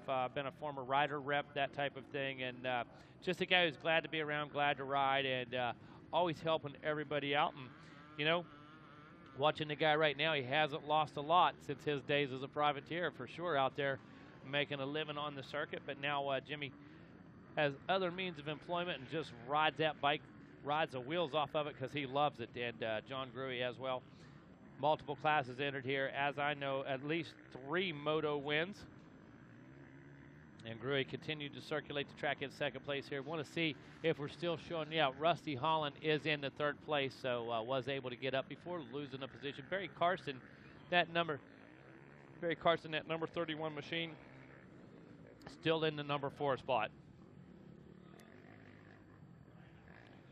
Greg Paymart putting up a heck of a fight out there, losing a couple spots for his efforts, but man, oh man, hats off to him, digging in just like Ehab right now, digging in there, trying to make it to the finish, get it done. So Greg Paymart riding extremely hard out there.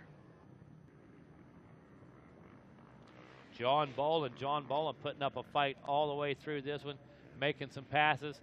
Actually, right now, Bolin fighting himself now, and it looks like the number 6 spot. So Bolin, man, had some real ups and downs, put some hard charges on here late in the race, able to make a couple moves, and there we look one more time at our leader, the number 23, Jimmy Pavoni Jr. Rodney, amazing how fast these guys are ready for these podiums, huh? Weed said, no hesitation in these classes at this part of the program. Able to get it's things. just a matter of get in there, get out, get back to those pits, man. Find the creek, find a cooler or something. Yeah. You know, a little early in the week, everybody's turning the goggle straps around so the sponsors can be ready, really wiping that face off, maybe putting a little touch on the hair right now, man. Wipe that face, say thanks, man, and woo. See ya. Man, we talk about the famous billboard turn down there.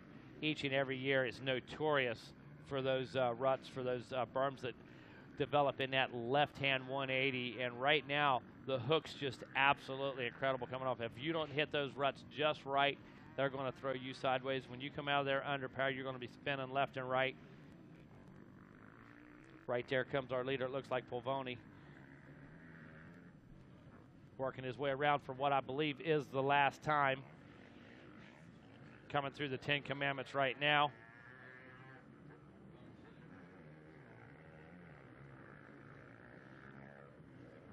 Headed back into Storyland, Jimmy Pavoni. Headed into the shadows, back deep into the woods. Holding on to about an 8-second lead last time around. So Pavoni trying to keep it in check, keep it on 2 wheels, and going to deliver a championship back to the number 23 pit. So congratulations to that guy right now. Amazing run here this week in the Senior Plus 40 for him. Looks like we're going to go 2-1-1 for the win.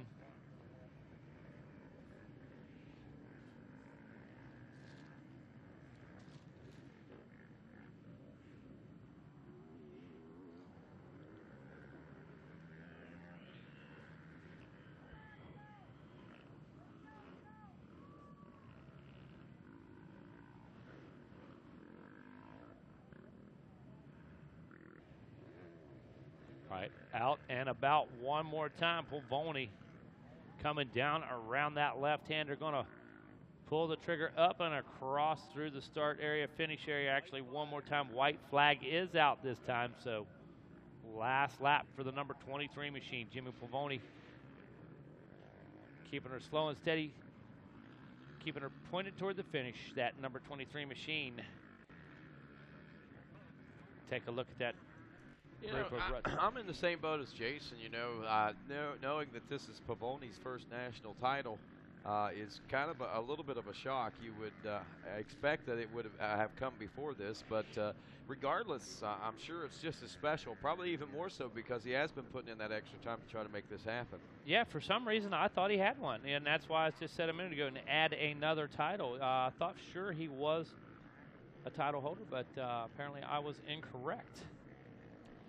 Well, Jimmy Pavoni having a great ride out here, also a big part of the FCA. Actually, his wife, Donita, runs the motocross portion of the FCA, the Fellowship of Christian Athletes, and they gave that bike away yesterday, courtesy of Babbitt's Kawasaki and a few other folks, but they were able to raise a lot of money to help out in camps, upcoming camps and things that they do to reach out to folks.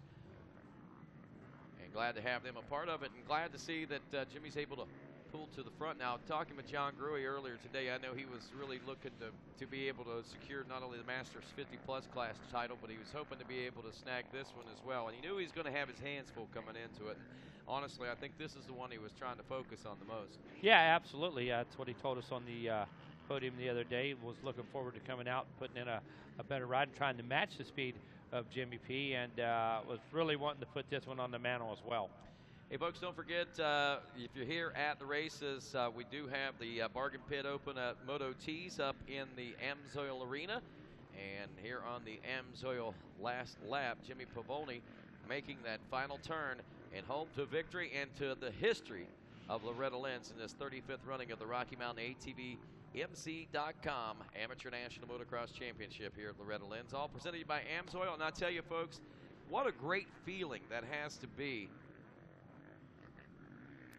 You know, there's so many things that you strive for throughout your careers, and to be able to come back and strive yet again is certainly an amazing thing. We'll take a look at our top three, Pavoni, Gruey, and Holland, and we'll be back to talk with them in just a moment. Stay tuned. RacerTV.com's live coverage of the 35th running of the Rocky Mountain ATVMC.com Amateur National Motocross Championship at Loretta Lynn's continues in just a moment. It's going down for real.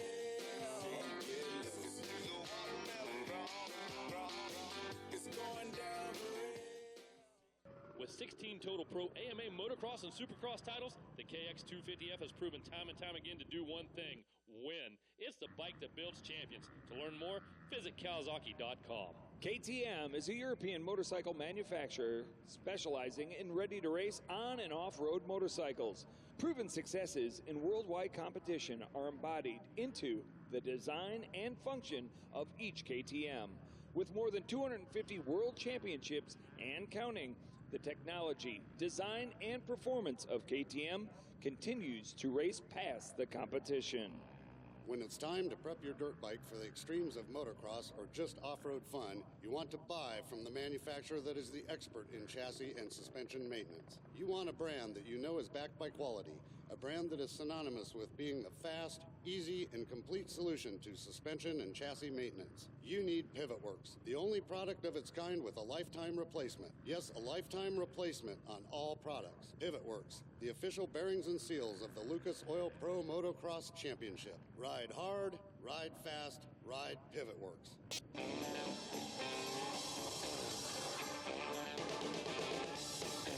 Welcome back to live coverage of the 35th running of the Rocky Mountain ATV-MC Amateur National Motocross Championship presented by Amsoil, live from Loretta Lynn's. And now, your host, Megawatt and Rodney. Well, the senior 40-plus class wrapping things up here, and James Pavoni captures his first national championship title, and a long one coming for sure, and you can tell he's certainly stoked about that. Just saw him sitting there a moment ago, Megawatt. He was pouring cold water down those boots, and that is about the second best feeling you could probably get, I think you know, than taking your helmet off out there. So keeping those feet cool is a pretty important thing. Can't take your shoes off on the podium, so you got to at least cool them down some way. There you go, Jason Wygant down at the Race Tech. Yeah, we're going to bring Rusty Holland on up. Got a couple things for him. Not only third in the moto, but also our whole shot winner. So here is the bronze. And there is your whole shot award. We'll step to the front so we can show that stuff off. Let's hear it for Rusty Holland, third place in the 40-plus. Rollerball Rusty Holland, a good battle. You and John Greer really dueled out there. Yeah, it was a good race. I tried switching up my lines about halfway through the moto to get a little more fluent. It took me about 3 or 4 motos to get to know the track, and finally it was a little drier. But these guys are phenomenal on the East Coast. You know, tough company to deal with. Didn't matter if it's 20 years ago or today. Awesome. Who do you want to thank? It's been a fun week, I'm sure. Yeah, definitely 6D Helmets, Fresno Roofing, Grant Line, Hotline Construction, Alpine Stars, 6D, Maxima, DS Moto Customs, Pro Circuit, and my friends and family for being here with me. There it is, third place. Let's hear it for Rollerball Rusty Holland. And he's got the whole shot award. So congrats to him. We'll bring up our second place finisher. He had a great effort to try to lock down a second title this week. But let's be honest, he's racing guys that are 10 years younger than him. Still doing a great job. Silver medal. Let's hear it for John Gruey. Is it tough racing those kids? Oh, man, you know it. That's obvious. When it's hot and rough, and it's a little bit of a surprise. I know I thought rough, hot, long, right up my alley. And, you know, James showed he had the endurance to get out there and set his pace and just go. So you can't fault him for that. So it was a good race all around. Absolutely. You tried hard. Who do you want to thank, John? Team Babbitt's, Amsoil, Kawasaki, Fox Gear, Dunlop Tires, Decal Works, FMF, Twin Air, Renthal, Fracture Connection Suspension, Gut Seat Foams.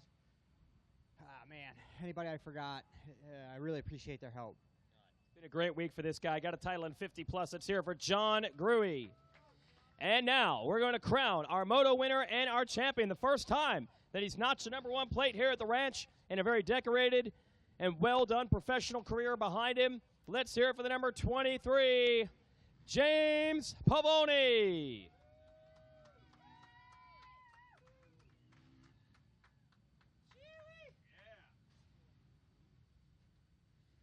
Yeah, make sure that's facing the right direction. Hey, you're in the brand business. You get it.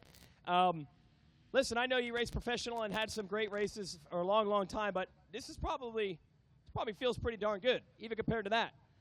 I almost think this feels the best so far. Really? Yeah, I mean, I had, I take that back. Second best. Okay. My top privateer at Budds Creek on my first Father's Day, that was pretty special. So, man, it was fun this weekend. 25+, I had a terrible first moto, so with all the mud, I just decided to scrap that class and focus on this and get that championship. I've got second so many times down here in one motos, but never that #1 plate. It's going to feel good. What kind of effort are you able to put in? Are you able to get full effort on this, or you got to do the working thing? Working thing, and we've been living in southern Indiana outside of Louisville for 8 years, and we just moved back to Minnesota about a month and a half ago. So trying to finish and sell a house and move 12 hours north and still try to ride and train. I knew I came in here underprepared and just tried to salvage what I could, push as hard as I could, and it worked out. Who do you want to thank, James? All glory to God. And I wasn't here last year due to some health issues that stabilized, and just so blessed to be here. Have my wife, my 3 kids, my mom and dad, my good friends, Mr. Pearson, Mr. Petrie. Those guys have been behind me forever. And just all my sponsors. Tom's Not Racing, FMF, Pirelli Tires. Man, the tires are hooking up in all the different conditions. Woodstock KTM, Fly Racing, Dragon Goggles, Brap Supply, Hammer Nutrition, CheapCycleParts.com. Everybody that helps me out, Renthal, I really, really appreciate it. This is a hard-earned one. Let's hear it for him. James Pavoni. Here comes the #1 plate and some champagne. That's going to feel good. C-Class coming up next. We'll send it back to the tower.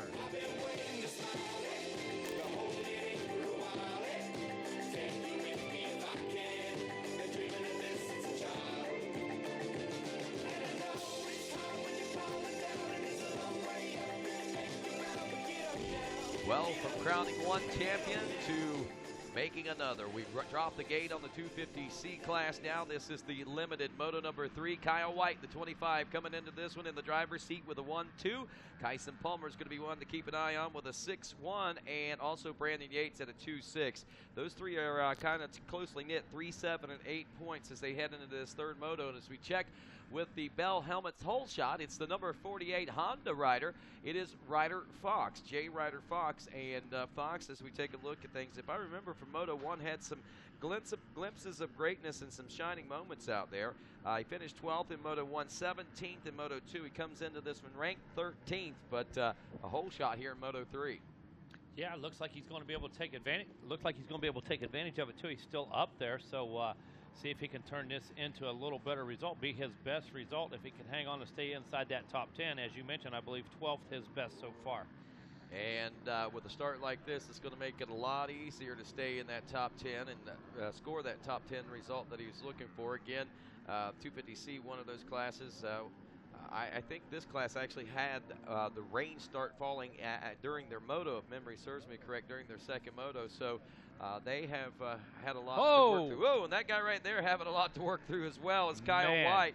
He's your leader coming into this one with a 1-2, and he's gotten off to about a mid-pack start, probably a little better than that, but he is working his way through the pack right now. He has worked up into a solid, looks like about a top 5 right now. White here in front of the announcer's tower, heading into this big Thor Beach sweeper turn now.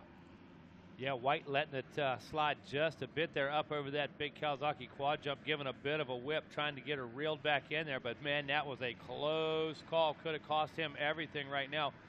Instead, lost 1 or 2 positions, but coming through timing and scoring for the first time. Go ahead, Rodney. Yeah, Kyson Palmer, we saw. I think Palmer actually grabbed a hole shot and then the moto win, if I'm not mistaken, in that second moto. He does have the moto win, and right now he's got the lead on this one on board the 88. Back behind him is Brian Begin, Alan Roberts, Wyatt Carter, and then Kyle White rounding out the top 5 is where he sat when they went by the finish line. But I have to think that White's up a position or 2, and he's pushing a few with him, including Wyatt Carter there. Yeah, Wyatt Carter trying to make a move. You see that right there as he comes back near the short chutes, trying to get past one more time. But when we take a look at what's happening up front right now, takes a look, looks like the number 47 there, Carter, is trying to get something done, but still out front.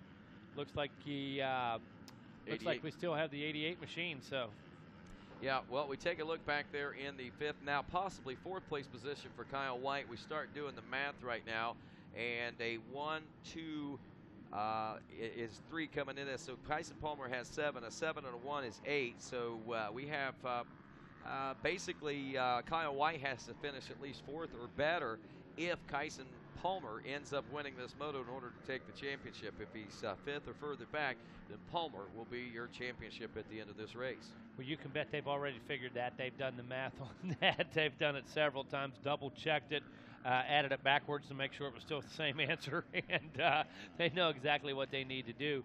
And I think that may be why we've said a bit of a mistake there early in the moto, pushing extremely hard to make sure he's in that 4th position. Well, I tell you, Austin Roberts under all kinds of pressure there. We see him.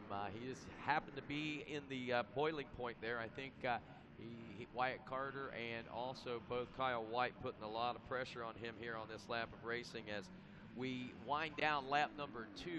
Our leader about to check in here at the base of the announcer's tower, and I believe that's them going by right now, as a matter of fact, and it is still Kyson Palmer. Brian Begin in 2nd. Wyatt Carter is up to 3rd. Austin Roberts in 4th. And I believe Kyle White back in the number 5 spot, turning a little bit faster lap time. And I would have to think that right here in front of the billboard might be the area where Kyle White's going to try to pull the trigger. Yeah, Rodney, you see 2 different lines there, but just not able to get the drive and make it happen. I'll tell you what, you got to hand it to Roberts. He certainly is rising to the occasion because he is fending off the championship right now of Kyle White. As long as he keeps him at bay, Kyle White will not win this championship. So right now, Kyson Palmer's best friend is the 48 there of Austin Roberts. Well, I can tell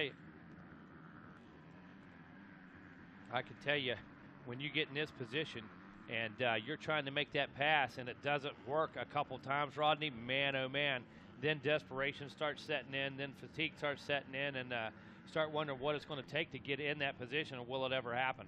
Exactly. And right now, if you look at the overall scores, Palmer and White are in a tie, both with 8 points each. Again, it's going to take this position right here in order for him to win the national championship, because all ties are broke by the third and final moto here at the Dude Ranch. So Palmer, Begin, Carter, Roberts, Kyle White. We look back to 6th place now. We see that Cole Here Hart. comes the 25 machine right now making the pass, Rodney. Look at this. All they come together. Yeah, trying to come back as Austin Roberts, but that was it. That was the championship pass for Kyle White, the 25 machine. All he needs to do from this point on is maintain the number 4 spot, and he has the national title in his hand. Yeah, keep it on 2 wheels, ride smart, and don't lose any positions. As they get set to wrap up another lap of racing, we'll see that Kyson Palmer continues to lead. You look at the lap times, the fastest right now, at least on lap 2, was a 2:06.3. That was turned by the 22 of Brian Begin, who is your 2nd place ride. But Kyle White pops off a 2:05.439 here in lap number 3, and that, again, positions him into the number 4 spot. You look at the leaderboard now for the overall class results, and it has Kyle White as your champion. Kyson Palmer is 2nd, and Wyatt Carter would then be 3rd place as far as the overall is concerned. Right now in the moto, it's Palmer, Begin, and Wyatt Carter 1, 2, and 3. A lot of time left in this one, though, Rodney. And these guys going to get aggressive here in the second stages, second half of this moto. Look here, we got a challenge right now. Wow, he's wanting to solidify that number 1 spot. He really is. I think he's looking at it from not only a perspective of a championship, but he's looking at moto. Oh, look at that 22 machine of Brian Begin having some problems out there, and that's going to open the door now as we see a change up there, and I believe that might move Wyatt Carter into the number 2 spot. I believe it does. Carter just pulling up on him there, almost about to make a pass, and then it seemed like all of a sudden that's a 25. Begin, yeah, well that's Begin, isn't it? 22. Oh, okay. Yeah, 22. Looked okay. like Begin run right over the backside of that big berm and change things right up. Now here they come again. Yeah, Begin trying to come back inside of him, but right now Wyatt Carter just trying to play it smart, riding right through the middle of the track using the main race line. Right behind them, there comes that 25 machine now. Not sure, but I believe that Begin is battling for a top 5 in the overall. That's what he's battling for, not just position on the track. No, he's trying to make one of those Loretta Lynn step-ups into top 5 exactly overall. Exactly.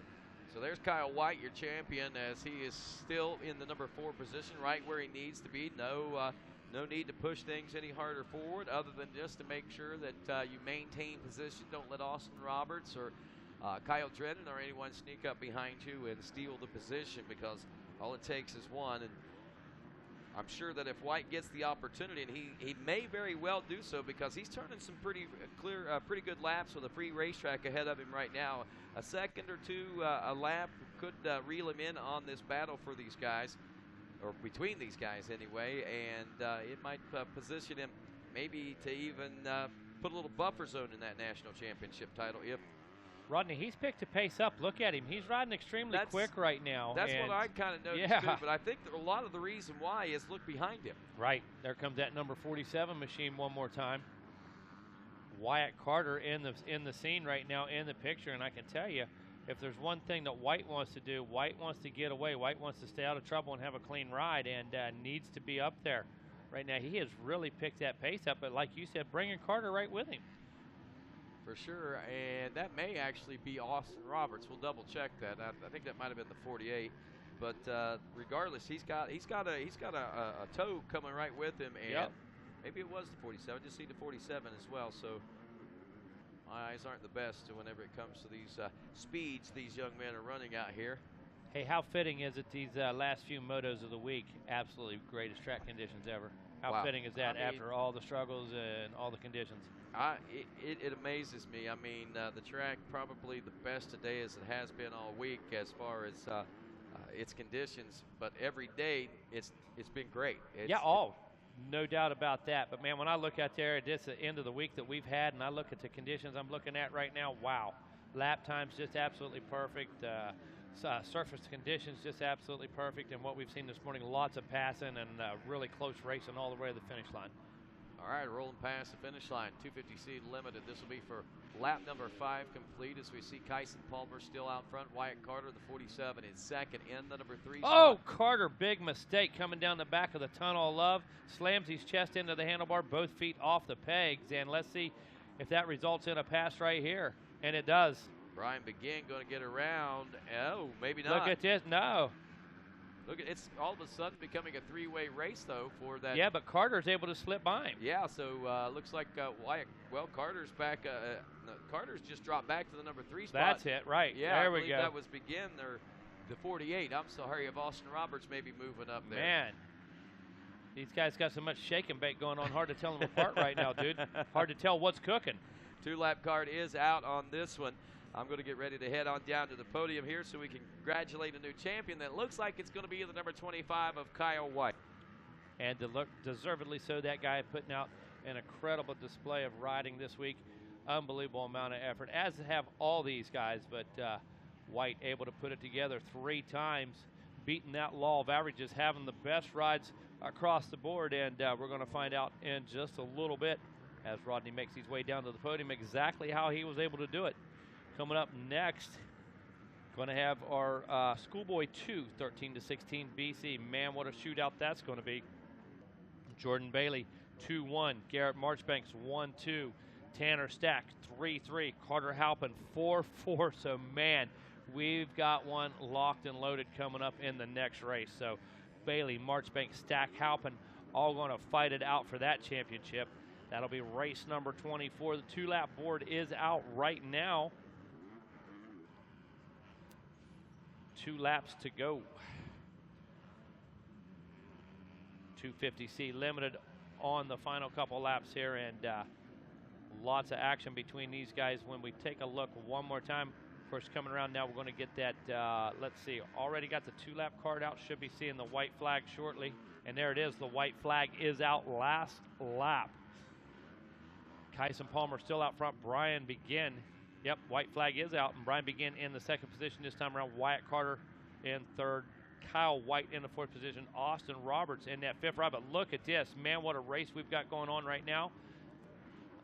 Wyatt Carter trying to make a move right now, trying to split some traffic, trying to get past that number 22 machine.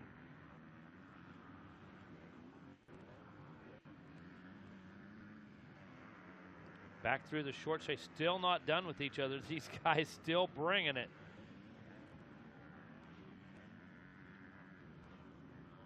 Wyatt Carter still on the outside, not able to make it happen. Into the 10 Commandments they go. They're going to fall a little bit into single file right now, but this one far from over. Wyatt Carter in that 3rd position, trying to get up there with Brian Begin. Losing a little distance right there as they work their way back. Oh, look at this. Look at this, the number 47 pushing it off the side of the track. Are you kidding me? Holy cow. Can't believe what I'm seeing right there. So a little bit of bad luck, actually a lot of bad luck for that 47 machine. Kyson Palmer, Brian Begin. Wyatt Carter 1, 2, 3 on this last lap.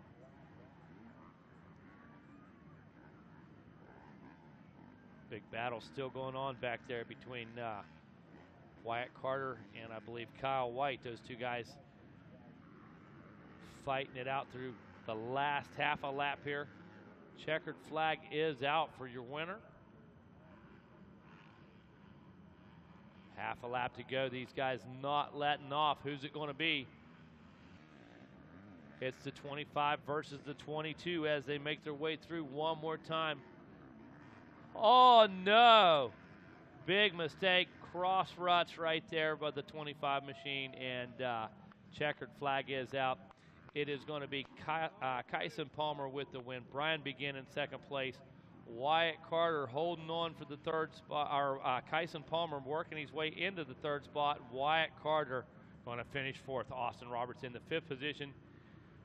Ty Taylor in the number 6 spot. Brandon Yates rounding out his race in the 7th position. Hunter Schlosser in 8th. Kyle Drennan in the 9th spot. Cole Harley rounding out the top 10. Wow, what a race we just saw right there. 450C Limited coming to an end. We'll be back right after this. Motocross bikes are all about handling, and nothing handles like a Suzuki RMZ. Get the whole shot, shred the corners, and outbreak the competition on your way to the podium. The Suzuki RMZ delivers class-leading performance along with industry's best support. Go ahead. Get on an RMZ today by visiting your nearest Suzuki dealer. GoPro, makers of the world's most versatile camera, enabling people to capture compelling, immersive photos and video content. Visit GoPro.com for the latest news. Yamaha and your local Yamaha Motorsports dealer welcomes all race fans to exciting racing activities. Be sure to stop by your local Yamaha dealer soon and check out the all-new YZ450F and the YZ250F, as well as the complete line of off-road motorcycles beginning with the iconic PW50, as well as all the electric start TTR models, and see why Yamaha Motorsports products truly rev your heart. We use one word to define our philosophy here at FMF: loyalty. It's a simple idea. Take care of your customers, give back to the riding community, and success will follow. We are totally committed to living this concept. That's why we design and manufacture the world's leading performance exhaust 100% right here in America. For over 20 years, FMF Racing has been a part of Pro Motocross Championship, and we look forward to many more.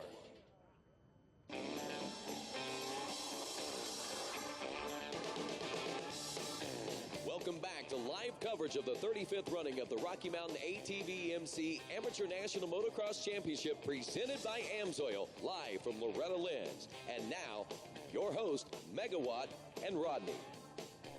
All right, back to the action at hand. Down to the podium, we're going to join Rodney Tomlin right now.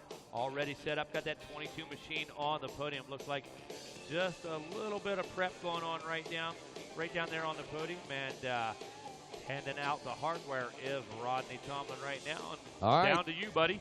Thanks a lot, Megawatt. Down here with Moto Gold winner, Mr. Brian Begin. Step over here behind this motorcycle, man, and look proud, because you really should be, man. That was a great ride out there, man. Take us through that one. Just finally got a good start after I've had 4 motos of bad starts, sorry.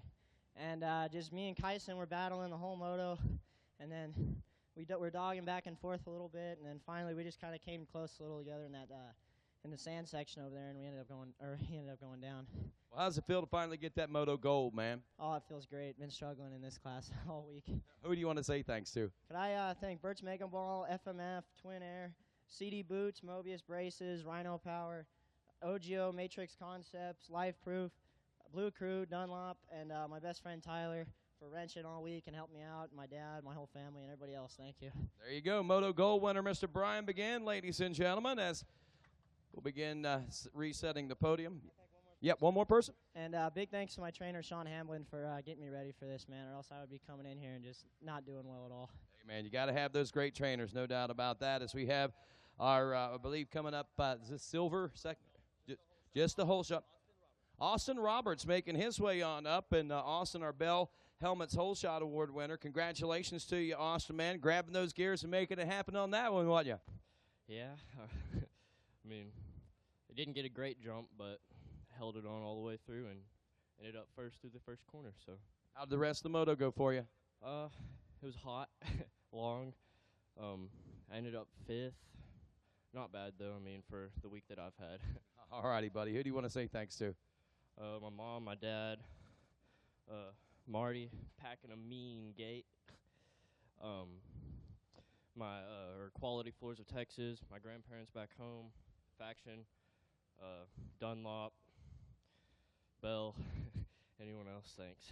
All righty, there you go. Austin Roberts, ladies and gentlemen, taking the Bell Helmets Whole Shot Award and picking up an extra $100 there as we're resetting the podium back here with Kyle White's hardware, and we're also getting ready to talk to our bronze medal winner. Kyson Palmer, ladies and gentlemen, making his way up here to the front of the box now as he'll take the bronze and the moto. And I got to tell you, Kyson, right there on the verge of that championship for a long time, man. You did everything that you could in the early part of that moto, led a good part of this race. Congratulations on a great year, man. Thank you. Yeah, I got up to an okay start, but then just hugged the inside, and it came out pretty good. It did come out pretty good to get the bronze, and I know that you were wanting that championship pretty bad, man, but you got a lot of great memories down here at Loretta Lynn's, and I'm sure there's some folks you want to say thanks to for that. Yeah, for sure. I'd like to thank my mom, my dad, Pro Action, Atlas Racing, Flex Bars. If it wasn't for them, I wouldn't be here, and everyone else, thank you so much. All righty, there you go. Kyson Palmer, ladies and gentlemen, I think the story's written on his face how bad he wanted that national championship. But this guy right here wanted it as well. Put your hands together. He takes silver in the moto and the gold in the 250C Limited National Championship. And we're talking about Kyle White. Kyle, great job, and way to put those motos together out there this week, man. Oh, yeah, it feels great, all the hard work I put in. And then I'd like to thank Javier, LSR Racing, helped me get my bike rideable every day. It's always good to have folks that can step up and help you do those things, man. This moto, the start probably wasn't really the starts you were looking for, but you made work of it quick and got right into position. Oh, yes, sir. My main goal was to just get inside, get a top 3 finish, and then I just watched them battle it out and just cruise behind. And then when I knew it was time to go, I pulled the trigger. Good job, man. Who do you need to say thanks to? Oh, I want to thank the Lord above, Mom, Dad, LSR Racing, Andrew Pierce Training MX, Twin Air, Bell, 100%, Blue Crew Yamaha, and that's it. All righty, ladies and gentlemen, next up, presenting the national #1 plate, the American Motorcyclists Association, your 250C Limited National Champion, Kyle White.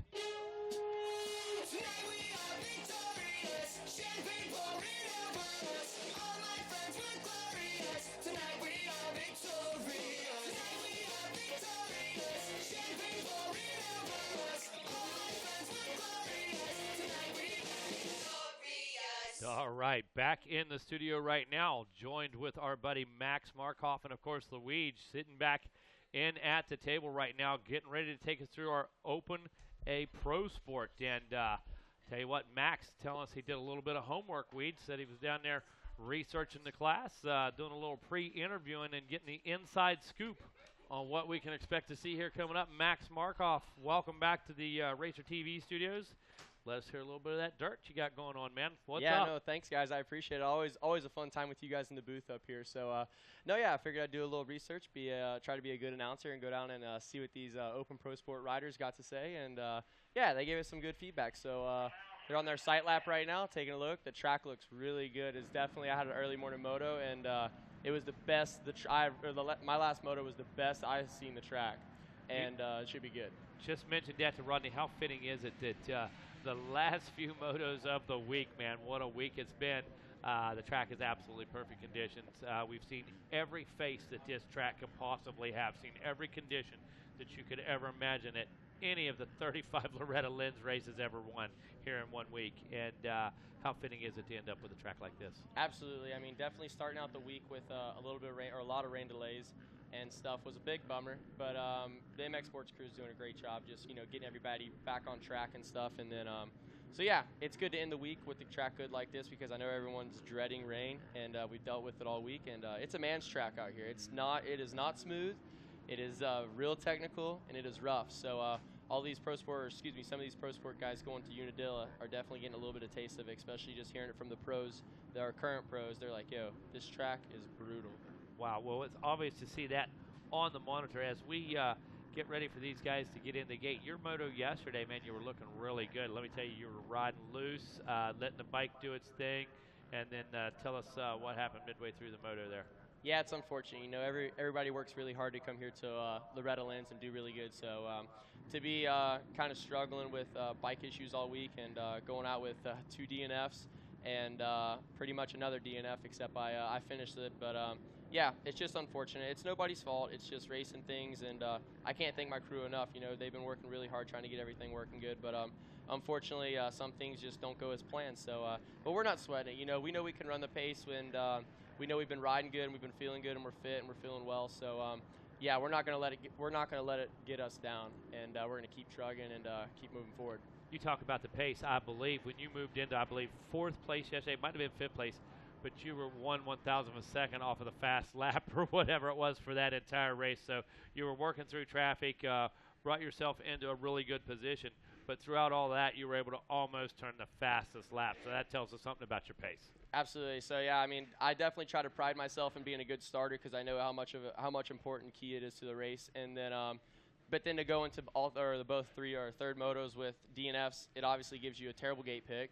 So I'm on the far outside and tried to make what I could work of it, but just right outside that top 10, top 15 mark, I think, and then working up through. And you kind of get a little fired up. You kind of get a little mad. You're like, I shouldn't be back here right now. And then yeah, it kind of lights a fire under your butt, and you get out there and try to make it happen. But yeah, I was definitely feeling good. It's unfortunate that I made a mistake and went down, but came back, so it's okay. Yeah, we ended out the week with a decent ride and a lot of confidence, a lot of stuff moving forward. So we're pumped. We're ready for Open Pro Sport. Let's talk about this guy, Chase Sexton. You see up close here, the number 22 on the AMSOIL Honda, coming in with a 1-1 while riding a 250 in that Open Pro Sport class. We've seen some guys do that, even some former riders on this team do that and do it successfully. But the one thing you can't argue, the starts, it's going to be a disadvantage. He has had to make some moves in the motos to get up front. I'm talking not 20th place starts, but maybe 5th or 6th. And a real story brewing here with the 81 of Cameron McAdoo, who is riding injured, kind of a dark horse, was riding down at Club MX. I know you know him pretty well, Max Markoff. And Mike Alessi recommended his dad, check this kid out. He can ride well. And that prompted Tony to go to the big boss, Mike Genova, the owner of this Smart Top Moto Concepts teams, and say, hey, let's do some amateur racing. And absolutely, despite the injury, Cameron, McAdoo has delivered, absolutely.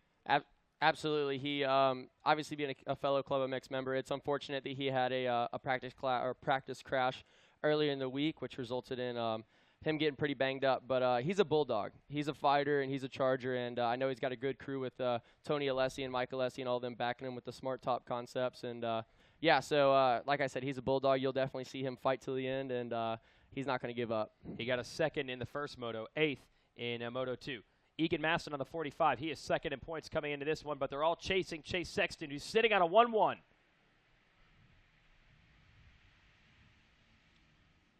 Oh, look at that. Cameron McAdoo on the inside, but it looks like Egan Maston taking the whole shot.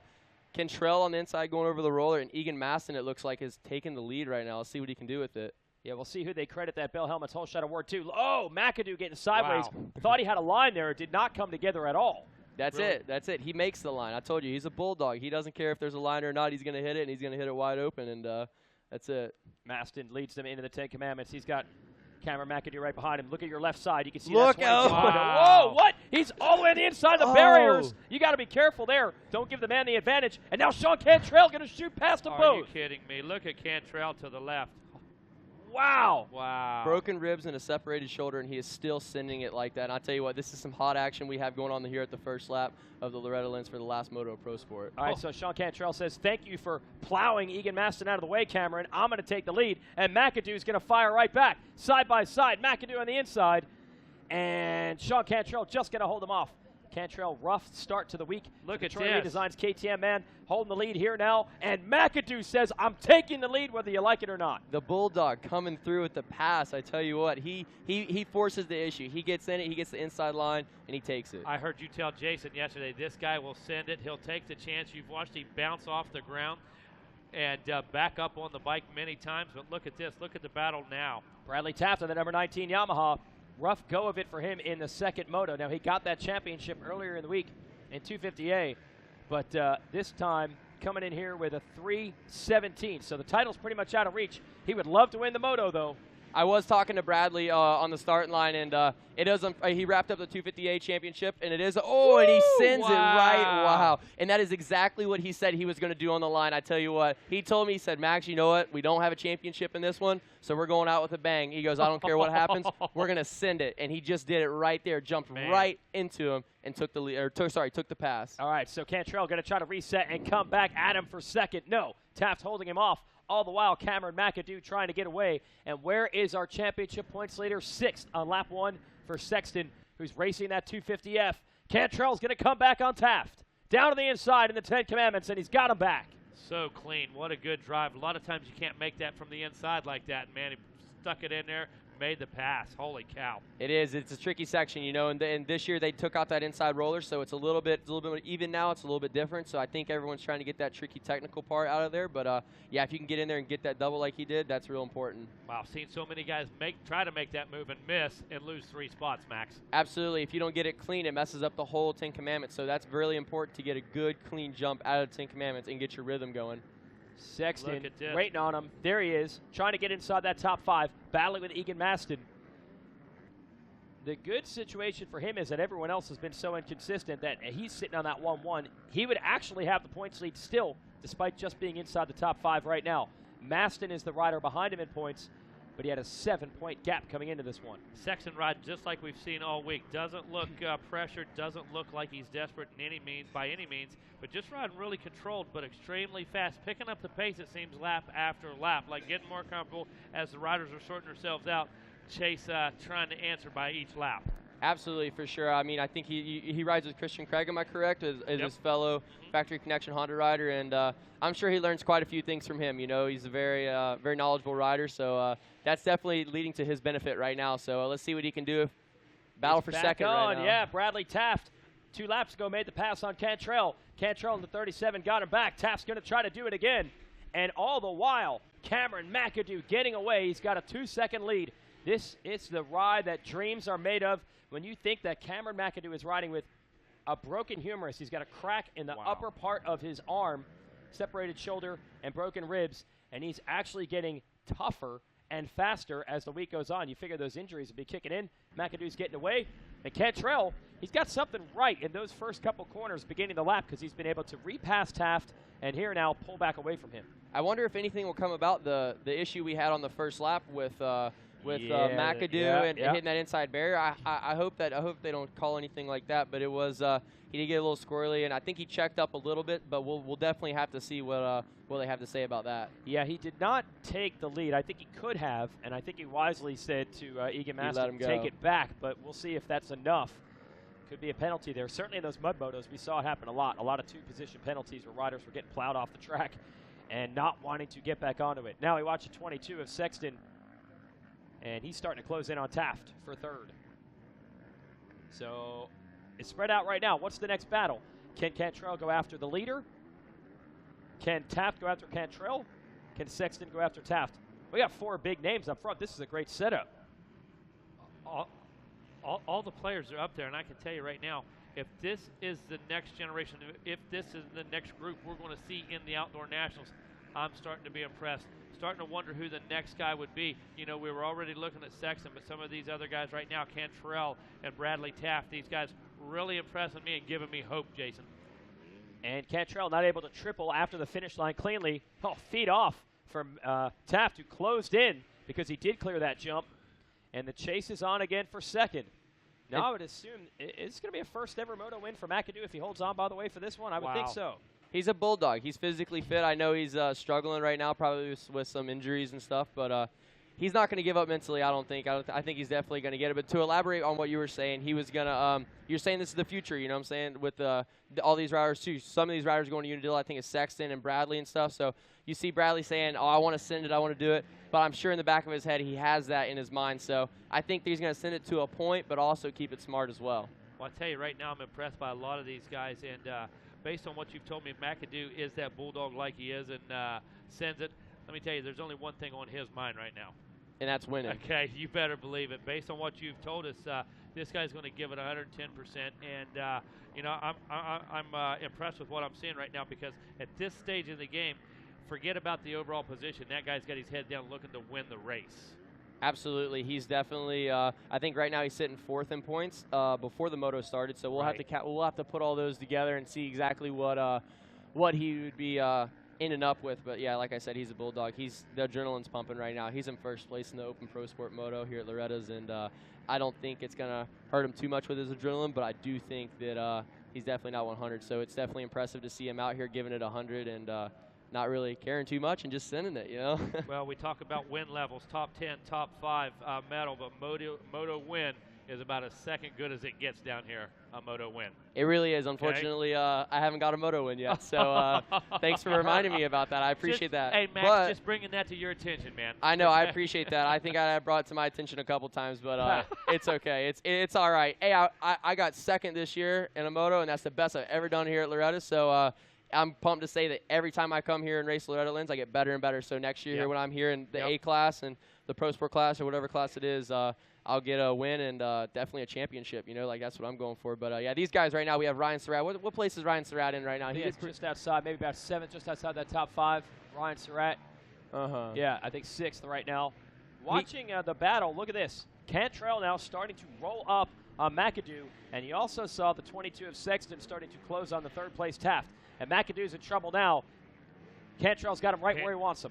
Cantrell's got him in his sights, really closed the distance in that last lap. But right now, McAdoo going to show us what he's made of. You know, just because Cantrell's able to creep up there doesn't mean he's going to be able to seal the deal, okay? And based on what our man has told us right here, McAdoo not going to make it easy on him. No, but it definitely looks like Sean's going around the outside. Cameron makes a mistake. Oh, let's see if he can get him back. I know he's pissed, or I know he's really mad right now, and I know he's not going to like that. You can say it. We know exactly what you mean, yeah. But Sean Cantrell has been riding a very consistent race. Remember, he had Taft all over him. He's been very smooth, solid, and now he's going to try to uncork it. But just like you said, McAdoo's not taking it easy. No, it looks like Cantrell's getting a little bit momentum to go ahead, but man, we'll see if McAdoo can get back and retaliate and try to get that position back for the lead. And all the while, look at Chase Sexton back there. Do you see Taft right there? Sexton with the fastest lap now of this moto in 4th.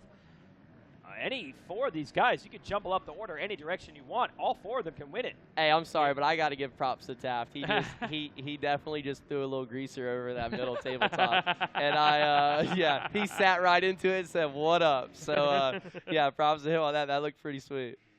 And that's helped Taft get right now behind 2nd place rider Cameron McAdoo. Taft's got to get him. He doesn't want to deal with Sexton anymore. Here he goes to the outside. We'll hope McAdoo's probably not feeling it right now. I don't know. We'll hope he can hang on. You know. Oh my goodness! About almost took a pit stop through the mechanics area. Taft did. It's a Yamaha sponsored mechanics area, so good job for him to draw a little attention. Politically correct. Yeah, if anyone's going to crash into it, make it a Yamaha. Right. Now the long short shoot.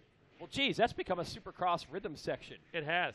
It has. That is. I trust me. It is one of the trickiest sections on the track, I would say, because it is so brutally rough, and it's treacherous. It for sure is. They did a good job with the 10 Commandments this year too, though, as well, being just as evenly challenging. So track is not forgiving here at Loretta Lynn's.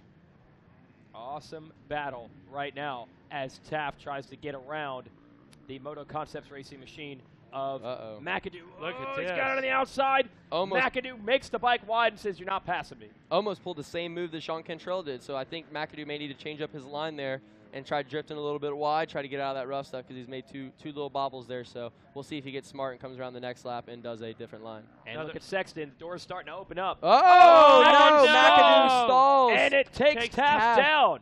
And the Sexton has no worries at the moment. Oh, no, wait. He's spitting out. Is that antifreeze he's spitting out? No, Did something? He can't get the bike started. No. It's spewing, Max. That is not good. That Probably is not out the good. overflow. Probably out the overflow. Oh, this is bad news. Oh, no, he gets it started, fired up, and he's gone. Yeah, right next to Michael Moseman. Was battling for second place. Man, it looks like looks like Chase Sexton has pretty much got it easy. So that's going to shake things up quite a bit. Event. Not a crash, not a miscue, not a swap. Stalled the machine. Stalled it. Yep. Easy to do with these kickers and these braking bumps and this soft start. Those 4 strokes will stall in a heartbeat. Absolutely, I've definitely done it once or twice out here this week. So you just got to try and rebound quick. Unfortunately, it took McAdoo just a little bit, but Taft's getting the short end of the stick on that for sure when he tucked his front. But I don't think he's going to give up. I think he's going to rebound. He's still in 3rd, amazingly enough, and we find. This is their battle. McAdoo's Look got at Look at Michael Moseman. Right. Oh, man. Wow, Michael Moseman coming through right now. I don't know what did he start at? What did he start at? Way back. Look at him. Look at him off that thing. Oh, my word. Yeah, we did not see Moseman in this battle. Remember, Maston was there, I think, grabbing the whole shot in the 45. Moseman's gotten around him. Now he'll try to get McAdoo. And McAdoo's got a tough situation. How hard is it to recover? You make a mistake like that, and then you're sitting there kicking the bike, and when all that humidity catches up to you. It's worse. I tell you what, it gets harder. It's definitely way worse when you don't even have to pick up the bike or anything. And I know I'm very fortunate with the KTM electric start, obviously, so that's a great quality. But when you sit there and you got to kick a bike and you're already smoked, it just gets worse. So it'll take you a second to get your wind back, and then you're just like, ah. So you try not to let it catch up to you. But like I said, the Bulldog right now is coming through. We'll see if Michael Mosiman is going to pass him. And he did switch up his line. McAdoo going Yep. further He got outside, that smart. left-hander. But now another inside is open, and Mosiman going to try to take advantage. We check back in with Bradley Taft, who's a distant third now after the crash. It was this corner right there. Is that made all the Locurcio? difference. Lorenzo Oh, Locurcio yeah, in fourth. Mhm. And rider coming out of the Millsaps training facility, riding pretty solid this week. And hoping to get potentially another moto medal. Got a third in the second moto. He'll have to get Taft, though, to do it.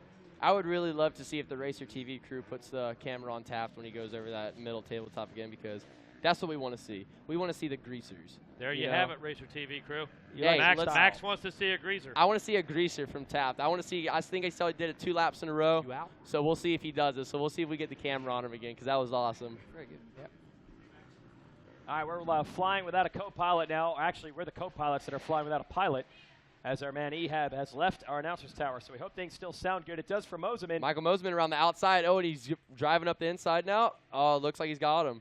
Rough moto now Yep. for McAdoo. Wow. And he's got to be hurting big time. Started out so well. Really Yeah. did. Great sprint speed. Got out front. Couple little mistakes got him, but still, with the circumstances he's under, I wouldn't be bummed with how his week has gone. Like they said, speaks volumes. It's he's definitely charged through intense adversity and is coming through. So unfortunate that he's getting past here later on, but and then we have the battle for third with Bradley Taft and Lorenzo Locurcio. So we'll see if Locurcio. Let's see what's he sitting in right now. What's that look like? Oh, I don't see him. Looks like he's sitting 12th right now before the moto started. What's that add up to? Right now he's sitting in 8th position, Max. So, all right, so he's getting up there a little yep. bit from 12th to 8th. Okay, so we'll see if he's trying to force the issue and get past Taft and get a late moto charge right now. Right now, when you talk about a ride like Lorenzo's, it's not about a medal. It's not about a moto win or a championship right now. It's about the pride. It's about riding to the end and being inside that top 10. Now that's another level, another mark for those guys. But it's just self-satisfaction. Absolutely, Is what it absolutely. It's unfortunate that he had a bummer first moto with a 22nd. Came into the second moto with a third, and then it looks like he's running at 4th right now. So, yeah, unfortunately, not the greatest overall form because we know he's a great rider. But yeah, we'll see if he tries to force the issue on Taft and try to get past him. And look at this. Sexton trying to put that 250 in the lead right there. Cantrell riding defensively. Sexton following him right through that rut. That seems to be the fast rut right now. Both of these guys recognizing that, staying inside. Is Cantrell going to hit that big hucker? No, not going to chance it this time. These inside ruts here, like especially in the 180s, they get super deep, and they usually have a couple S's on their exits. So you have to notice that. You know, you have to be a smart rider, and you have to notice that later on, and then you got to start adjusting to the outsides and the smoother lines. But, yeah, this battle is definitely shaping up to be a heated battle for sure. We'll see if Sexton says, I'm good on the championship, but I want the moto win. So we'll see what he's got to say about it. Yep, for sure about it. You know, you got two guys like this. They have the pride. They want that win. But any type of competitor is not going to back off. You know, No. It's not in your nature. Said earlier about Cantrell, was he possibly going to put it in cruise control of one of his other motors? I said he doesn't know the word cruise control. He doesn't have cruise control No. on his truck, let alone his bike. Okay? That's it. That's so it. This guy's a competitor, a champion like you. You're never going to take it easy. No, we're men out here racing dirt bikes. The last thing that we're going to do is settle on a second. And look, he's going on the outside. He's probably taking the smoother line, keeping the front end light. We'll see if Sexton can pop around the outside or if Cantrell's going to force the issue on the inside. He drifts out a little bit. Oh, crossover he move. did. Chase going inside out, Smart. keeping that momentum going. But Cantrell using the power of that. I believe he's riding a 350. I think using, so. Using I don't the know power. how much longer though he can keep this pressure because Sexton is really coming on strong. Look at He's this. got Sexton the inside. tucked it right I think inside, this might be. putting wow, big Sexton. kicker for Sexton right there, Yep. saving it, man. But Grabbed look, a doesn't handful. even phase him. Doesn't even phase him. Not at all. Kid's cool, calm, and collected. Rides with such maturity for his age. And as we look at him come across the finish line one more time, gathers it back up, man. Just here we go again. Going to make another run at it. Yep. That's all it is. So he said, okay, this lap didn't work. 2 laps left, and he's going to say, okay, I have 2 laps to do it. We'll see if I can force the issue and maybe wait for a mistake, or if not, try to force the issue again. So we'll just have to see here. I definitely don't think he's going to give up. I definitely don't think he's going to take second. But in the back of his mind, he has to be thinking about the championship. So we'll see what happens. You know he is, and this is exactly where the story started on the last lap, coming through the end of the mechanics area. Here we are going back into the short chutes now, and look at this. On that 250 my wide gosh. open, Max. Did you see that? He hit a humongous kicker and almost went over the bars, over the berm. So I think right at this point, he's like, oh, man, maybe I should really think this through. But I don't think he's going to. I think he's going to make another charge. He knows where on the track he's faster than Sean Cantrell, and he's going to definitely go for it. He's got it planned out. I see 2 spots he's already tried to make moves on. You know where the other one is, coming up here in about half a lap in front of us. Yep. Okay? Well, and we're going to see how this thing goes down this time, man. Yep, we'll have to see if he can make another charge. He's already looks like he's got right back on him, maybe a couple bike links, and yeah, I think Sean Cantrell right now, I think all he's thinking about is survive, get through it, stay in the lead. Yeah. Don't give it up. So I think right now he's trying to go fast, but as well definitely has in the back of his head that he's right there. So we'll definitely have to see what both these riders decide to do, and hopefully we can get a good battle right here for the last lap. 2 pieces of motivation right now. That moto win, and I beat Chase. So 2 things on his mind, 2 things he wants to be able to say. And right now, Sexton wants to be able to just sack up right now, be able to get in there, get inside, because we're coming up to that section right now, man. He's going to set him up here in just a second. Yep, we'll have to see. It looks like Sexton wants to take a little bit further of an inside line. And the inside line here on this Thor sweeper right now, the inside does get harder packed. So I think everyone starts to funnel there and it starts to get good. But as Sean Cantrell takes the white flag, we'll see if Sexton has one more chance at getting him. You know, right now already, just within the last 2 corners, looks like Sexton may have throttled back just a touch. You know, went ahead. If we could get it done, that's okay. But are we going to take that chance on the very last lap?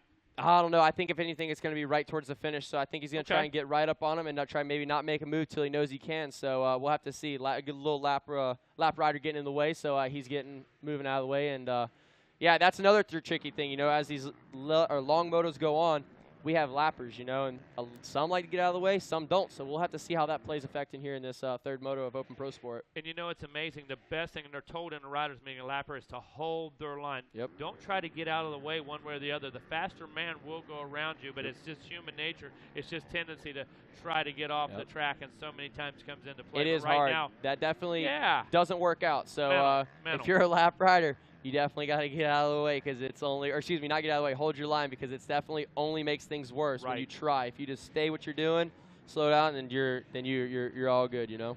All right, Max, I'm going to have to say that last shot is pretty much been spent. You got to give it to him though. He gave it 100, you know, and then I think he got smart. So all respect to that, you know. So. Yeah. Oh, I agree 100%. Took it to him, brought the fight, okay? He did. And realized he's just a bit outgunned at this spot. And I have to admit, when you start talking about the lapper, is exactly when he came over that bump and kind of started to throttle off and just kind of conceded, okay, let's give up a little bit of spot here, but let's take a championship. Absolutely. I wonder if it's definitely killing it for Sean Cantrell right now. He withstood the battle and withstood the fight that Chase Sexton brought to him, and he's getting ready to take the win. And your Moto 3 winner, Sean Cantrell, taking the Moto win. Hats off to that guy, man. Yep. Impressive, all week long. Oh, he's stoked. Woo! Look at him. Power rev for our class champion, the number 22 machine of Chase Sexton. Pro Sport champ. Wow, how about that, man? He's Sport stoked. Champ. Oh, look at Wes Williams getting in the film right there. He's going for that victory shot. You know it, man. Wes Williams going to make it happen right down there. We see a bunch of happy folks down in Sexton's pits. Like I said, had the opportunity. They're camping right beside us up on the hill. Just talked to them just before this moto. Great family.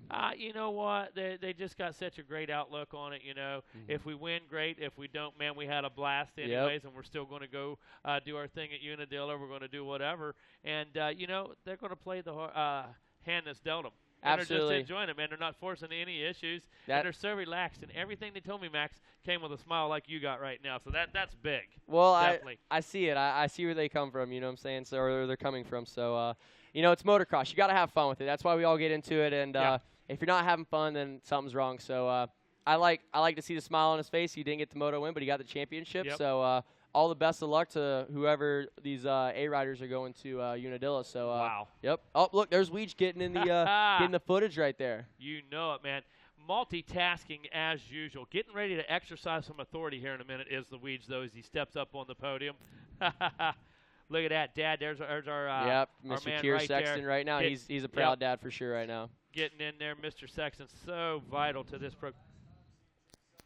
so vital in that program. And remember, ladies and gentlemen, the final time we're going to see this young man at Loretta's going to Unadilla next week. And, going to say last time we will see him racing at the ranch. But I'm sure just like we see so many of our other former students and racers here, he will be back to the ranch many times over the years. But congratulations to that young man right now. I tell you, Max, felt like we rode a moto. Dude, Man, that thing I had is a great stressful time right now. That was exciting, wasn't I it? know it was. I tell you, I come up in the booth. I always have a great time with you guys, and I can't wait to be back. I always enjoy being up here, calling the races and calling the shots with you guys. So, yeah, I appreciate it. Man, Bradley Taft there getting cooled down right now, but you can see the effort put out all over his face right there, all these riders. But, hey, dude, just like on the track, you are cool under fire with this microphone, dude. You are calculated, and I tell you, it's always a joy to have you up here. A blast, dude. Well, hey, thank you guys so much, and I'll see you guys next year, and I'll see you guys before too long, probably at Monster Cup. Perfect. Hey, we're going to throw it down to Weege right now. Weege, what's happening down on the podium? Well, it's an emotional one. It's not a title, but it's a moto win in a very stacked class. And him, his team, his parents, big-time victory for them. Let's hear it for Sean Cantrell. Hey, you had to go through some big hitters. You had to hold off some big names. That has to be really satisfying to win like that. Man, it's a good way to end the week. It started off slow. It started off real slow, but I'm glad to have this 36-hour drive home just with a win. It's not a championship, but it's a moto win. It's the next best thing. Who do you want to thank, Sean? My mom and dad, for sure. They've been behind me all year through the thick and thin. My mechanic, Tyler, the whole MTF crew. They've seen my good days and my bad days, so got to give it up to them. Troy Designs, Red Bull, KTM, GoPro, Dunlop Tires, WP Suspension. Thank you, guys. Bummed I can't bring a #1 plate home, but I got a gold medal. I'm happy with that. There it is, a 37 wins. It's very coveted third moto of Open Pro Sports, Sean Cantrell. All right, and that was a heck of a race. Cameron McAdoo was up there, Bradley Taft, and, of course, our second-place finisher who will end up being our champion of the division. We're going to have to clear this Troy Lee Designs KTM machine off, and we will bring the Amsoil Honda on as our champion who finishes second. We'll bring your bike up, and I got to get third place. Woo, these guys are spent. We'll get third place up here in a moment, the number 19 of Bradley Taft, and we'll give him a bronze if you can get him hooked up. And we got some news here involving Bradley Taft, who's already had a great week, notching that coveted 250A championship. And Yamaha very happy about the efforts that young man put in this week. And we'll talk more about Bradley here as he heads up to the podium for a bronze medal. Honda folks have got the Amsoil machine up on the box, and they'll be collecting the Open Pro Sport title on a 250F. We've seen it happen before, but it certainly doesn't happen often. So here he is, 250A champ this week, and a solid run here in the last moto of Open Pro Sport. Let's hear it for Bradley Taft. Well, first, man, tell us about that moto. There are 4 or 5 of you that all had a shot at the win. Yeah, I got it to a great start. I had a bad middle of that second moto, so I was just out there, and whatever happened, happened. So I was going for it. And McAdoo made a little mistake, and I was right behind him. I ended up running in the back of him and falling down, and was able to get up pretty quick and still finish third. Now, we heard you got some news here. We were wondering all along what the future is for you. Is it time to go big? It's time. I'll be racing Unadilla this next weekend. I'm super excited. I'll be the Hortons have been awesome, and they've let me transition into Cycle Trader Rock River Yamaha. So I'm super stoked to start this part of my career, and hopefully it goes well. All right, let's have a round of applause for that. It's time to graduate.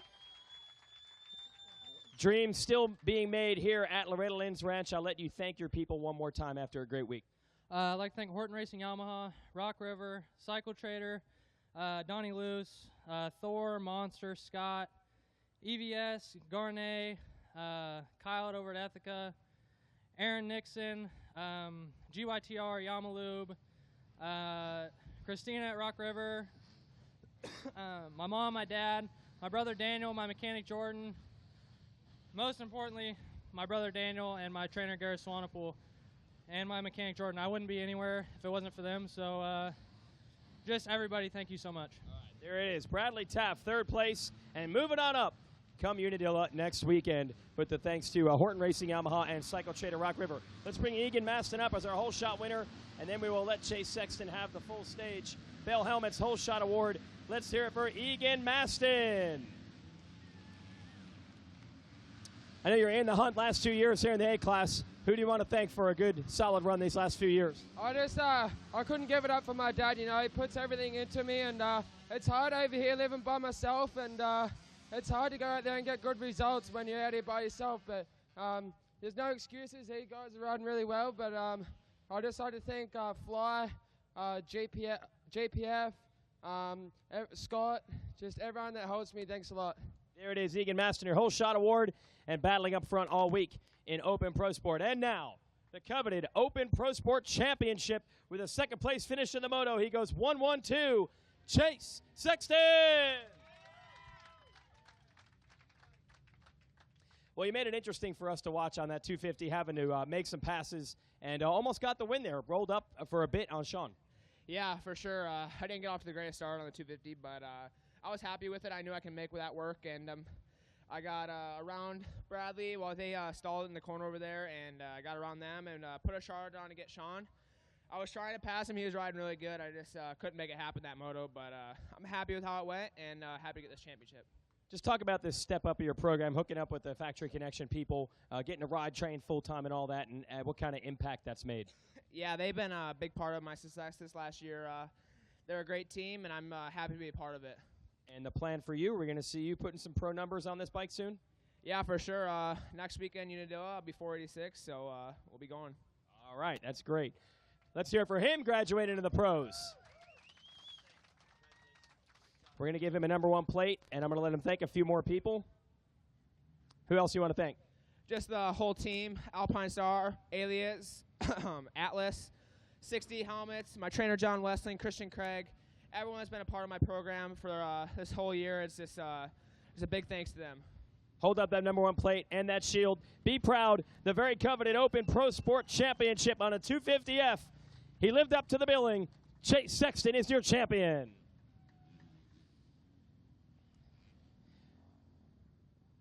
Well, it was interesting coming into the week. I think a lot of the talk was about Sexton and Taft, and they both come up with championships this week, so they were able to deliver with the pressure on.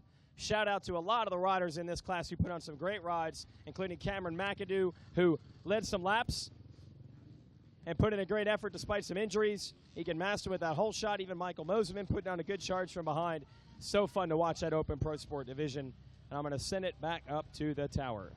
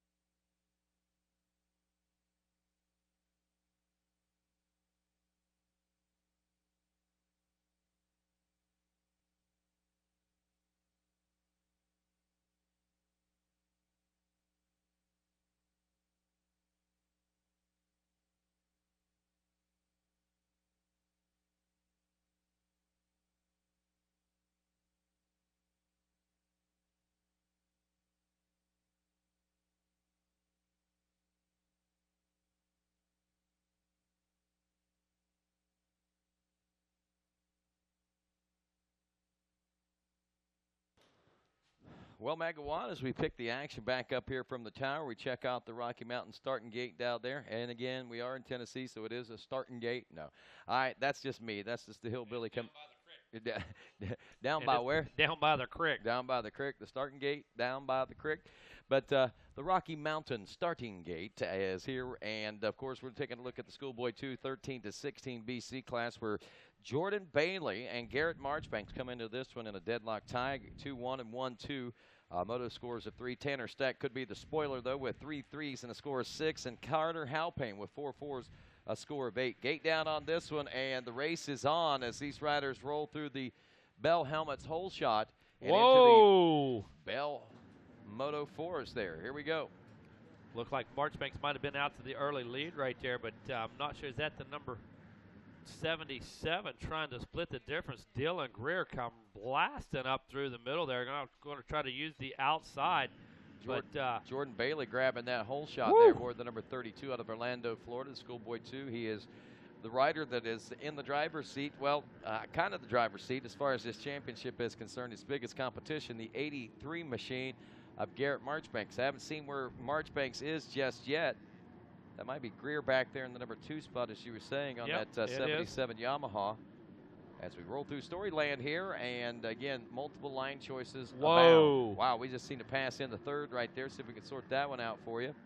Absolutely. Somebody Was come that Tanner blasting Stack? through, man. It might have been Stack. He come blasting through and just took charge of that third position right there. He did. As Bailey rolls through the Rocky Mountain Sweeper Term. That's the number 30 we see back there of Kate Alton. There we go. Right in that. And there's the 83 machine. Yeah, Marchbanks is buried back there in about 12th or 15th place right now. He's going through the tear-offs, roll-offs, trying to get that clearer vision. Actually, just threw the goggles off. No. Yes, he just pitched the goggles. Man. And he is riding without goggles through this pack of riders right now. And I tell you, this gritty sand is not a place that you want to be. You know, mud is one thing. You definitely don't want that in your eyes, and definitely don't want this gritty sand up in there. Rodney, unless he was running laminates and pulled the whole stack at one time, I'm not sure why in the world before the end of one lap a goggles got tossed. Holy cow. Well, for whatever reason, he didn't have the vision he was looking for. Now he's got a little better vision. Let's hope that he can maintain that, though, as they head down in front of the billboard. He makes a pass on a couple of riders there, and we see Marchbanks is now, I believe, just breaking into the top 10, about a 7th or 8th place position. Maybe may have passed up to 7th by now. But, man, he is making up some major time quick out there, working up through the pack. I say he had to be at least halfway back or further off the drop of the gate on this one, man. He has gone to work, and he's working hard and trying to make it quick. I got to agree with you there, at least halfway back through the pack. And already this guy picking them off in 1s and 2s. Coming up over the tunnel, Love jumping down to the bottom past 2 guys alone right there, working his way back past the billboard, just putting his head down and look at this, man. Already coming out of the exit of the 10 Commandments, making more passes, picking up another spot right here as he works his way back into Storyland. Wow, amazing how fast he's moving up. But I tell you, as far back as he was, I don't know whether or not he will be able to catch Jordan Bailey. Bailey right now looking at this is, well, we're going to get that second lap time coming up here in just a few moments. So I mean, so many things have already happened. We haven't even completed Holy the cow, second Rodney. lap. Yeah, man. All kinds of action going on out there. Different scoring scenarios right now, but we take a look at one more time the position we've seen these guys take to the lead right here. What it's going to be about, Rodney, is who's going to be able to get up there right now, who's going to be able to work their way through this traffic, because all this passing going on right now, somebody's going to have to step up. Somebody's going to have to take control of this moto, because these guys right now, man, they are absolutely all over the place. Well, keep an eye on Cade Alton right now as he is working on Dylan Greer, the 77 for second place. Jordan Bailey just popped through with a 1:54.8 lap time. Give you an idea, it's already 6 seconds ahead of the second place ride of Dylan Greer. Alton Wright only 1.4 seconds ahead. They're running nearly identical lap times. Kobe Hefner, the 52, is 4th. Levi Newby after 2 in 5th. William Garrison is 6th. Vincent Luhobi, who's got some pretty good lines out there, is making up some ground. He's running back in the number 12 spot. There's the 82 of Carter Halpane. Tanner Stack is in 9th place. Then Garrett Marchbanks round out the top 10. So he did break the plane of the top 10 on that lap, but wow, he's got a long road to hoe. You start adding things up, you're looking at 12, 15, probably about 18 seconds between he and the first place ride of Jordan Bailey. It's going to take, I hate to say it, but a miracle on behalf of that rider in order for him to be able to catch up to Jordan Bailey, I believe. But, hey, stranger things have happened. No doubt about that at the ranch. But take a look at this battle for second place right here, Rodney. These guys not getting separated by more than about 3 or 4 bike lengths. And right now, it's a game of cat and mouse. They'll pull up on each other, let each other get a little distance. Right now, coming back through the beach, that 77 machine, Dylan Greer, trying to maintain that second position. But I'll tell you right now, he's not having an easy go of it. I'll tell you something that I think is interesting right now. Look at the overall leaderboard. Jordan Bailey with a 2-1-1 is looking at the moto and the overall win. That gives him a total score of 4. Second place scores in with 13 points, and it's Garrett Marchbanks. He still is sitting second in the championship right now. Yeah, with a 1-2-10. Wow. Yeah, now we're still early in the moto right now, but I just thought that would be an amazing point to ponder for Garrett Marchbanks right now. Greer would be looking at third with a 7.52. Tanner Stack would be looking at fourth with a 3.39, and Hal Payne's 4.49 would round out the top 5. Rodney, look at this pack of riders right here. Watch going over the tunnel of love. Watch what you're about to see here, Rodney. Mercy. Look at this. Are you kidding me? Wow, that's now this is where we're going to see things start to shake up as far as this Okay, opportunity Rodney. for a 1, 2, 3, 4, 5, 6, 7, 8 riders involved in this battle right here. Yeah, we're talking about riders like Greer, Altenreich, Tanner Stack, Vincent Luhovi now up to 5th, Kobe Hebner 6th, Levi Newby in 7th, Carter Halpayne 8th, Garrett Marchbanks 9th, William Garrison back in the number 10 spot right now. Our man Price Harden would say, that's not a battle, that's a war. That's for sure. That was a war, and it was... Look at it. It continues to rage on the beaches of Loretta Lynn's. Through the 10 Commandments. Look at this. There's one guy for each commandment. Exactly. Holy Some of them cow. had a couple on them at the same time as well. So we're looking at a long host of riders that are vying for those top spots out there right now, and they continue to jockey for position. Stack and Onright, Luhovi, Hefner, all these guys still going at it back here. 4 wide through the Exeter Storyland corner back there. 4 wide, 4 different lines, man. What does that say about the competition and the desire? Absolutely incredible right now.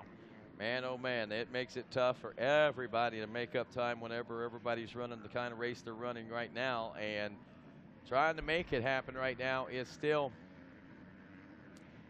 the 83 of Garrett Marchbank. Carter Halpayne just ahead of him. We just saw Carter, and actually I think Garrett may have gotten around Halpayne and an attacking now newbie and maybe even Hefner, the 52. So we may actually see that number 83 of Marchbanks up to closer to about a 6th or 7th place position when they come through the finish line. And look at Vinny Lahoubie. Vinny Lahoubie up into that number 5 ride, man. He was just in like 12th place a lap and a half ago, man.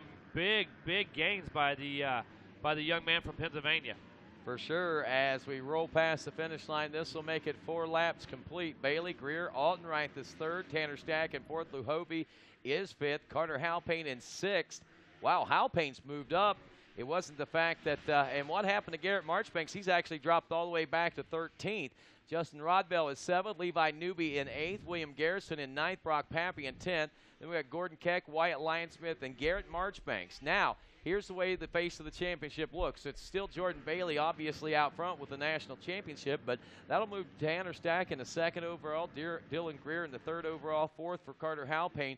And believe it or not, Garrett Marchbanks, with just a couple of positions lost, drops all the way back to the 5th place position. So that goes to show you how critical it is that he at least get back into the top 10 where he can secure the number 2 spot for this Look season. at your computer screen, everybody. Look at that. That is the best battle I think I've ever seen in my life. Kevin Kelly and I were out there laughing hysterically. Look at this. This is 10 guys battling just about 5th place on back. It's like a snake moving its way around the track. It looked more like a parade lap at race pace. Right. These guys are all over each other. We counted this little tabletop, this 30-footer in front of us. 5 guys were in the air at the same time. Look at this battle. That's what we said. They come through the commandments. We had 1 rider for every commandment. It's a 10-pack. Are you kidding me? The 10 Commandments. And Marchbanks, by the way, I don't know what happened, but he's out. No goggles. Lost his goggles on the first lap. Yeah, he took those off. He was right here coming out of the Rocky Mountain sweeper turn over the Rocky Mountain itself. reached for some tear-offs, and then he just reached over and tore the goggles off and threw them on the ground. The only things I can think of is possibly running laminates and pulled the whole stack. Could be. Or a bit of sweat already getting down in the inside of it. Now you've got double vision, and guess what? No wiping that away. No, so, not from the inside. I can tell you right now, we can contribute dropping back a few spots to having no goggles on. Tanner Stack making some moves. He's on the Smart Top Moto Concepts machine, T-Stack, and trying to get up into the top 3. Man, I just can't believe how deep this class is to see that kind of battle, that boa constrictor snake 10-pack of riders working its way around the track. Rodney was doing the fast math, and all of a sudden, we look back at the end of the storyline, and like you said, 8 to 10 riders right away, but in an immediate battle, 7 riders. Hey, we got a guest in the tower, Jasmine Canfield here. I'll tell you what, you probably aren't pumped if it doesn't come out your way, but the battles with you and Jordan Jarvis all week were certainly fun for us to watch. Yeah, it was really fun. It was a good experience, being this is my first year in that class. Both classes, actually. I'm just glad to be top 3. I just had a lot of fun, man. The track was crazy and a lot of competition for sure. All right, we have to watch, again, this 10-pack of riders, this craziest battle we've ever seen. They're all in the same lap. They're all battling for position. That's all legit. Have you and Jarvis battled before, or is this the first year you kind of matched up in classes? Yeah, this is like the first year we've been the same speed. At Texas, it was kind of like an intro, and I was like, whoa, she's gotten a lot faster. I was like, I need to start training my butt off, and I did, but I know what I got to do for mini O's now. All right, so you expect to be battling again? Yeah, I hope so. It's a lot of fun. What's the goal for you? I know back in the day you had that awesome, I think, 3-year streak of titles going. How fun is it now that you're moving up to the big bikes? Oh, it's really fun. I've always dreamed to, be the top girl and the older girls and pros. So that's where you want to be a couple years down the road? Yes, sir. All right. How's the week been otherwise off the racetrack? Have you had some fun despite the fact that everybody was mudded and flooded all week? Yeah, I've had a lot of fun. I've been in the creek watching some races. It's a lot of good races, especially from the A class. Yeah, absolutely. I mean, this battle we were watching right now, this 10-pack in Yeah. Schoolboy 2, do you ever see battles like that anywhere else until you come here? No, not really. That's what I'm saying, yeah. All right, well, Jasmine Canfield up here in the tower for a moment. Just want to reset things for you. We know that Jordan Bailey's got it on lock out front, but the rest of these guys are swapping positions every single lap. Dylan Greer is still third. Cade Ottenwright is in the second place spot. Tanner Stack, Vincent Luhovi is your top 5. Where are you putting in the work, Jasmine Canfield, to come out here and ride as well as you did? I did, but Where are you doing your work? Where you ride? where? Yeah. Sunshine State MX in Jasper, Florida. Let me tell you where she was putting in the work at Loretta Lynn's, in the corners. Amazing corner speed, Jasmine. I want to tell you something so impressive. Your ability to get the bike in the position, in the rut, absolutely amazing. Separating you from most of your class the other day. Man, your corner speed, amazing. I got to ask you, though, you went for a bit of a thrill ride in one of those corners. Man, you grabbed a handful like I've never seen. The bike shot out from under you, pulled a full-on Superwoman up out of the thing, never lost momentum, never lost your composure, and reeled it back in. Was that a close call? Yeah, that was really scary. I was going for it, man. You were. Weege, let me tell you something. Damon Bradshaw-like. I mean, not let off. Popped that clutch, twisted it back, and I was like, look at this young lady. But corner speed, absolutely unbelievable. Thank you. Yeah, is that something you work on? We saw it in a couple of these deep ruts, using some insides, billboards, and all that. You had that thing laid over. That's something. I think she's impressed with us now. Exactly. Yeah, I'm very. Is that something you guys work on, though, knowing how rutted this track will be? Yeah, we work on that a lot. We work on technique, foot placement, and a lot of that helps. Gotcha. And we had to coin the new phrase. You pulled the Superwoman. Superwoman. At first it's Superman. We're like, no. That's not going to work. Well, and she mentioned foot position. Let me tell you, this young lady has the toe of the boot up by the front fender. The kneecap is up at the top of the shroud. She knows how to corner weech, elbow up, head always turned forward. I mean, I was so impressed, man. I kept watching corner after corner. Oh, did she make a good corner? Is she feeling a little bit of flow? No, lap after lap, corner after corner. That's how she got it done. Thank you. All right. Well, thanks for joining us, Jasmine, on up here in the tower. See you at the closing ceremonies, right? Yeah. All Thank you, guys. That's Yamaha's Jasmine Canfield. Good to get an update. That was the best one-on-one duel of the week. Her and Jordan Jarvis, 1-2, 2-1 in both of their classes going into third moto. We said it. We've seen it all. We were here all week long, and we've seen a race or two in our day. Yeah. It takes a lot to impress us. Not easily impressed. No. All right, I think I'm going to go podium style for this. We got Jordan Bailey Cade Outright and Tanner Stack, top 3, and the schoolboy class delivering as usual. As you say, schoolboy class delivering as usual. And you know what? Weed's going to be making his way down to talk to these guys. So the end is near in Schoolboy 2, 13 to BC. Just a few motos left in this week, and looks like we're coming down to the end here. 450B, Super Mini 2, and 250C will be our final motos of the day. So back in the booth with us, Rodney Tomlin. Rodney, just a couple laps left in this one. Schoolboy 2, 13 to 16 BC, and wow, what a great. Had to go get hooked up to an EKG there for a minute, man. I was getting pretty excited at what was taking place there. And I'll tell you, somebody else may be afraid to read the tape. Exactly. Okay. Jordan Bailey, man, he's got his own excitement going on up there as he has taken total control and command, seemingly, of this race. It's a 5-second gap that he's got between first and second, and that's just enough buffer zone that he's going to be able to carry this all the way to the title. Again, Cade Aldenreich, you got to give this kid some credit. We've seen a couple of great rides out of him. On occasion, he just didn't seem to be able to put it together as far as putting it together for a championship. Taking a look at Aldenreich's results here in this particular class right now, he comes in with a 5. I remember that first moto. He had a spectacular run, and then some issues there, it looks like, in Moto 2. But, again, that's kind of par for the course here in 2016, it seems like. Man, oh, man, you hit the nail on the head right there. Problems for everybody across the board, but still having a few champions able to go 1-1-1 here this week. But when you take a look at Arthurite's effort and what he's done this week, what more can you say about it? Yeah, I mean, and to back it up, Right. like we always say, the explanation point. I know that's an overused cliche that we say here in the announcer's tower, especially here at Loretta's. But at the same time, it is, I think, the best way to describe it. There's no other way to describe it. That's the only way to describe it. And, so we use the term broken record. We sound like a broken record. But that's the importance. That's the facts, and that's what describes it. It is. And there's Bailey as he motors through these final couple of laps here. I mean, he honestly is right now in reserve mode. He is in championship mode. He is just riding this race to get to the checker flag at this point. Yep. There's not, and the thing about it is he doesn't have to race at this point. Oh, no.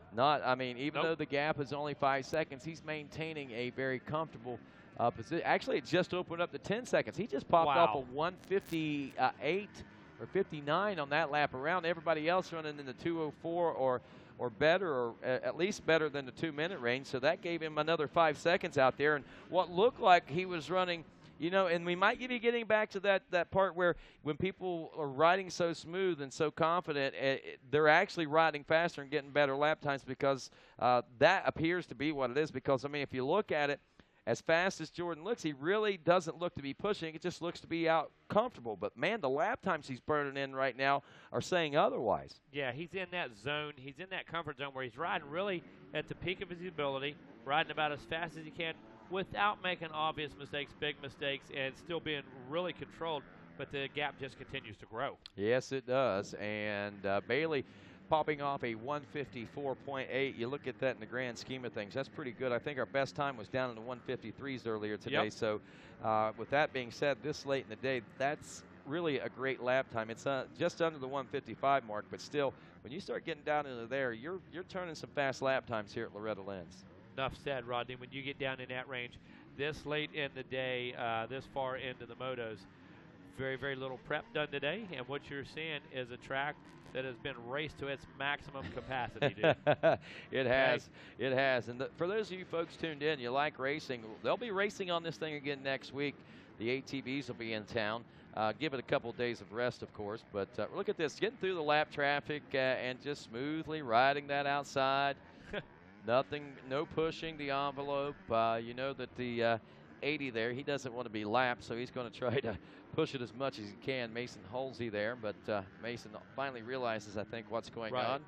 Lets Jordan Bailey go by, and Bailey keeps looking back to see where that competition is. I don't think he realizes he's got that buffer zone. Now we see that last time around that he actually lost another 3 or 4 seconds, so he and I would imagine it has to do with working through this lap traffic, but still that comfort zone remains. The checkers are out, and it doesn't matter at this point. He just secured the national championship for the Schoolboy 2 13-16 BC class. Jordan Bailey taking the win. He goes 2-1-1 on the weekend. And as we look back a little further, we see the second place position here in Moto 2 is going to go to the 30 of Cade Ottenreith, who certainly put together a great moto here in this third and final moto. Tanner Stack, the 38, will finish up with bronze in this moto.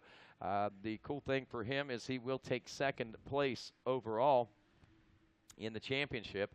It's not that it isn't the championship, but it's the next best thing, I guess you could say. Some people say it's first loser, but hey, man, if I got second in the nation, I think I'd be pretty proud and pretty happy about that. Call me a loser. yeah, you can call me a loser all you want if I was wearing that number 2. And your medal is where? Yeah, exactly. Exactly, Megawatt. Tanner Stack, again, third. Dylan Greer in fourth. Vincent Luhovi. Got to commend this rider. Good, solid week, I think, this week overall, and I think he's a rider, again, that we saw great advancements out of in these final motos. Saw a really good ride out of him. Looking at the number 50 of Gordon Keck now in 6th. Carter Halpayne 7th. Chase Feedlong in 8th. Wyatt Lion Smith in 9th, and 10th went to Austin Smith. As far as Garrett Marchbanks is concerned, I see he goes 1-2-34. Wow. Yeah, so something happening even more so as that race progressed. So Marchbanks completely out of that one. And what a heartbreaker there for him. Without those goggles, man, come on. Yeah, and there you go. That's probably a pretty good point to ponder right there. That could have been the deciding factor as far as that final moto for him. But, you know, it's tough whenever you get off to a bad start like that, work your way up through the pack. All those guys trying. Like you said, 10 guys, and that was a battle for 5th. 10 guys battling for 5th on back. That was insane. Jason and Kevin Kelly said they watched the 10 Commandments, and at one time, as they came through, 5 riders in the air at the same time. That means 5 riders touched down at the same time. Right on. How about that? Yep, that was pretty impressive, no doubt. All right, Jason Wygant at the podium. We got the T-Stack up here in 3rd place. Let's hear it for Tanner Stack. Put it together. Good work in that moto. Yeah, I got not that great of a start, so I had to work my way up. But once I got around a few guys, it was kind of a clear track for the top 3, so I just kind of worked my way up there and got one of them, but I wasn't able to get the other. Who do you want to thank? My mom, my dad, the whole Club Mex crew, everyone from Smart Top, Bell, 100%, 7, my mechanic, John, Race Tech, Yoshimura, whoever forgot, thanks. All right, T-Stack, 3rd place in Schoolboy 2. And looking for our 2nd place finisher.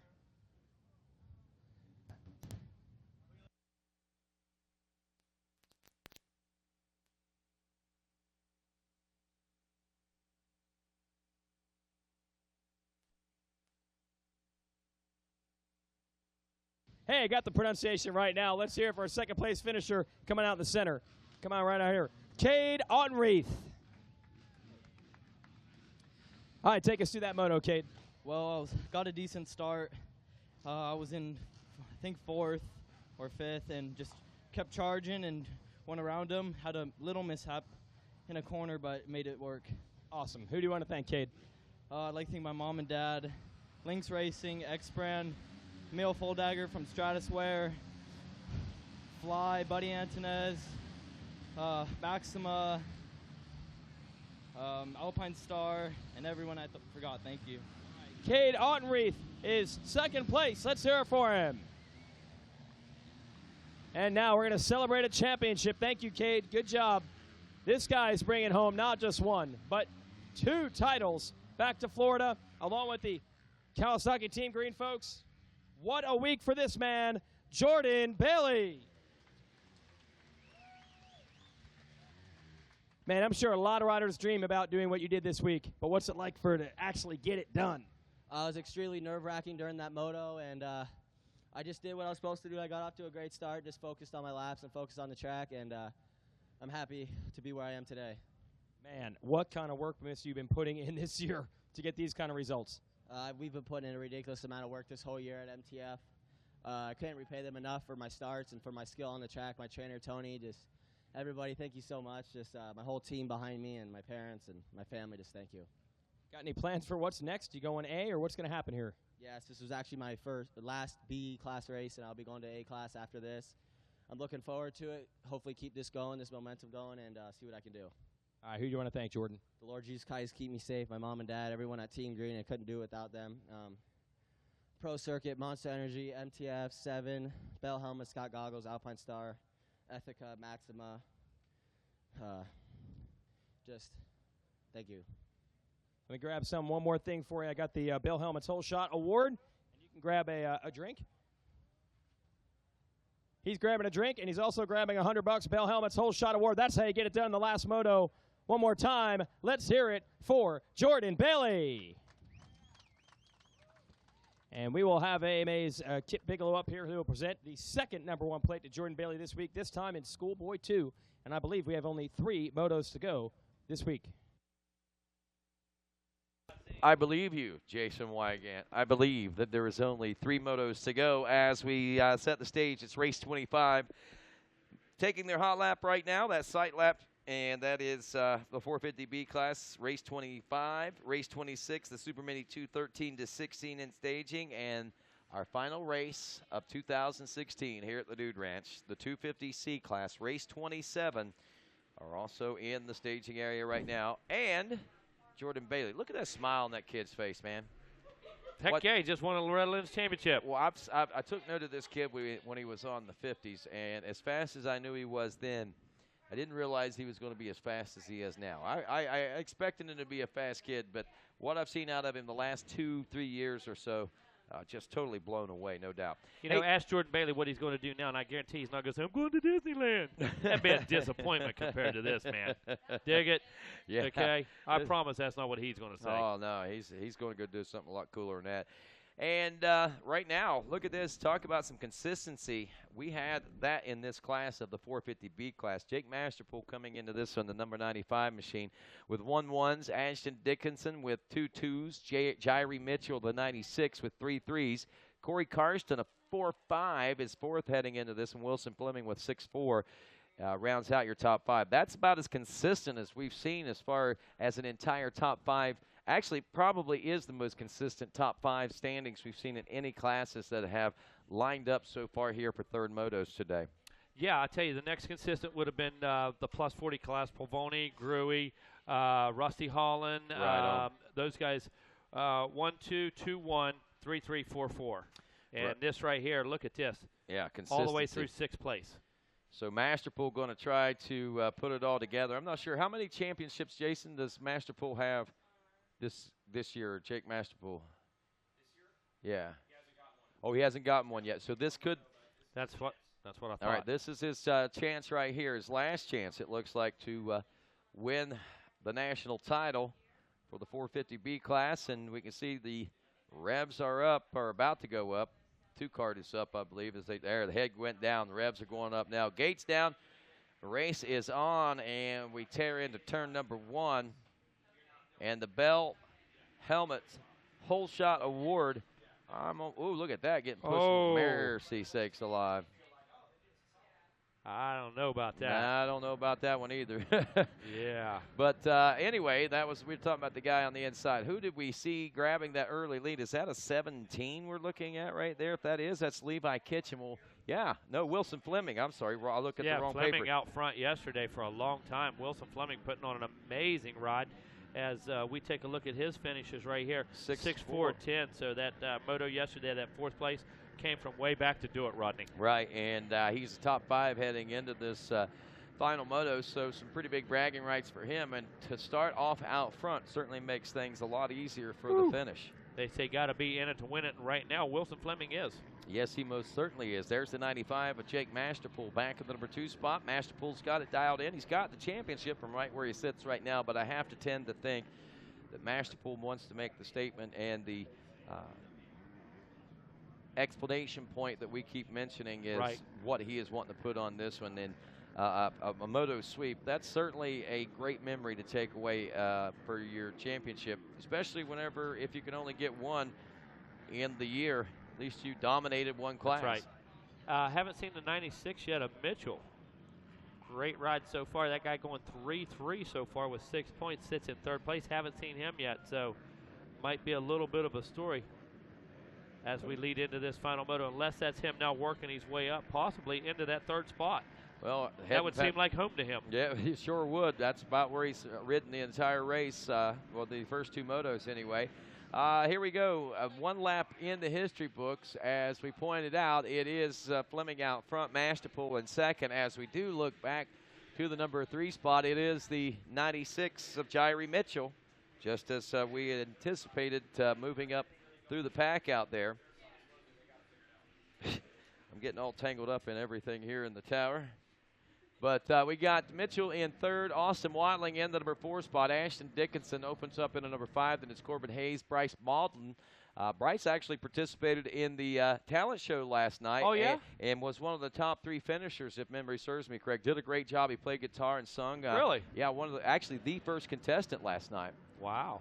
Hunter Braun, the number 8 spot. He's on the number 12. Samuel Thurman was 9th, and Sebastian Lave rounds out the top 10. But again, all eyes up front as Masterpool was just 0.4 of a second behind the 17 of Fleming when they checked in for the first lap completed. But again, it's not a situation of urgency for Jake Masterpool to make this pass. So basically, these two can ride and stretch out from the rest of the pack. And as long as the 95 of Masterpool's not feeling any pressure, he may not be too eager to make too much of a push. Yeah, but look here. I'm not saying he's not going to make a push. He's not going to take advantage of a situation. But Right. to get down and gnarly with it, that's what I'm talking about. That was Whoa. just a good clean ride on the outside. But Fleming trying to keep him at bay. And I don't know if that means a better position for the 17 machine if he's able to maintain the number 1 spot or not. We do the math right now. Wilson Fleming has the 4th place position locked up, and he's not going to lose the overall 4th place if he goes by the wayside. But again, we're talking about that explanation point. Folks want to Wow. leave here with leaving something, a taste in somebody's mouth. And like we always say, you're only as good as your last performance, and he wants to be Look a moto at winner. this. To the inside right now goes Masterpool. I love that. Able to make the pass, man, under acceleration. You see that, Rodney? Yeah, I love that line, the way riders set up and make that pass down in front of that billboard. And it's risky. It is. That's what I was getting ready to say. I mean, if you've got the right line and you can get it, you can get the traction and get the drive out of the turn. It's something that can work, but it can cost you big if you don't get everything dialed in heading in the beginning of that strike. Well, we see right now the results for Masterpool, but I can tell you, you miss that, and the penalty is heavy. Oh, I can promise you. It becomes monumental for sure. So he did it very calculatedly. We didn't see him really pushing the envelope, and as difficult as that pass was, he made it look about as easy as anyone could make it. That was executed beautifully. Perfect position, and as you notice, as he come back through the 10 Commandments, able to go ahead and with confidence use that use that triple in the middle, able to single out and already building a big lead as he works his way back out of the waterworks, going to head back into the beach area. And after making that pass, amazing ability to pull out about 15 bike lengths right now. So Masterpool able to not only make the pass, but make it stick and gain substantial real estate in just about 4 corners or so. So as they're going to work their way back around now, coming across the beach right now, going to head for that Rocky Mountain. If you remember, last time those guys were touching up and over the Rocky Mountain, and not the case this time around. As, of course, they come down and work their way back through the center section of the course now. You can already see the gap that's growing. Yeah, Masterpool had a 1:59.9, just under the 2-minute mark last time around. I have to wonder if maybe he might have stepped that pace up a little bit. Are we going to see a fast lap in the 1:57s, maybe even 1:55, just to try to separate himself? It looks like he did a lot of separating. I think so, Rodney, and what you said is very true. 1:56.6. I knew he was he had popped it up a little bit and was looking for about that 1:57 range, and he gets it at a 1:56.6 and Fleming at 2:02, so that gap now a lot more comfortable, more easily to manage at 5.8 seconds. That technique does 3 things. Number 1, it gives you confidence. Number 2, it demoralizes the competition. Number 3, it does give you a buffer zone. So putting that quick burst on, putting the head down, really giving that 120%, not 110 for 2 sections, man, makes a big difference. It certainly does. So Fleming in second. Jairi Mitchell is the number 3 ride. 4th place, Ashton Dixon, Austin Watling. Rounds out the top 5, Corbin Hayes, Bryce Malden, Hayden Humphrey is 8th place. 9th place, Hunter Braun. Corey Karsten now, the 31 machine, is up to a 10th place position. We take a look at the points heading into this one right now. Karsten actually coming into a 4-5. He was one of the consistent riders that we talked about of the top 5 in this class in the first 2 motos. Now he is just now breaking the plane of the top 10. Start doing some math out there. He's about 8 seconds from a top 5 position right now, so he's got some ground to make up if he wants to stay consistent all 3 motos. And you know what? In that pack right now, the intensity level, the amount of risk, that guy's already ridden a race. Yeah, it's just like to get where he's at. Yeah, that 450B class that we saw, it's just like that. I mean, these guys, the level of competition in these classes have just risen so high, and you know, a self-expectation has risen high as well. Oh, yeah, no question. Now take a look. You just mentioned that 450B moto. Take a look at this pack we have getting ready to come out of Storyland right now. The same situation. Right now, rider stalled over there. Not exactly sure who that is, just in front of the Rocky Mountain. But several riders having that same issue with those braking bumps over there. Getting that thing to kick, set down, all of a sudden locking that motor up, and the motor is stalled. Well, looking at the overall, I want you to take a look at something. Remember I mentioned Karsten there just a few moments ago, and he was coming into this battle looking at the likelihood or the possibility of a 4th place overall, and we were talking about consistency. Right now, if you look at it, Corey Karsten's 4.5.10 scores him 5th place overall, so even though it's 10th place, it's consistent enough to keep him top 5. That's crazy. That is crazy, I mean, Rodney. again, that shows you the intensity of this 3rd moto in these classes. And, again, self-expectation out of these riders, what they want, what they look for, what they hope for. They dig that much deeper, especially in this 3rd moto when there's nothing to lose and everything to gain, I guess, at this point. Yeah, that alone puts it all in perspective. Nothing to lose and everything to gain. That puts it in perspective right now. And if you're listening at home, you think about the words he just said. That's what applies to this race. I have to agree. Well, I guess so. I said it. Well, but I'm not saying everything Rodney says applies and is 100% on. But that particular, yeah. No, and these guys, man, it's funny how they live for this. And you can see in the way the race and this battle that we see shaping up right here, right now before our very eyes. That number 16 machine, Ashton Dickinson, working all over Jairi Mitchell for the number 3 position. I mean, we're at a spot in this race where you think, okay, these guys are going to settle in and accept what they got. No, that's not the case. And these guys are riding bar to bar, just as we watched in that last moto. But look at Mitchell. Yeah. These guys not wanting to surrender any positions whatsoever. And at the same time, Fleming's becoming a part of the battle as well, whether he likes it or not. Exactly, and we talk about this is it. This is go time. This is the last opportunity you're going to have to leave an impression in everybody's mind, the last ride before you leave Loretta's. Masterpool in for 5 laps complete, still rolling at a 157.028, so he's not dropped. That's quick. Yeah, he hasn't let up any. 11.2 second gap last time around. I'm going to say we're in the neighborhood of about 15 seconds this time, 17 seconds as a matter of fact, as Fleming checks in at with a lap time of 2:02.8, just under the 2:03. The one to watch, though, is Dickinson as he gets around Jairi Mitchell for the number 3 spot and turns a 1:59, is 0.8 of a second behind Fleming for the number 2 spot as they head through the Bell Moto hole shot forest now. You talk about that 1:53.8 there this morning, Rodney. I will tell you that was on a faster track than this by far. That was on a much better prepared track than we're seeing. These guys right now facing some of the deepest ruts, some of the biggest braking bumps. Once again, that Kawasaki. Fleming under fire. He goes underneath, and look at this. Austin Dickinson takes over the position, now up to second as they head in and out of the 10 Commandments. But it's not over yet. Storyland may tell a little different story and have a different ending.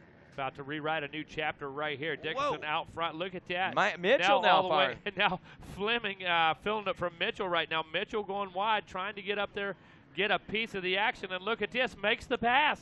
I think the same thing that happened right there to Jairi Mitchell from Ashton Dickinson happened to Wilson Fleming. Kind of caught him asleep. They not necessarily asleep, but they were in a zone. And they were right where, and they thought they were going to ride, I think, in my mind, right to the finish line the way they were, but other people had other things and other intentions, it looks An like. example of two riders hooking up and unfortunately not pushing each other forward, allowing the competition from behind to catch up. Oh, no. Is Masterpool? The number 96 just hit the deck.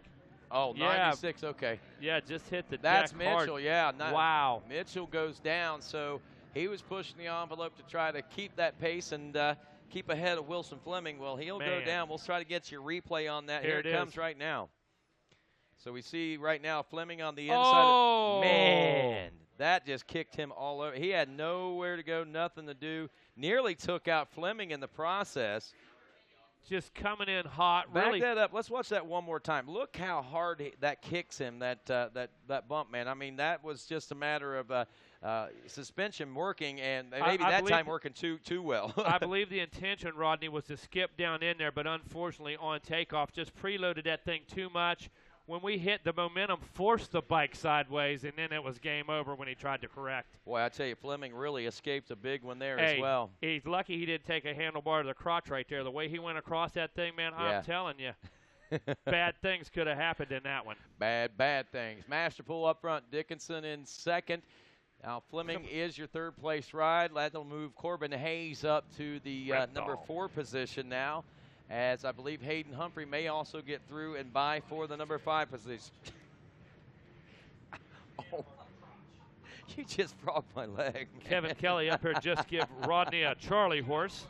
And kidney punch. Yeah. He's going to be peeing blood when I get done with him. It took me straight back to like 3rd grade right there. Who won the Kentucky Derby? Charlie Horse. No doubt. Yeah. So right now after 6, working on 7.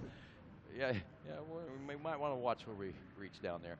Masterpool, Dickinson, Fleming, Mitchell, and Hayes. But again, Mitchell, we're waiting to see how far he has dropped back on this one. Did he lose many positions? No. He got back up that quick. Wow, that was pretty impressive. He was able to jump over that handlebar and land on his knees, so good shape for him. That is impressive. And you look at it, I mean, only 6 seconds. 6 seconds is all that he lost in that whole exchange there, going down and everything. So pretty impressive, I think, still for Jairi Mitchell as he gets back up, bounces into it. He's got his head down charging. Don't count him out. We were just told that that's actually a point of focus at SOBMX is the handlebar jump.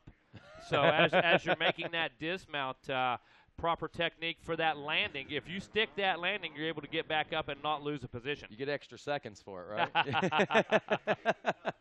Oh, shoot. So 7 laps down and still in the 157, just under 158 range. We see Jake Masterpool with the hammer down.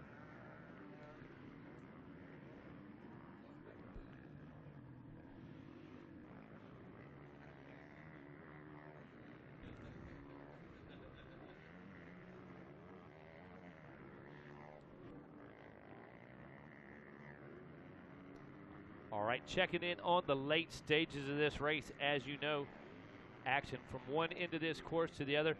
Drama from one direction to another as they make their way back across the beach right now, watching our leaders come across. Back up and over that rocky mountain one more time. As our leaders make their way around, they're going to see the 2 card. So 2 laps remaining in this 450B contest right here.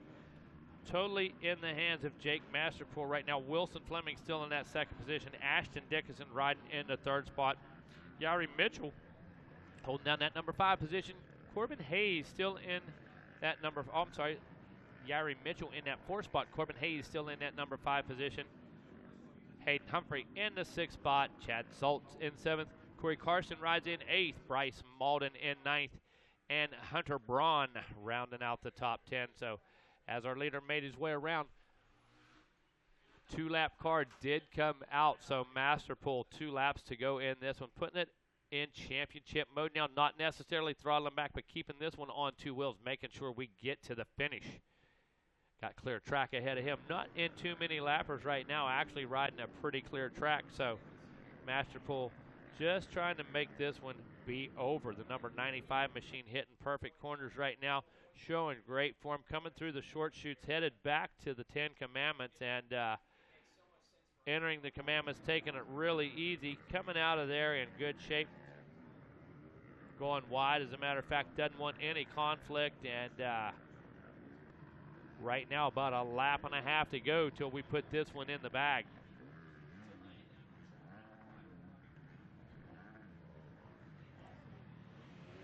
Working your way back toward the waterworks right now one more time, coming through that rhythm section back there.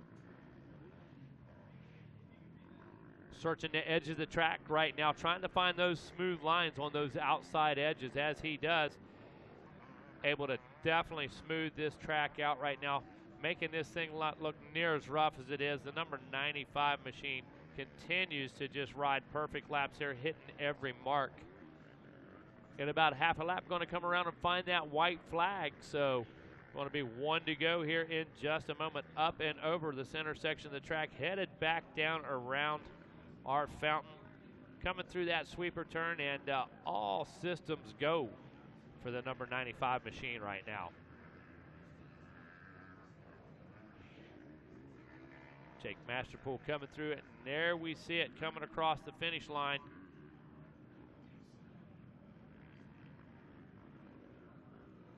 Last lap now, white flag is definitely out.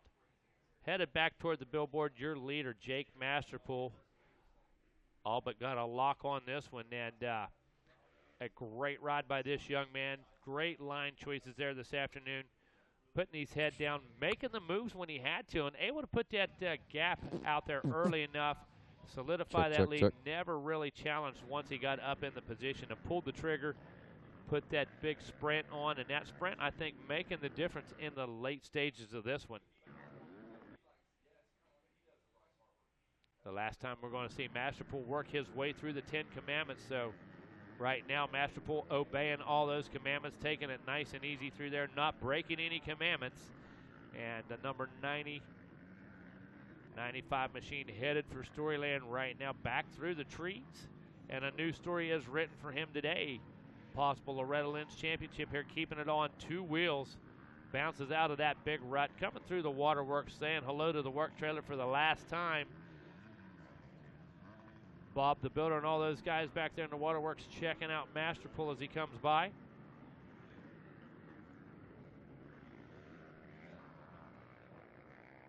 Rolling through the beach, keeping that thing light, kind of wheeling a little bit, fingers still on that clutch. Masterpool knows the key right now, just keep it on two wheels, survive right now. No need to take any chances, just riding the short track, riding the inside lines. Back up in front of the fans right now, out in front of our fountain, headed through that big sandy sweeper for the last time this year. The number 95 machine wheeling up and out of the corner right now. Jake Masterpool bringing it to a close here, his final moto of 2016. Coming down the straightaway for the last time. Checkered flag is out. Jake Masterpool with the win here in our 450B class.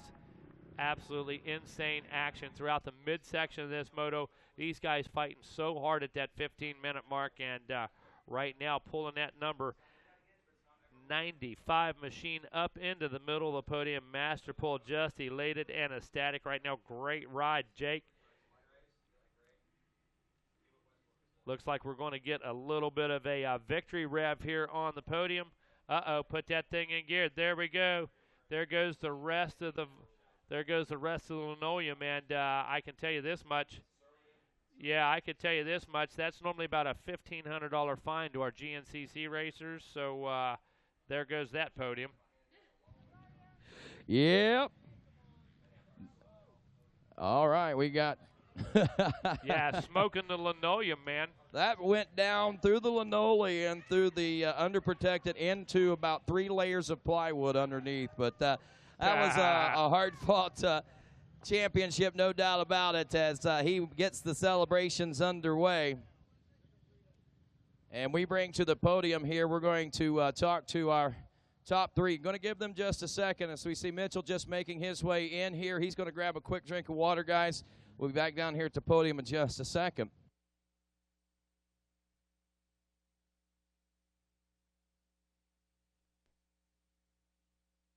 So Jair Mitchell, we're going to be bringing up to the podium.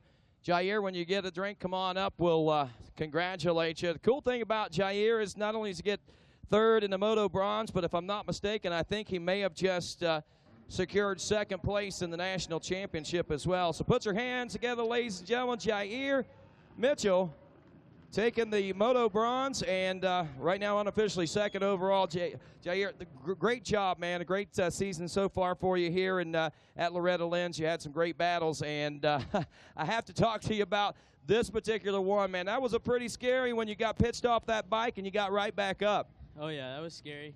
I really wanted top 5 for third overall, and I went pretty past and got sideways and fell off. I was panicking. Heart rate probably got to 220.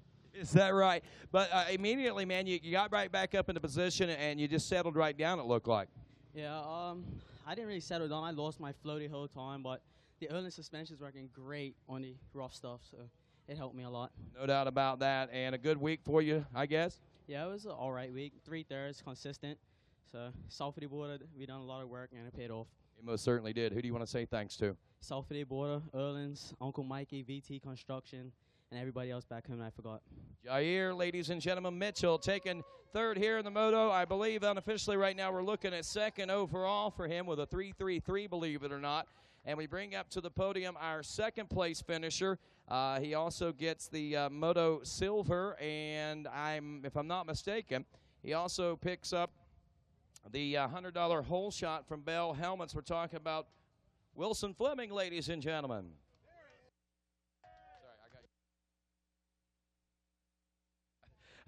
I was like, okay, I did get you right. Come on over here, Will. And, man, good week for you. We've seen a lot of good rides out of you this season. You got off to a great start in this one, and you did everything you needed to do to keep it up front, man. And that was a good end to a good week, I think. Yeah, thank you. It's been a great week. A lot of top tens, and you know, Jake is just riding so well right now. It's I'm just trying my best to keep up with him, and yeah, I mean, second place, I'll take that for the last moto of the week. There you go. Who you want to say thanks to? Definitely got to thank my mom and dad, my sisters, Lord Jesus Christ for keeping me safe, MTF, 7, Bell, Scott, MGX, EVS, Brewer Cycles, and Garnet and my girlfriend. All righty, there you go. He's got Moto Silver and the Whole Shot Award here at Loretta Lynn's for Moto 3. And we move back here to the, look at this, still smoking back here.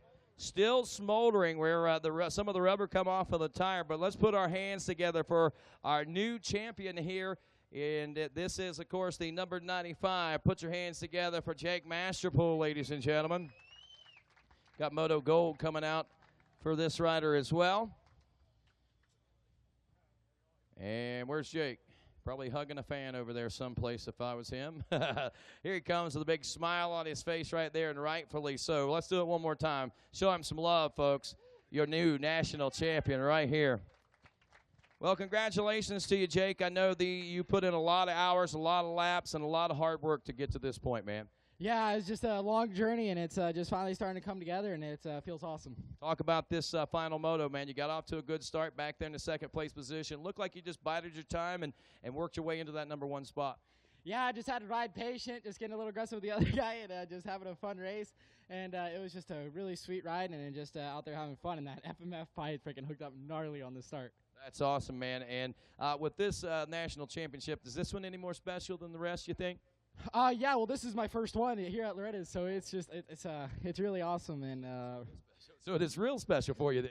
Yeah, you could say that. Well, that is awesome, man, and I know it's going to take a little while maybe for it to slip in, and I can understand why you went for the burnout there. You got to do that for sure, man. Who do you want to say thanks to? I just want to thank Mom and Dad. They've just always been behind me, very supportive, and just blessed to be a part with them. And I can't thank the Yamaha, Horton, everyone enough. My mechanic RJ for busting his butt, just everyone, my little bro Ty, just everyone, the Dunlop for burning it up, worked up great. Just thank everyone enough, just Thor, Scott, keeping the goggles clean, just everyone, very, very appreciative. There you go, ladies and gentlemen, his first national championship title, Loretta Lynn's, Jake Masterpool. And to hand him his national number 1 plate, Mr. Kip Bigelow. And not only does he get the number 1 plate, but he also gets the traditional shield here at Loretta Lynn's. And let me get out of your way here. This is your 450B Amateur National Champion, Jake Masterpool.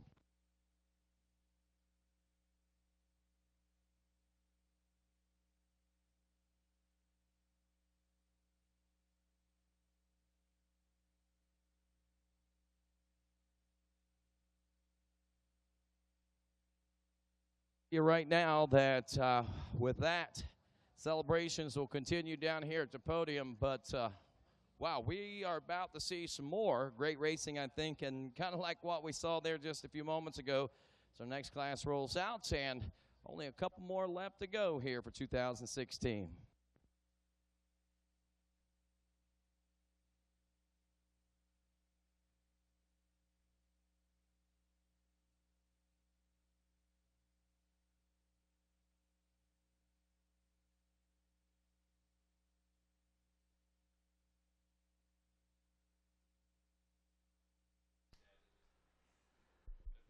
All smiles down there on the Horton Racing Yamaha ride. There's Jerry Masterpool, the whole family. Little Jake Masterpool. He just set the entire podium on fire. We're going to need you to repair that before you leave, Jerry, if you would. Put that fire out with that champagne. Yeah! Yeah! Oh, look, he's like, hey, yeah, I got a number one plate. I got a shield. Wait, I think, is the shield upside down? Yeah, don't hurt yourself. Wow. We've talked about it all week, how the B class has really started to become, I think, in many ways, the premier class. The way that some of the graduations have worked or the riders have gotten themselves into those pro deals. For, say, the last 10 years, it has now been a thing where the hottest amateurs, when they're A riders, already have the factory ride. So that came from their B year. So it'll be very interesting to see what Jordan Bailey did this week. And now with Jake Masterpool getting that title and also a moto win in 250B, to see what Yamaha does with Masterpool, what Kawasaki does with Bailey. These are the last of the guys that don't have 8-year deals. The kids coming up now all have deals that they're done. Garrett Marchbank's good to go. He's good to go. Carson Mumford is good to go. Styles, I mean, all those dudes are set up, ready to go all the way till they're already set to their plus 40 class here. Wow, really? All the way through the amateurs to when they come retiring, back. Yes, 25, 30, 35, 40, Wow. 45. That's a 30-year deal. Man. Literally. Like a lifetime. For a 15-year-old kid, Jordan Bailey has a 30-year contract with Kawasaki that will see him through his plus 45 he could days. decide to retire. The pays is still going to roll in. They Still can't gonna cut come him. in. That's the way the union has Motocross organized union. it. Yep. Can't Kudos cut. to the labor guys there. No they have trade really clause. Man. Poor Rodney Tomlin up here being treated for black lung after going down to that podium, getting smoked out. And look like a coal miner's daughter for sure now. In the coal. Just like Loretta Lynn. You look like you've been in a NASCAR race all day, sitting right on the fence. The rubber's all on your face. Yeah. From the burnout that Jake Masterpool just laid down. He had a pretty good one when he won the moto in 250B, but winning the title. That was good. That was big. That burnout was crazy. We saw the smoke. In not the just clouds. not just on the monitor, but we saw it rising from the podium from up here. And we saw Rodney trying his best to get in on that. Rodney had a straw. And he was, this is a good one here. Yeah, That's delicious. Fantastic. Is that a M32 Michelin? What are you smoking there? What do we got here? Super Mini 2. We have only 2 motos to go this year. 2 more to I'm go. ready to race on Sunday, man. Let's do it. Joe Shimoda is your points leader coming into this. He has a 1-1. It has been a banner week for Joe, a breakout week, if you will. And we'll see if he can hold on for this one. Seth Hamaker as a 2nd and a 5th, so a nice big points lead for Joe. See if he can hold on here. KTM rider originally out of Japan, now living in California on the ride that dreams are made of. Dreams are made of. We all seem to channel, for some reason, a Wes Kane at some point, especially when you get the number 24 KTM ride of Joshua Varese. Yeah, I was glad we got Varese up on the podium a little bit earlier today, so got to get a little Wes Kane Mafia plugs down Man, there. those new shoes sure look good, man. You get the new Wes Kanes. The You got the WK1s. Yeezys and you got the Wes Kanes. Got the WK1s. WK1. Yeah. Yeah, those are sharp, man. Yep. I think Joshua Varese opened up a fresh pair of Wes Kanes. Put them on Instagram. He's got a whole delivery of them. He got a new pair of canes. You wearing canes? What are you wearing? You wearing canes, bro? Dude, I went over. That guy had a closet, whole wall full of canes. Man, they're not just they're brand new, man. He just wears them and puts them back up, put them things back in the box. Wes Yeah, you don't wear Kane. Jordans, you don't wear Yeezys, you don't wear. You don't wear them, right? just for display. You better not wear them out here. You don't want to mess your canes up out here, dog. Canes. You can't mess the canes up, dog. No LBJ, no LeBron James. We don't wear those. We're wearing canes. Yeah, Josh Fabrizi actually has Wes Kane shoes. Like they actually They're are. not Wes's old shoes. They are shoes that say his name on them. Yes, they say Wes Kane Mafia on Have the you shoes. seen the shoes for real? He really does. He does. He went and had a company make some of their British Knights, their BK Knights with British the West Knights, Kane logo. LA gear. LA gear. That's what I wore at Six Flags when I worked there in 1989. LA gear. At the double, had the two different laces together. Yeah, man. In like a contrast in like Impossible a white aqua. for me to tie. Couldn't do it. Yes, the double laces. Check out the new West Kane. No, he has them. He does have them. Rodney Tomlin's thinking of a quad radio The edition Tomlins. shoe. You got Check out the new you got the quad fresh radios. Tomlins available Tomlins. at CVS pharmacies near you.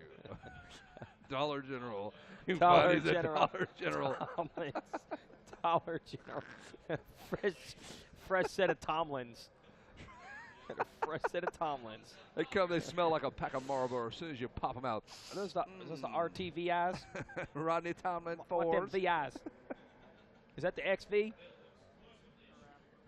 Shit. Oh, it's like at Dollar General, it's like at bro. Larry's shoe store, Kenny's shoe department. Florenstein's. Yo, dog. You Two got motos to go. Rocky Mountain ATV MC Amateur National Motocross Championship presented by AMSOIL. Really great to have Rocky Mountain ATV MC on board. You really can't find a more functional partner for the event Man, they than cover a it all. mail order store when it comes to how many parts, gear, and all the stuff that these little racers need to get to the starting gate and go late after a long week. Is that Mumford on that Honda? fuel injected, AM/FM cruise, tilt, the whole package Loaded. there. One It is owner, loaded. ice cold AC. California emissions. Tag applied for. He's got it on the back there. Let's go, Carson. Man, go win you one. Number 22 on that AMSOIL Honda ride. That handcrafted, hand-built, chiseled out of a block of steel Ziggy over there, just clanking away over Wow. there every night, making it happen. Man. Sneaking through on the inside, the 51. Kessler? Is that Hamaker? That's Hamaker. actually Ryder second in the Hamaker. points. So he's trying to make something happen. Watching for Joe That's Shimoda. Shimoda right on his 47. inside. That's him and Shimoda dicing it right there. Shimoda goes away from the white pants. Is that? Are we sure? Or is that? I think Thrasher? that might be the 43. Thinking so. TJ Uselman possibly. All right, so, oh, wow, look at this Hamaker not wasting time. He's going to try to get Mumford around the outside, Two motorcycles go around the outside. Carson Mumford is about to get it. Hang on. They are side by side. Mumford on the red Honda. Kid looks good no matter what. Rolls out the fresh gear. The bike looks good. That is the 51. Hamaker sits second. He's got 2.5 moto scores. Trying to figure out who that That kid is Shimoda. It is That Shimoda. was Shimoda the whole time. He Yeah, went he did all go black, away. the ninja. Do you see that? Yeah, He's a what? He had the straight up all-white black gear belt. working for him, and now he's going. By the way, what gear does he have? There's no logos I'm thinking on it's his pants. canvas of some sort. The canvas gear. Yeah, maybe. Just all Might black, be. no logos. Yeah, he's The never assassin. had. He has black pants, white pants. There's a pair of That's it. khakis. Pair of chinos for Yeah, the pair of little Dickies. this, black tie affair here. He wants to look good. He was wearing Outside line for Shimoda. Let's see if it works. Casual Friday pants yesterday, the all white. All right, here are the boys. 1-2. Hamaker needs some help. He needs a lot of help. He needs 5 people in between himself and Joe Shimoda. Shimoda's going to take matters into his own hand and just go win this thing. Shimoda down to the inside. Nope. Hamaker able to get back to that line and cover it. Go Joe. Shimoda trying to lock down the title. What do you in know, Super Mini Joe? 2. Man, they are meticulous about the cleaning of that motorcycle. The dad pulls everything apart. The helmet liner comes out. He's just really particular about all that stuff. Of Shimoda? Shimoda, yep. Yep. Got Nice a mechanic. ride. Nice ride by Hamaker. Actually able to pull away a little bit as we head to the 10 Commandments. In fact, in Texas, his Easy Up took flight, flew about 10 feet, landed right on top of another guy who was working on his bike, just went crank, and he was like, oh, sweet. Like, it landed perfectly on top of him where he had no Easy Up. It just worked. Just covered him while he was working. Really? And they had to go back and get it, of course. Oh, yeah. Wow. Just handed that to somebody. Whoa, look at this. We got the Master Pole podium going down there. Yeah. Ty and Jake taking titles to Paradise, Texas. All right, that is awesome. That's celebration for the Master Pole family, who's certainly made a lot of sacrifices in this sport, and great to see they're still churning out great riders. And not just the Master Pole boys, but a lot of other great riders have come through there. Remember Matt Bishalia, training down there, getting a Horizon Award a few years ago. That is awesome. Ty and Jake grabbing championships this year on the Yamahas. And two totally different classes, two totally different bikes, different riding styles, all very effective. Oh, Shimoda, legs off. Still had the legs off, barely kept it on 2 wheels. We mentioned that a couple of motos he was in previously. We're saying, what is he, saving energy? Wait, we got someone rolling up into this battle. Yeah, 3 riders here. That's a different one. That's Aiden Tiero in there as well, number 87. There's Tiero, the number 12 machine on the KTM. We're going to update you on this in just a moment when they come through.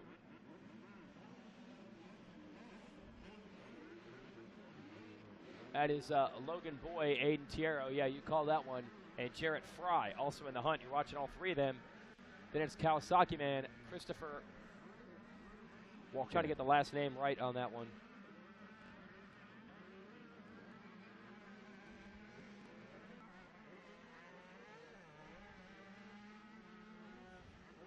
Torres, Christopher Torres. I thought it was cut off. Yeah, it was a really hard name to pronounce. Really tough to figure out Torres. Shimoda is back. Going to give Hamaker another run here on the Super Mini. Hang on. 10 Commandments will pick up your leader. Hamaker on the 51 Cowie. There's Shimoda. They run first and second in the championship. Whoa, Hamaker comes over. Yeah. I like the way Shimoda was working that, scrubbing a little height off of each one of those. Every little 10 bit commandments. counts. Yep. Down to the last 2 races here, the 35th annual. Next year, the 40th annual Loretta Lynn. Really? Going to skip 5, just go right to 40. You could just voluntarily do. What do you want it to be under next laws year? on the books, you can't skip I years. think you can call it whatever you want. Wow. It doesn't mean it's actually the 40th. Just No. calling it that.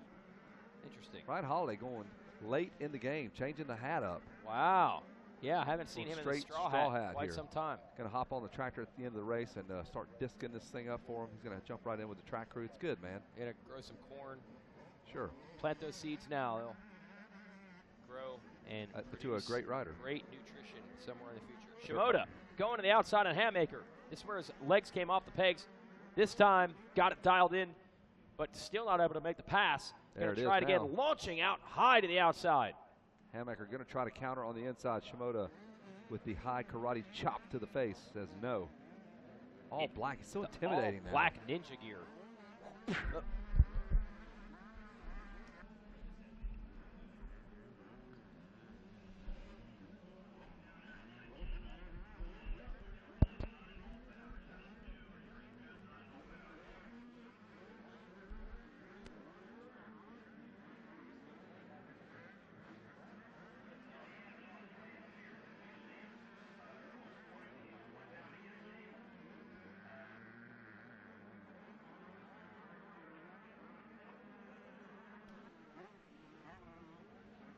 So Joe Shimoda trying to run and hide from Seth Hamaker.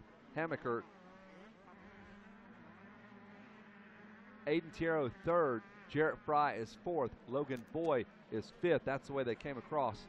Good little battle right in front of the announcer's tower. 5, 6, 7 kids all together.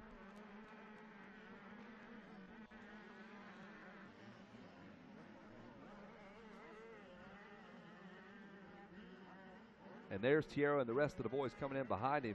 He's got Jarrett Fry, number 34, the red gear on the KTM. Oh, a little bobble there back behind him. And Kawasaki rider will slip right on by him. I believe that might have been Logan Boy.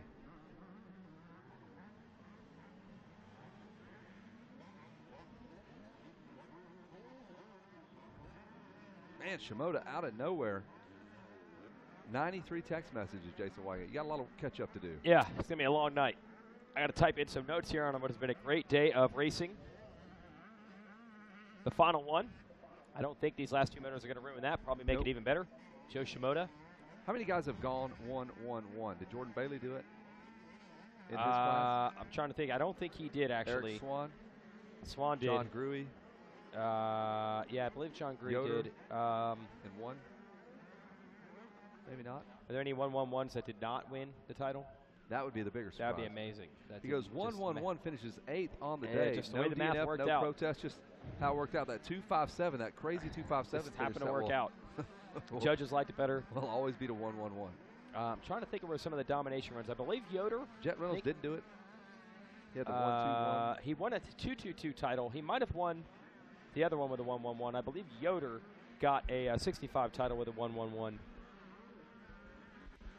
Jake Masterpool do it? In that class? Yeah. Too late now. Real cool. The screens are off the board. Totally could have asked him. You're right there. Nope, Jordan Bailey had a 2-1 in that schoolboy. Just curious. Welcome to the 1-1-1 club, Joe Shimoda. You got a shot here.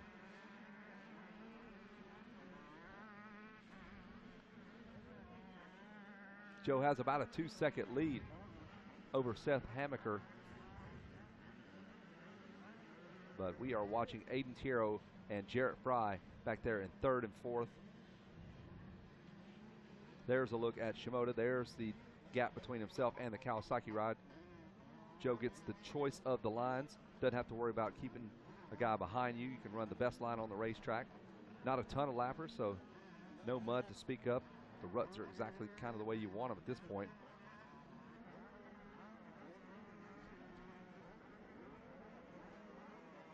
Man, this racetrack has so many faces. It was so wet and soupy earlier in the week. They turned around multiple times only to get punched right in the face by more rain. And finally, we've had 2 good, solid days to really crown these guys on a dry racetrack. Oh, it's very much a two-faced racetrack. Real cool. Yeah, it tries to be nice to you, but then behind your back, oh, man. Oh, what do you think about that? Totally two-faced. Say it to my face. I will not do that. So Shimoda got this thing fairly well in hand, so we focus on Racer TV a little bit further back. Aiden Tiero and Jarrett Fry, 34 with the red gear. There's Tiero on the 87 machine. Fry's been good with the late moto charges this week. I don't think he's had quite the starts he wanted in all of them, but he's certainly not giving up all the way down to the end. It's a 34 KTM man making it close, at least, trying to get into a podium spot. And there's Torres, who creeps into the shot every now and again on that Kawasaki. Just kind of sneaks in there, and he's like, shh, don't tell it, but we got to say something. I mean, yeah, watching, sorry. They totally I'm see sorry. You. Yeah, Torres is coming. He's reeling him in. Got that Zepco 202 out there. Got it hooked, as all the rednecks say. We're ripping lips. We out here ripping lips. Oh, is that what they do? That's what they rip. That's fishing? Rip lips. Ripping lips. Getting hooked wet. Getting lit. Getting lit. This place is lit. It's sick. It's lit. Get crunk. It's popping. That's off the charts. It's on fire. It's on fire. Off the charts, off the chain, off the hook. The hizzy. Dang. Into the 10 Commandments, trying to work his way out. Tiero bearing down. Great car. That car just never really lasted, though. Aiden Fierro, the really cool concept, like a little mini Ferrari, you know? Oh, yeah, yeah. The old Pontiac Aiden Fierro. Yeah, mid-engine. Low to the ground, low center of gravity. Handles really great. Wow, coming out of nowhere. Look out. Christopher Torres having some issues there. There's a lap rider, lucky number 13, and that is Tyler Gamble. 31-30 scores for him, very consistent back there. Oh, that's a Gamble trying to get around when he's a lap rider on the track. Hang on. This track is so rough back there in that sand. They just cannot wait to get back to Chicken Finger Motocross, where it's smooth, they and plow it easy. every half hour. And no one else is fast. And you're the guy. Yeah. It's tough. Like that kid that's Gamble, probably bad. I mean, he is a bad dude. You totally qualify for Loretta's. He's going to go back home with his crispy cool gear. The bikes are the bomb. And be the man. And there. be the dude. Yeah. And he got 30th here. No disrespect, you're the 30th best dude in America on a motorcycle in your class. Yeah. That's awesome. You don't get that in any other We sport, don't do that kind baseball. of ranking. We don't do that in football. Nope. There's a cajillion baseball, World Series, championship, whatever you want to call them. No idea who anybody is till they're basically a pro prospect out of college. We don't even do it in college, really. They have the World Series, but it's still hard to get everybody together. You're the third best shortstop in America. That's all based on teams. So wherever you are yourself, Still don't know. if your team's terrible, doesn't really get to show. Jarrett Fry in that 34, still trying to work Tiero with Seth Hamaker up front. That is your final podium spot in this moto. If you had Colleen Millsaps to deal with, and you're Jarrett Fry, which he does, of course he's going to charge the entire moto. You're not. Oh, yeah. You've got to see that you're trying. Yeah, that's why I was joking with Joey Savacci a few weeks ago. I said, Joey, you're one of the few on earth that is trained under Jeannie Carmichael and Colleen Millsaps. What's that like? Ooh. Yeah. I mean, he's one of the few. He went from one to the other, so I don't know if anyone else has that level of experience. He said, yeah, they're both pretty gnarly, but there actually are some smiles sometimes. It's not quite as gnarly as you might think. Give me a hug. But you got to put your work in. Good voice. Yeah. Colleen's cool, man. She's smart. They got a good little program going on down there. I don't think it's little. I think it's a big. little program. It's pretty big. Big program. I think all the county stuff's all done. The noise stuff, they were battling for years. Yeah. I think they've sorted that all out. Yeah. That and that GPF was going are on in for years. Yeah, they're in for life. They've now proven to the county and the town of Cairo, Georgia, that it's actually a good thing. Yeah, the amount of money that gets brought into that area. As we still watch Jarrett Fry try to get Tiero for that third place spot. Time running out. Means I'm probably going to have to head on down to the podium. Good luck, Kevin. Yeah, I cannot see this at all. I want to step over here on the other side. Hey, Ricky from the Brett Downey Safety Foundation. Grab a headset. You just walked in looking for some AC. Too bad, brother. You got to announce, man. I'm going to step out and let Ricky announce the rest of these motos. I'm going to get my truck and leave. Thanks for stopping by, Ricky. Here, grab yourself a headset. I wanted to say thanks to Ricky and all his guys for you, basically. I think you're the guy. Essentially, you are the only guy from the Brett Downey Safety Foundation running it here. Welcome and thanks. Yeah, no, thank you, Kevin. It's it's a really it's been a big goal of ours to get to Loretta Lynn's and to help out, and so we have to first and foremost thanks MX Sports, Tim Cotter, and the Coombses for allowing the foundation to be a part of such a great event, such a historic event. When Brett was a young racer, he actually did race here, and so it's really cool to kind of be back as a foundation with Brett's name and helping the event become more safer. And as the riders and some of the parents have seen, we've helped kind of evolve the sport when it comes to safety. We've brought the motocross safety lights out here. They're the exact same safety lights that they use in arena cross and supercross. So now it's just kind of one less thing these riders have to adjust to when they make it to that next level. They can see the lights, they can react now, and hopefully it's kind of a staple for the future of the sport. And also this year we debuted the red lights, which is the exact same thing as a red cross flag. That's wheels on the ground, right? Wheels on the ground, yes, sir. Exactly the same thing as a red cross flag, and that's just for blind jumps. As a racer, you're coming to a blind jump, you got to be able to react, and sometimes it takes that flagger a few extra seconds to get up or to get in position based on where they're seeing. Well, now there's a wireless light system where just at the press of a button, it's instant. We have lights on the face of a jump to notify riders of a hazard on the track, and that way they could slow down and proceed with caution. Yeah, we're really pumped to have you, and I always try to give you as much love on the mic as I can, because if my kids were racing, I would absolutely want you to be at the races. And you guys are a nonprofit, so you get to the races based on donations. They can go to where and donate? Yeah, absolutely. They can go to mxsafety38.org. And we are 100% nonprofit. We run off donations. We're fortunate enough to have some really cool sponsors that back us, and they help get us by. But, we definitely could always use help putting gas in that tank and get to that next event. We're pretty much at all the top amateur nationals. If it's an AMA sanctioned event, we're doing our best to get there. So it's just really cool to kind of see the sport grow and really kind of see more of the industry pay attention to safety and pay attention to the importance of having educated flaggers. It's one thing to give a guy a flag and to sit him on a hill all day, but it's another thing to actually explain what his task and purpose is for that day. Because at the end of the day, if a rider goes down, his life is now in that flagger's hands, and that's really what it boils down to. And we just try to do our part to kind of create a flagging standard, if you will. So it doesn't matter if you're racing in Florida or back in California. The flaggers are going to be consistent. Yes, sir. Yeah, and like we say, we've been to all the races. I'm at the same races you are, and you're out there way before I am, early in the morning, getting these flaggers together, organizing them, telling them what to do, where to do it. Don't just get up and wave the flag. There is a actual tactical approach to flagging. You don't run to the guy that's down. You hold your position. Other people will come help you. There's a lot that goes into education. You guys have a DVD that you offer racetracks for free. They can get that and kind of learn. If you're opening up a track, man, get the DVD. It's free. Yeah, Reach out to these guys. Absolutely. The DVD is free. You can get it on our website. It's also on YouTube. Just Brett Downey Safety Foundation. That's a video we've made a few years ago, and it's got Jeff Emig as the commentator, and he covers the do's and don'ts of being a flagger and kind of what to expect. And we're all about just trying to make sure the flaggers really understand their jobs before they get on that track. Well, it's a safer day when we have you out here. So we are greatly thankful to have the Brett Downey Safety Foundation. Not a new organization. You guys have been around for a while. It's not like one of these fly-by-night organizations that'll be here one day and gone the next. You've been here for years. Yeah, actually, we're getting ready to do our 11th annual golf tournament this October. So if you're in the Wow. California area, yeah, 11th annual. It'll be the weekend before the Monster Cup. It'll be at Menifee Lakes Country Club. I encourage everybody to come out and sign up. We had John Ames out there last year, won the best dress contest. Max Markov was out there golfing with me. So it's a fun time, and it's really just a time for the riders to show their appreciation for, safety. And, we're doing our best to kind of help these racers continue their careers so they can stay safe on that track and make their dreams come true, That's what it's all about. Brett Downey Safety Foundation. We are pumped you guys are here. The white flag lap for Joe Shimoda. There's the 51 right there behind him. Seth Hamaker. He has closed in, but not going to be enough for the championship. It's Shimoda, Hamaker, and Aiden Tiero. Several points separating those guys. But Ricky comes in just to get a little AC, man. That's probably the safest thing for you right now. I think you do need to be safety conscious. So sit down, have a drink of water. You've been out there all day, man. We really appreciate having you here.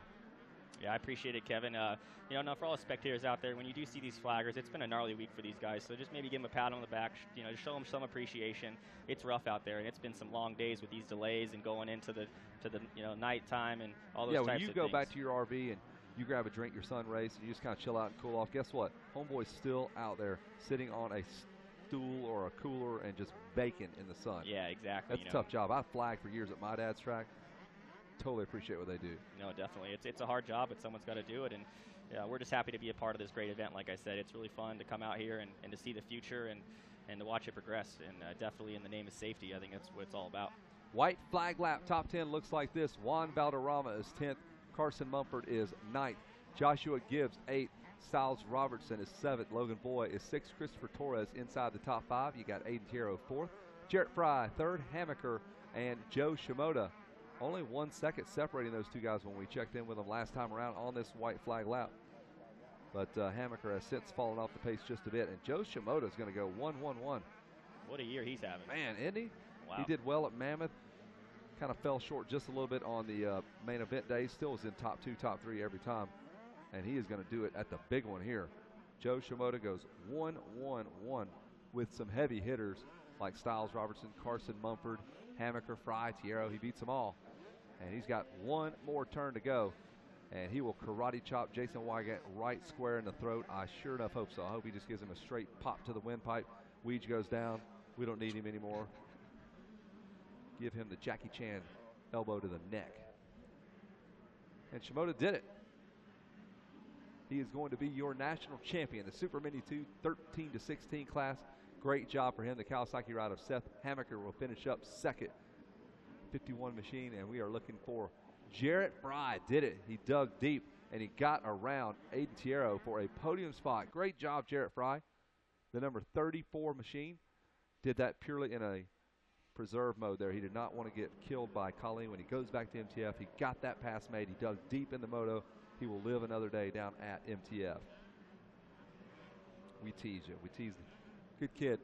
Finishes up third. Tiero fourth. Christopher Torres will be fifth. And they are getting things kind of sorted out down at the podium. The bike is up on the stand. Joe Shimoda getting a nice cup of water, trying to cool him off. There's the AMA getting their stuff set up. The shield that should a mid-century sword fight break out. All of our riders have the protection they need. They got the helmets, they got the gear, they have a shield for the bolos and the sword fights that are sure to ensue. And we will get ready to toss it down to Jason Wygant, who's got our winner, Joe Shimoda, and the rest of the gang here in the Mini Senior 2 13-16 class.